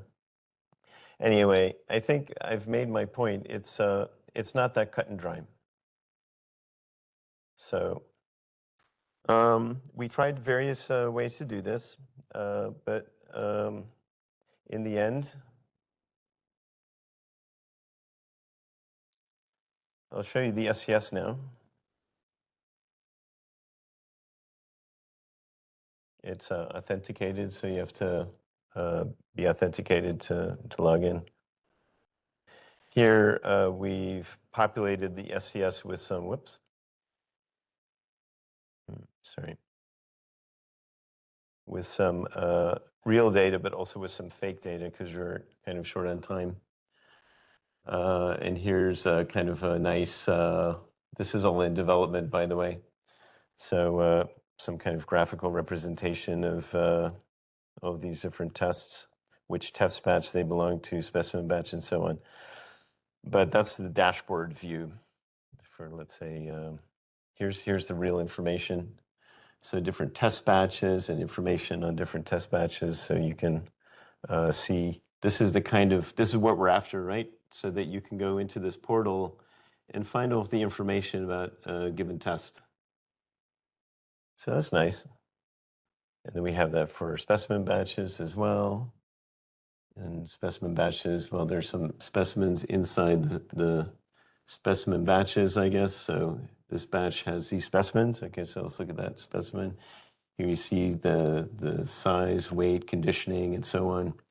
This is nice, right? This is uniform representation of the information. And what we're trying to do is get all of those different metadata formats into this so that as an end user, you just log in and you can search for all of this stuff across all the partners and across all the tests and in a uniform way.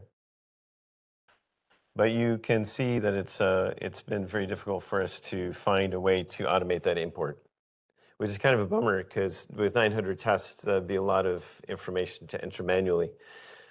But really our conclusion is there is only one way to do it now, and that is manually.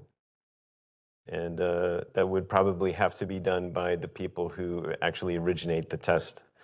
So in a sense, you could say we end up back at square one, where we were at the beginning of the project. On the other hand, and this is kind of like what Lijia, you were saying before, it's a kind of a failure, which in a way is also a success. It's a research project, and we learned an awful lot about this, as you can see, by actually trying it.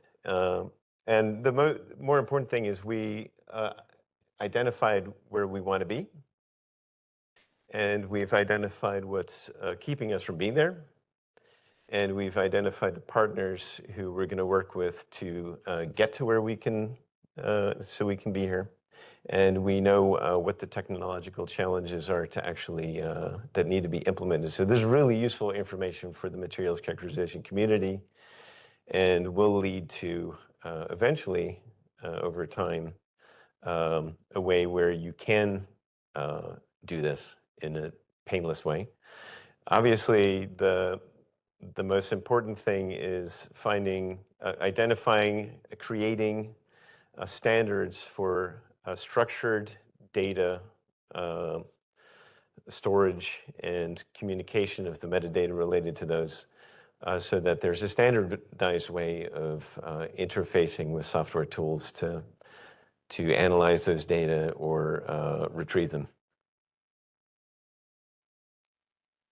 I presented for quite a while, but I think I touched on all of the most important aspects, and I showed you what the SCS looks like in a perfect universe. And so that concludes my presentation. We're running 10 minutes slow, but I'll take a couple of questions if anyone has any. Uh-oh. Uh-oh. The man himself. Yeah. So John Anapesco, TU Delft, but you all knew that if you were paying attention this morning. Yeah, I'm wondering, is the best way to avoid these kind of issues in future just have a very draconian project coordinator who says, in this project, thou shalt store data like this? Or is there a different way? So that's what we were trying to avoid in the first place. We really, really, really wanted to find a way to let people keep working in the way that they're used to, that they have been for sometimes decades. A lot of established test labs have been working the same way for a really long time. They have established internal procedures. NLR is also one of them. If you go to any lab, they'll use the same standards, they'll use the same equipment, but they'll have their own internal procedures on what to do, in what order, and where to put the data, and how it should look. And they're all very well defined, so that's good. Or mostly. If you go to the research universities, sometimes it's a little bit, there's some more freedom there. Not looking at you on purpose, but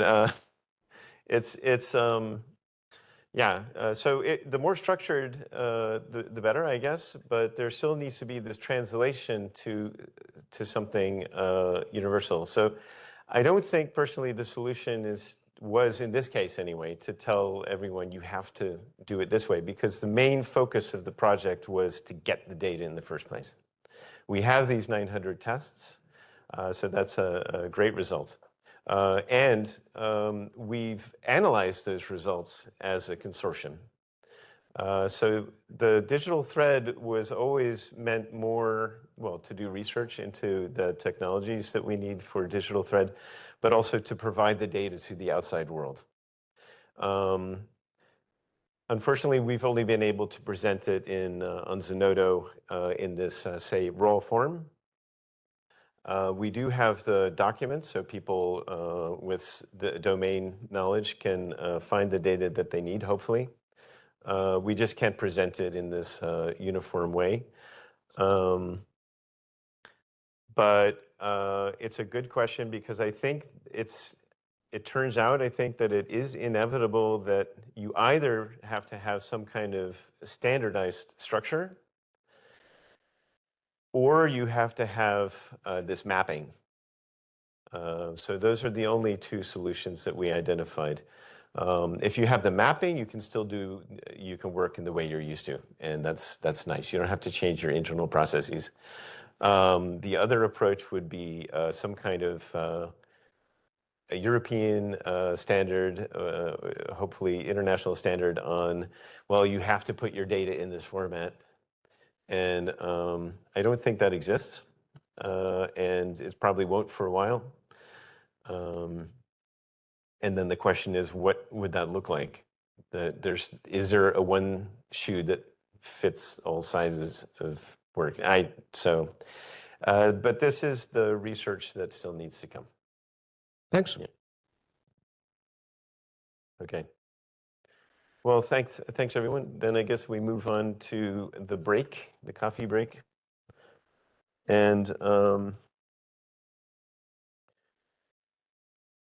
if we keep the break at 15 minutes instead of half an hour, we'll be back on schedule. So maybe we can start again in 15 minutes instead of half an hour. Thank you. All right. Can the people online hear me too, by the way? Hopefully they can. Yeah, okay. All right, welcome. Thanks for being here, and I will present about Excite, the spin-off company. I'm Friso from the University of Twente, and that's Dario, my colleague. We spent a lot of time launching this idea into the market.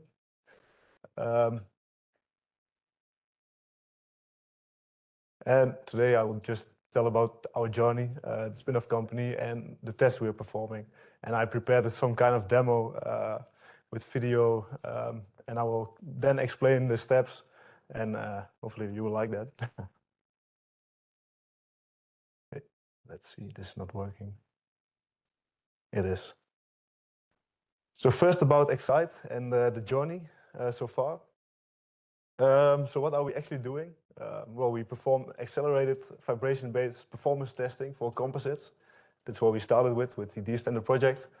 And by measuring dynamic properties, we are really sensitive into the micro scale level. And in this way, we can reveal degradation of materials and also the fatigue behavior orders faster than the classic testing campaigns. Now it's really loud. Okay. Isn't it? It's not so loud. Okay, it's okay. But you can also adjust it, maybe put it somewhere else. It's okay. No, I'm okay. All right.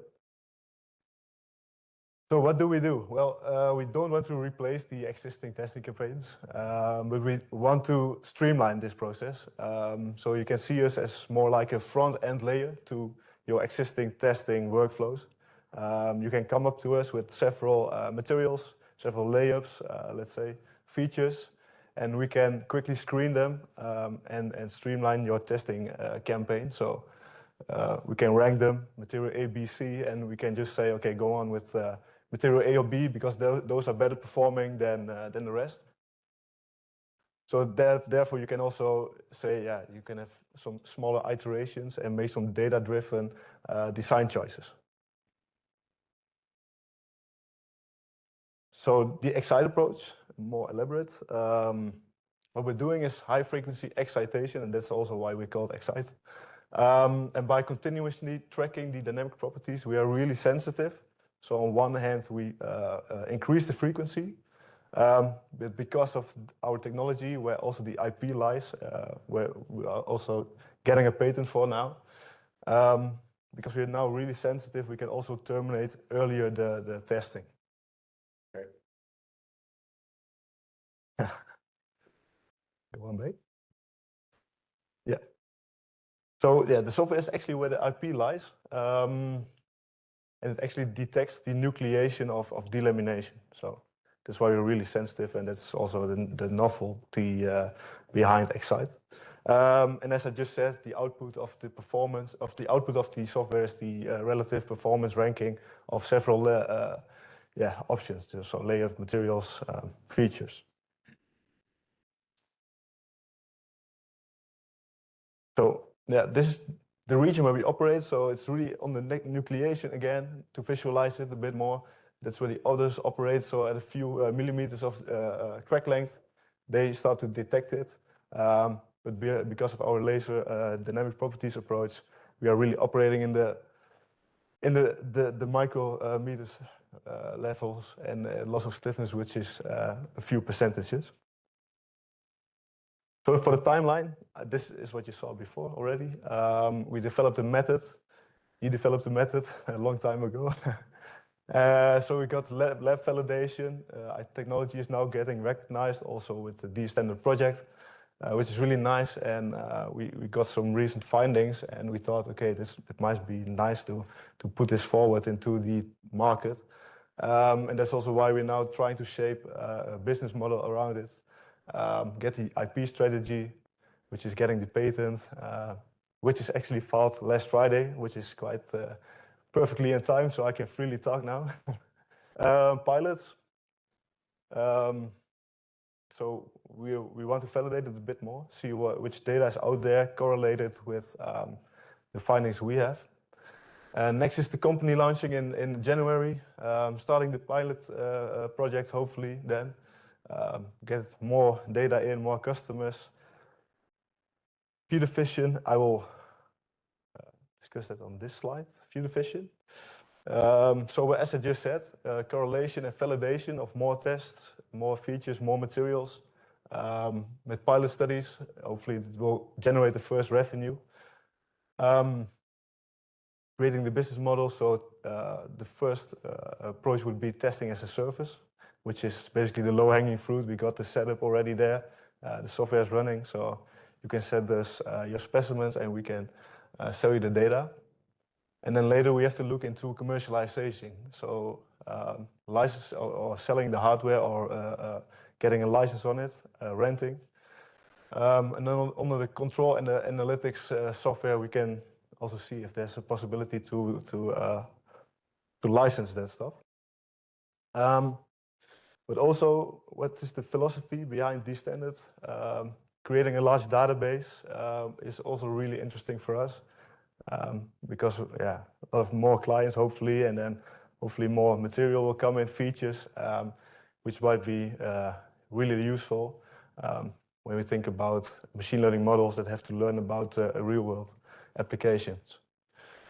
And then the standards alignment. So we want to write protocols such that we are repeatable, which is a challenge, but we're working on that.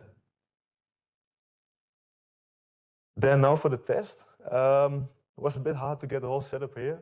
So we made a video. We got the UT video team, and they made actually a nice video. It's a bit weird to see yourself on screen, but I will talk over it a bit. So this is us, not staged at all. This is how we normally work. Here you see different kind of specimens, and I will later tell the difference between them. We always test in the couple. In Hollywood, in March, you will see. Yeah. We can always make the switch.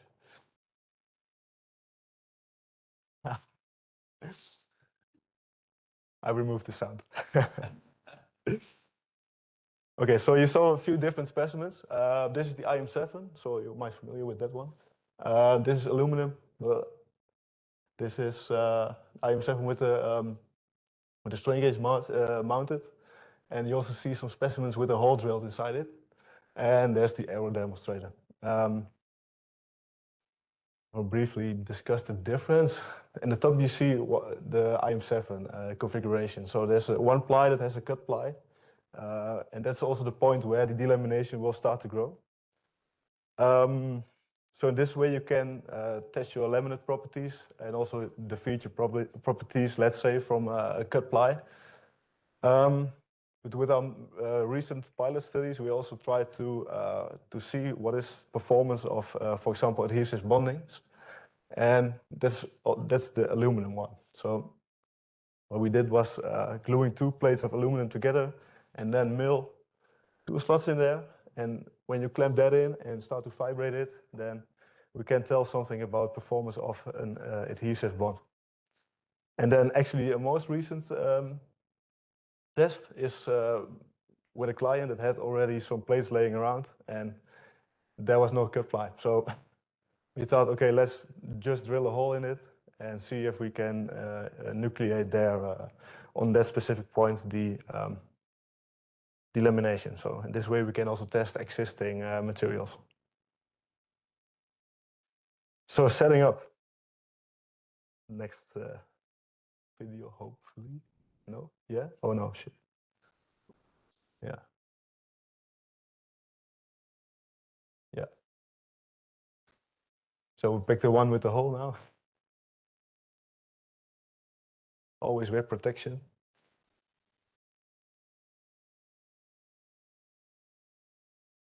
Now you see the focused face of a beautiful shot, I have to say. You see the alignment tool. And then the torque is also measured.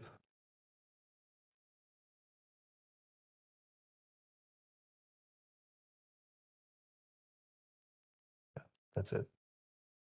Okay, so as you can imagine, the alignment is pretty, pretty important. So we always have to align it right, because when it vibrates and it's not aligned well, then you might initiate some delamination in the clamping already. And also for the torquing, when it's not tied enough well, then it will slip and it might influence the data. So we're really strict on that. So then you see me running an FRF, which basically is determining the frequency response, the network frequency of the specimen. And I will later go into the software more in depth. Here you see the laser pointing on the specimen, which measures the response. And you see a small piece of reflective tape, which enhances it a bit. So for the setup, one is the laser Doppler vibrometer. That's the top thing, the laser, which measures the output response of the material. Then we have an accelerometer. You cannot really see it, but it's mounted on the fixture. So that measures the input excitation. Then we have the shaker, which is basically a really large subwoofer that shakes the specimen. And the thermal camera, which measures or gets images of the specimen. And in this way, we can also see where the delamination starts to grow. And you also see this aluminum frame at which we can mount an environmental chamber, which allows us to go to sub-zero temperatures, but also go to, we tested at 75 degrees Celsius, for example. So testing, now the real testing starts.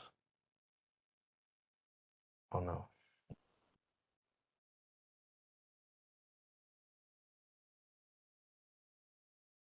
And I will later go into the software more. There you see where the delamination starts already. It's not really visible that it shakes, but it will later be.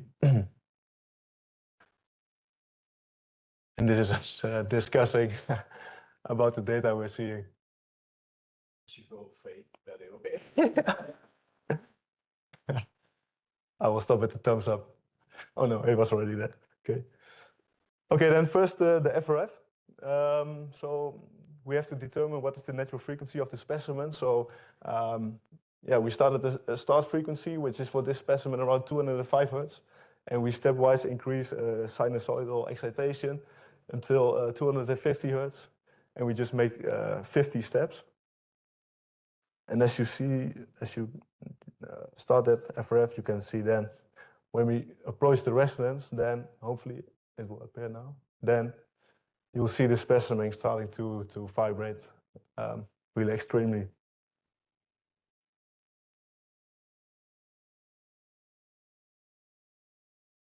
You can also really nicely see that it's a stepwise increase.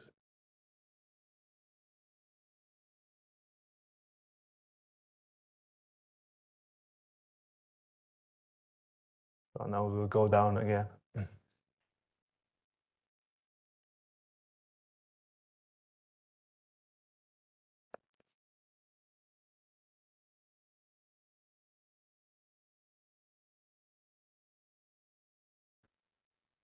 Okay. Now we do a model analysis to determine the natural frequency, which is now input for the next dashboard, which is the ACF high cycle fatigue test dashboard. We can control several things. Acceleration controlled in the top. We have displacement controlled, which is mainly used for the IM7 coupons. We can also lock force loops. So we have a PID for the force.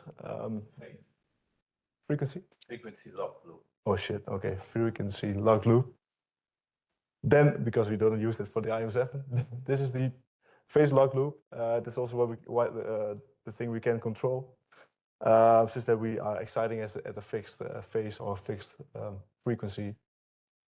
But for this test, we are really accelerating it we're controlling first the acceleration, and then we switch into a displacement control test, such that when the stiffness drops, the acceleration can increase. So this is how that looks.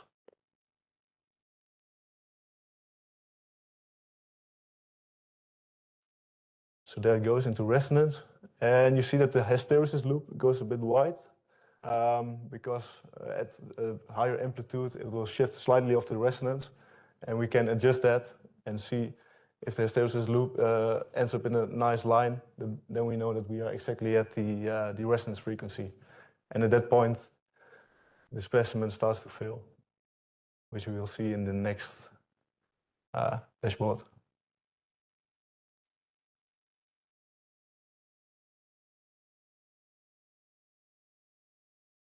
So now we switch to displacement controlled, and now the specimen can degrade.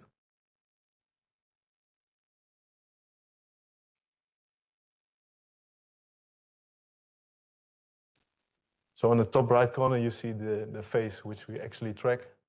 And because we're testing at 10 Gs, which is not that aggressive, we see a slight shallow decrease of the phase, which tells us about the performance of the material.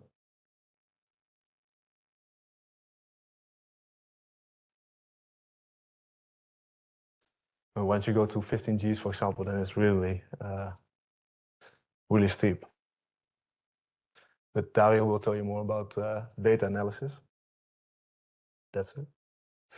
And then for the thermal camera, we can really clearly see where the elimination starts. So here's the cut ply that will appear now.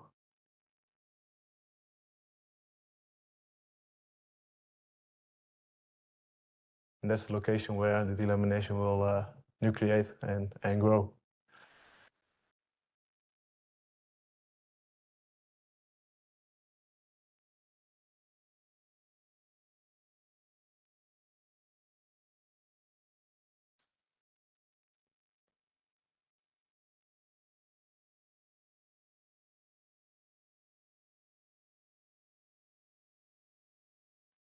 So at this point, damage really progressed, and then we now have enough data to terminate the test. We can also do calibration, strain calibration, because when we have a performance curve with on the x-axis acceleration, it does not really make sense for the engineer. So we also do strain calibration. You see the specimen with the strain gauge mounted, and we can then see what is the relation of strain over acceleration, so that we have a more sensible performance curve in the end. So this is the test we did at NLR. We just deployed the whole setup on tripods in front of a bigger shaker, and this is where we tested the aero demo. It's basically the same principle. You can see here the accelerometer, which measures the input response, and the laser pointing again on the reflective tape. And again, the strain calibration we did for this specimen too. And this is the thermal images we saw, which is really nicely correlating with what we saw earlier with the simulations. So now I will hand it over to Dario. Now the boring part starts.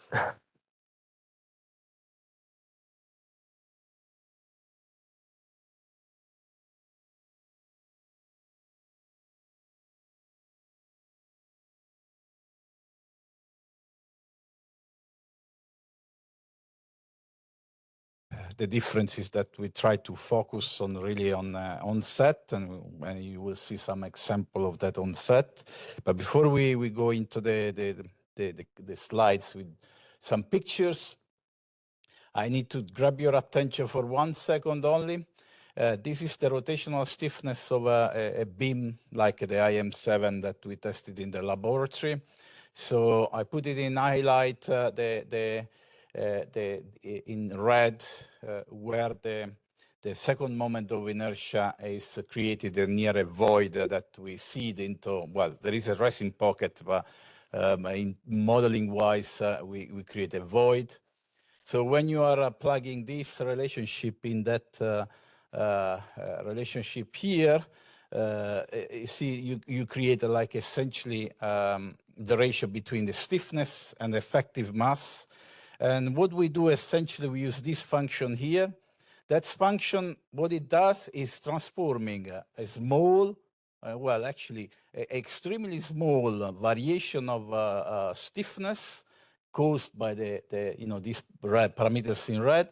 By the inverse tangent, it becomes rather large. So that's the key point of our technology that enhance what is already small here, really small at the micro level, and then the R tangent just makes it bigger, and that makes us possible to measure that variation of phase that you were seeing in those dots developing as the test was going on.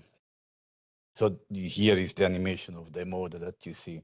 When you see this plot, if you just pay attention, this is the fixed frequency, okay? We need to fix our excitation frequency and observe how we slide along that. Let's see if it works. Yeah, you see, that's what we are doing. We are just measuring this it's like a skier sliding along that curve, and essentially the minute frequency deviation from the initial condition turns in a very large, phase. That's because the inverse tangent just amplifies, that minute damage. And the trick is to keep, like the frequency constant for a certain amount of time. When you are entering in this part here of the curve, you should just update the frequency or stop the test. Typically, the sample has failed when you reach that point. Super sensitive, this is an M21 that comes from another project with NLR, Hegel project. This is a transfer crack from the surface there. You see, this is just the 90, zero cut 90. You can relate the frequency drop, 0.6, and the phase drop, which is about 100 degrees. Now, you can make the division of these lengths, which is probably, I'm not sure about, this is 1 millimeter. So you can realize, what is the sensitivity of the technique on the damage that is developing over time. Another example is here, and this is actually, we didn't make it a sample in aluminum. This is thanks to Bas. GKN gave us some samples. You got aluminum here. This is the material, the adhesive. And you see this crack here, 50 microns. We stopped the test. For us, 50 microns is already a large, we measure it to, again, these phase drops, which takes into account also loss of compliances that might appear in other point of the adhesive. But when we stopped the test, luckily we managed to measure this tiny crack. In some cases, we cannot even visually measure anything. So we know that we are damaging the actual adhesive, but yeah, we don't see it well because, with the optical microscope, you haven't got that sensitivity. So this is why we call it, on set, and we stay down that niche, because there is a point where there is no need to progress the damage further because, it started, and you can go on with the different techniques, classical mechanical testing. We can even progress the damage more and more, but yeah, we didn't do it yet. So what do we do with this data? Essentially, that's what we are trying to build. Some look-alike Paris law, where we, instead of using the phase, but in reality, measuring the phase, you are measuring indirectly the loss of stiffness. You generate this type of plots. What is important in these plots is that that's what people maybe want to use. But for every dot, there are maybe gigabytes of data. We don't use all that data, which is, for us is sufficient depth, but we are realizing, and that's what Friso was saying, that we have plenty of data, that our cloud is so large that we can even train AI if there is a model that is able to be trained. The number of samples available for training is extremely large because it's multidimensional. Here you see only some data, but when we perform tests, we measure multiple parameters. So it's a multidimensional data cloud, temperature, what we call phase, base acceleration, and other features that comes from the dynamics.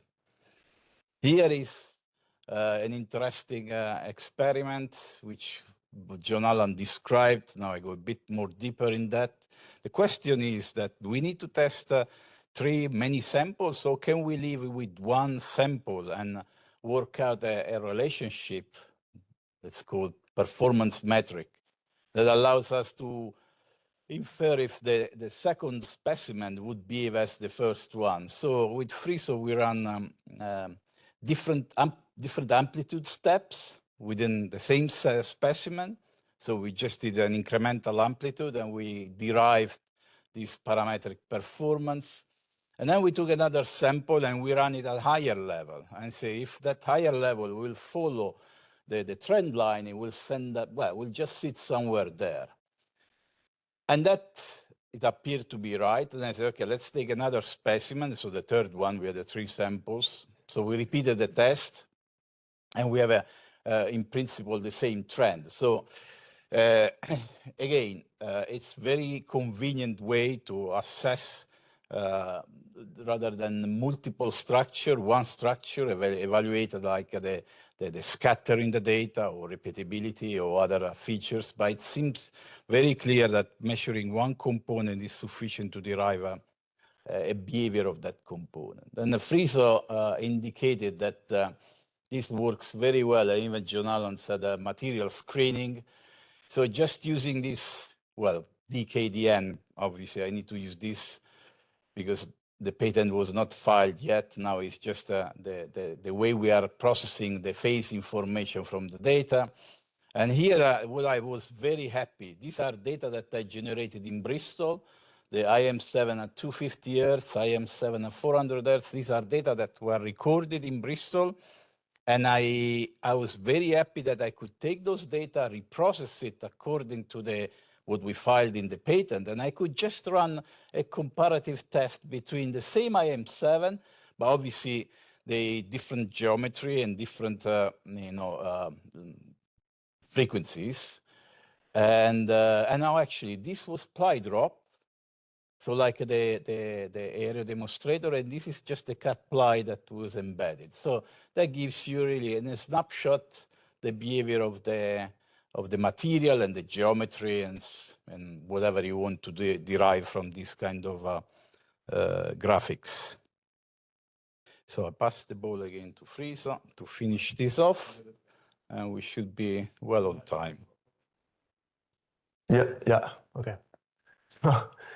With this, we're trying to make an impact, and we think that it's the best way to do this in a spin-off company. So yeah, we see that we can really fastly compare different designs, which is really nice. And in this way, we can unlock full material potential because we got small iteration times and reducing time to market of new products, which is, we think, really nice. And we want to explore that.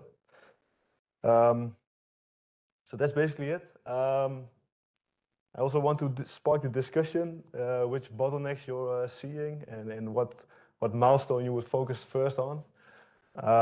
So let's spark the discussion, and if there are any questions, then please let me know. Thanks. Thanks.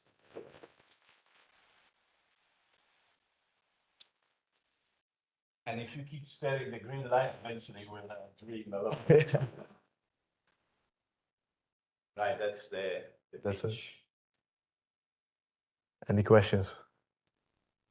Can be rude if you want. Okay, now. Okay.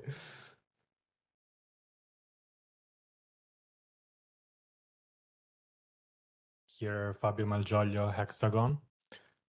So one clarification is if your method is good to test, for example, intra-laminar fatigue at 0 degrees.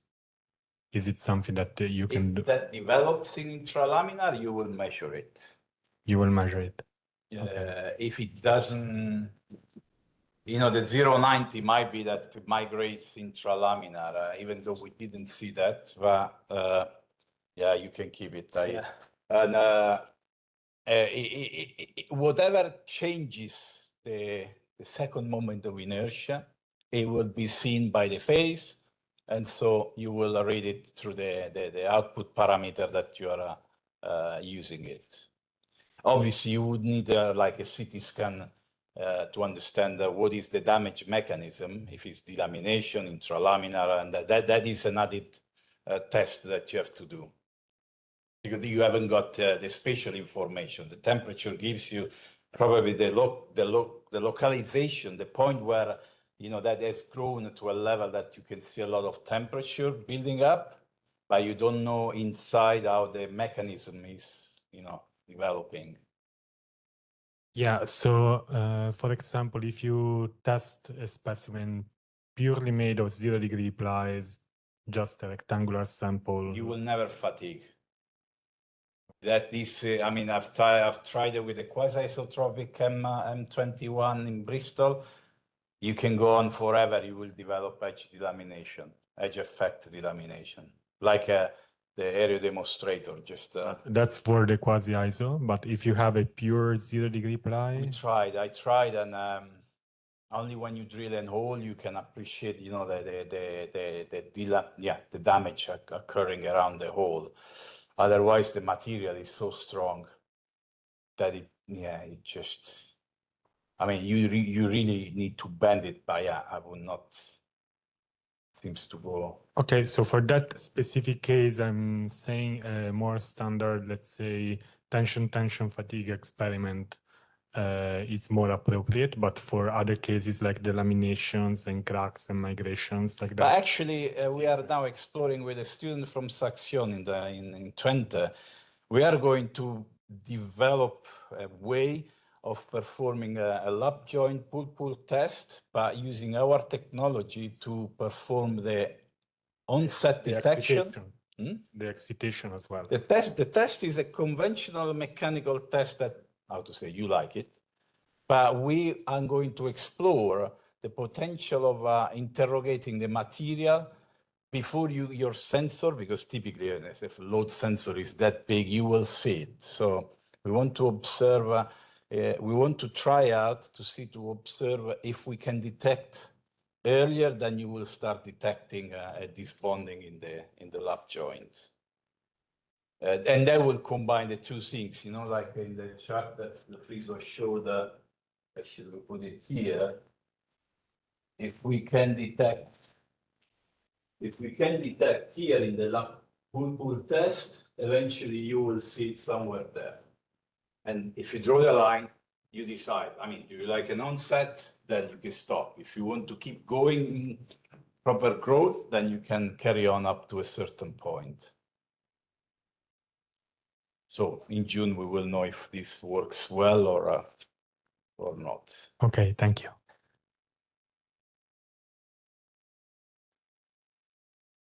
Yeah. Yes, Hanjo from in Holland. You say that's a IP strategy and you filed for a patent. Is that normally you would also mention where on which number it is filed? Shouldn't you do that now then? Or is it just the machine is not, you don't show anything of the patent, the patent itself? On Friday, Yeah. the flights were ready and we could not transfer this file number. Okay. Yeah, there's a number now, but no. it's not in there already. It's not, yeah, we have a number now, but Yeah, we have a number now, but we didn't put it. Yeah. if you want, I can forward it later. Yeah, okay. Any more questions? Yeah.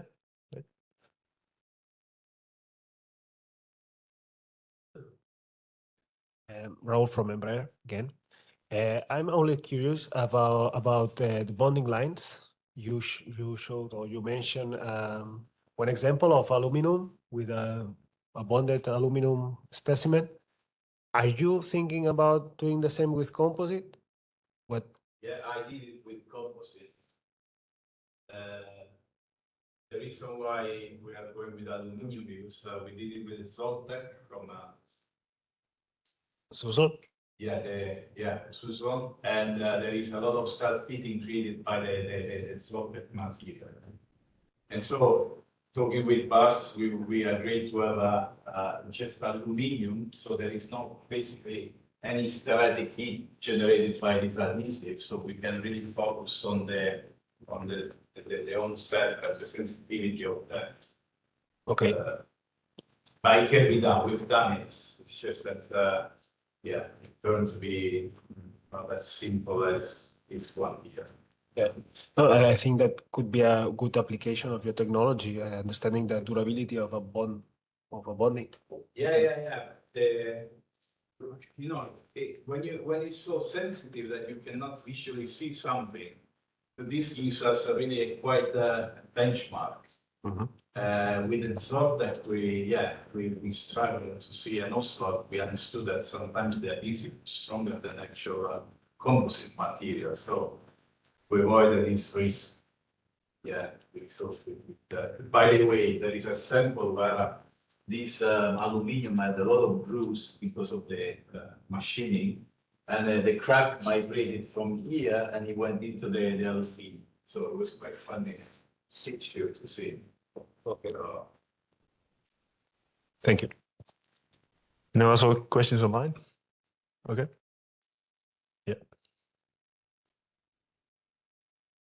Thank you. So we have a question from Chi Zhang from Switzerland.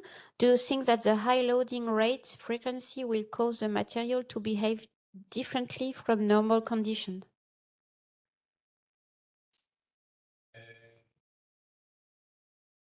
That's a good question. It's hard to answer. Yeah, I'm not a material scientist. I just observe how the material performs in relation to a load. Now, we can run these at 200 hertz or 50 hertz. For us, it doesn't make any problem.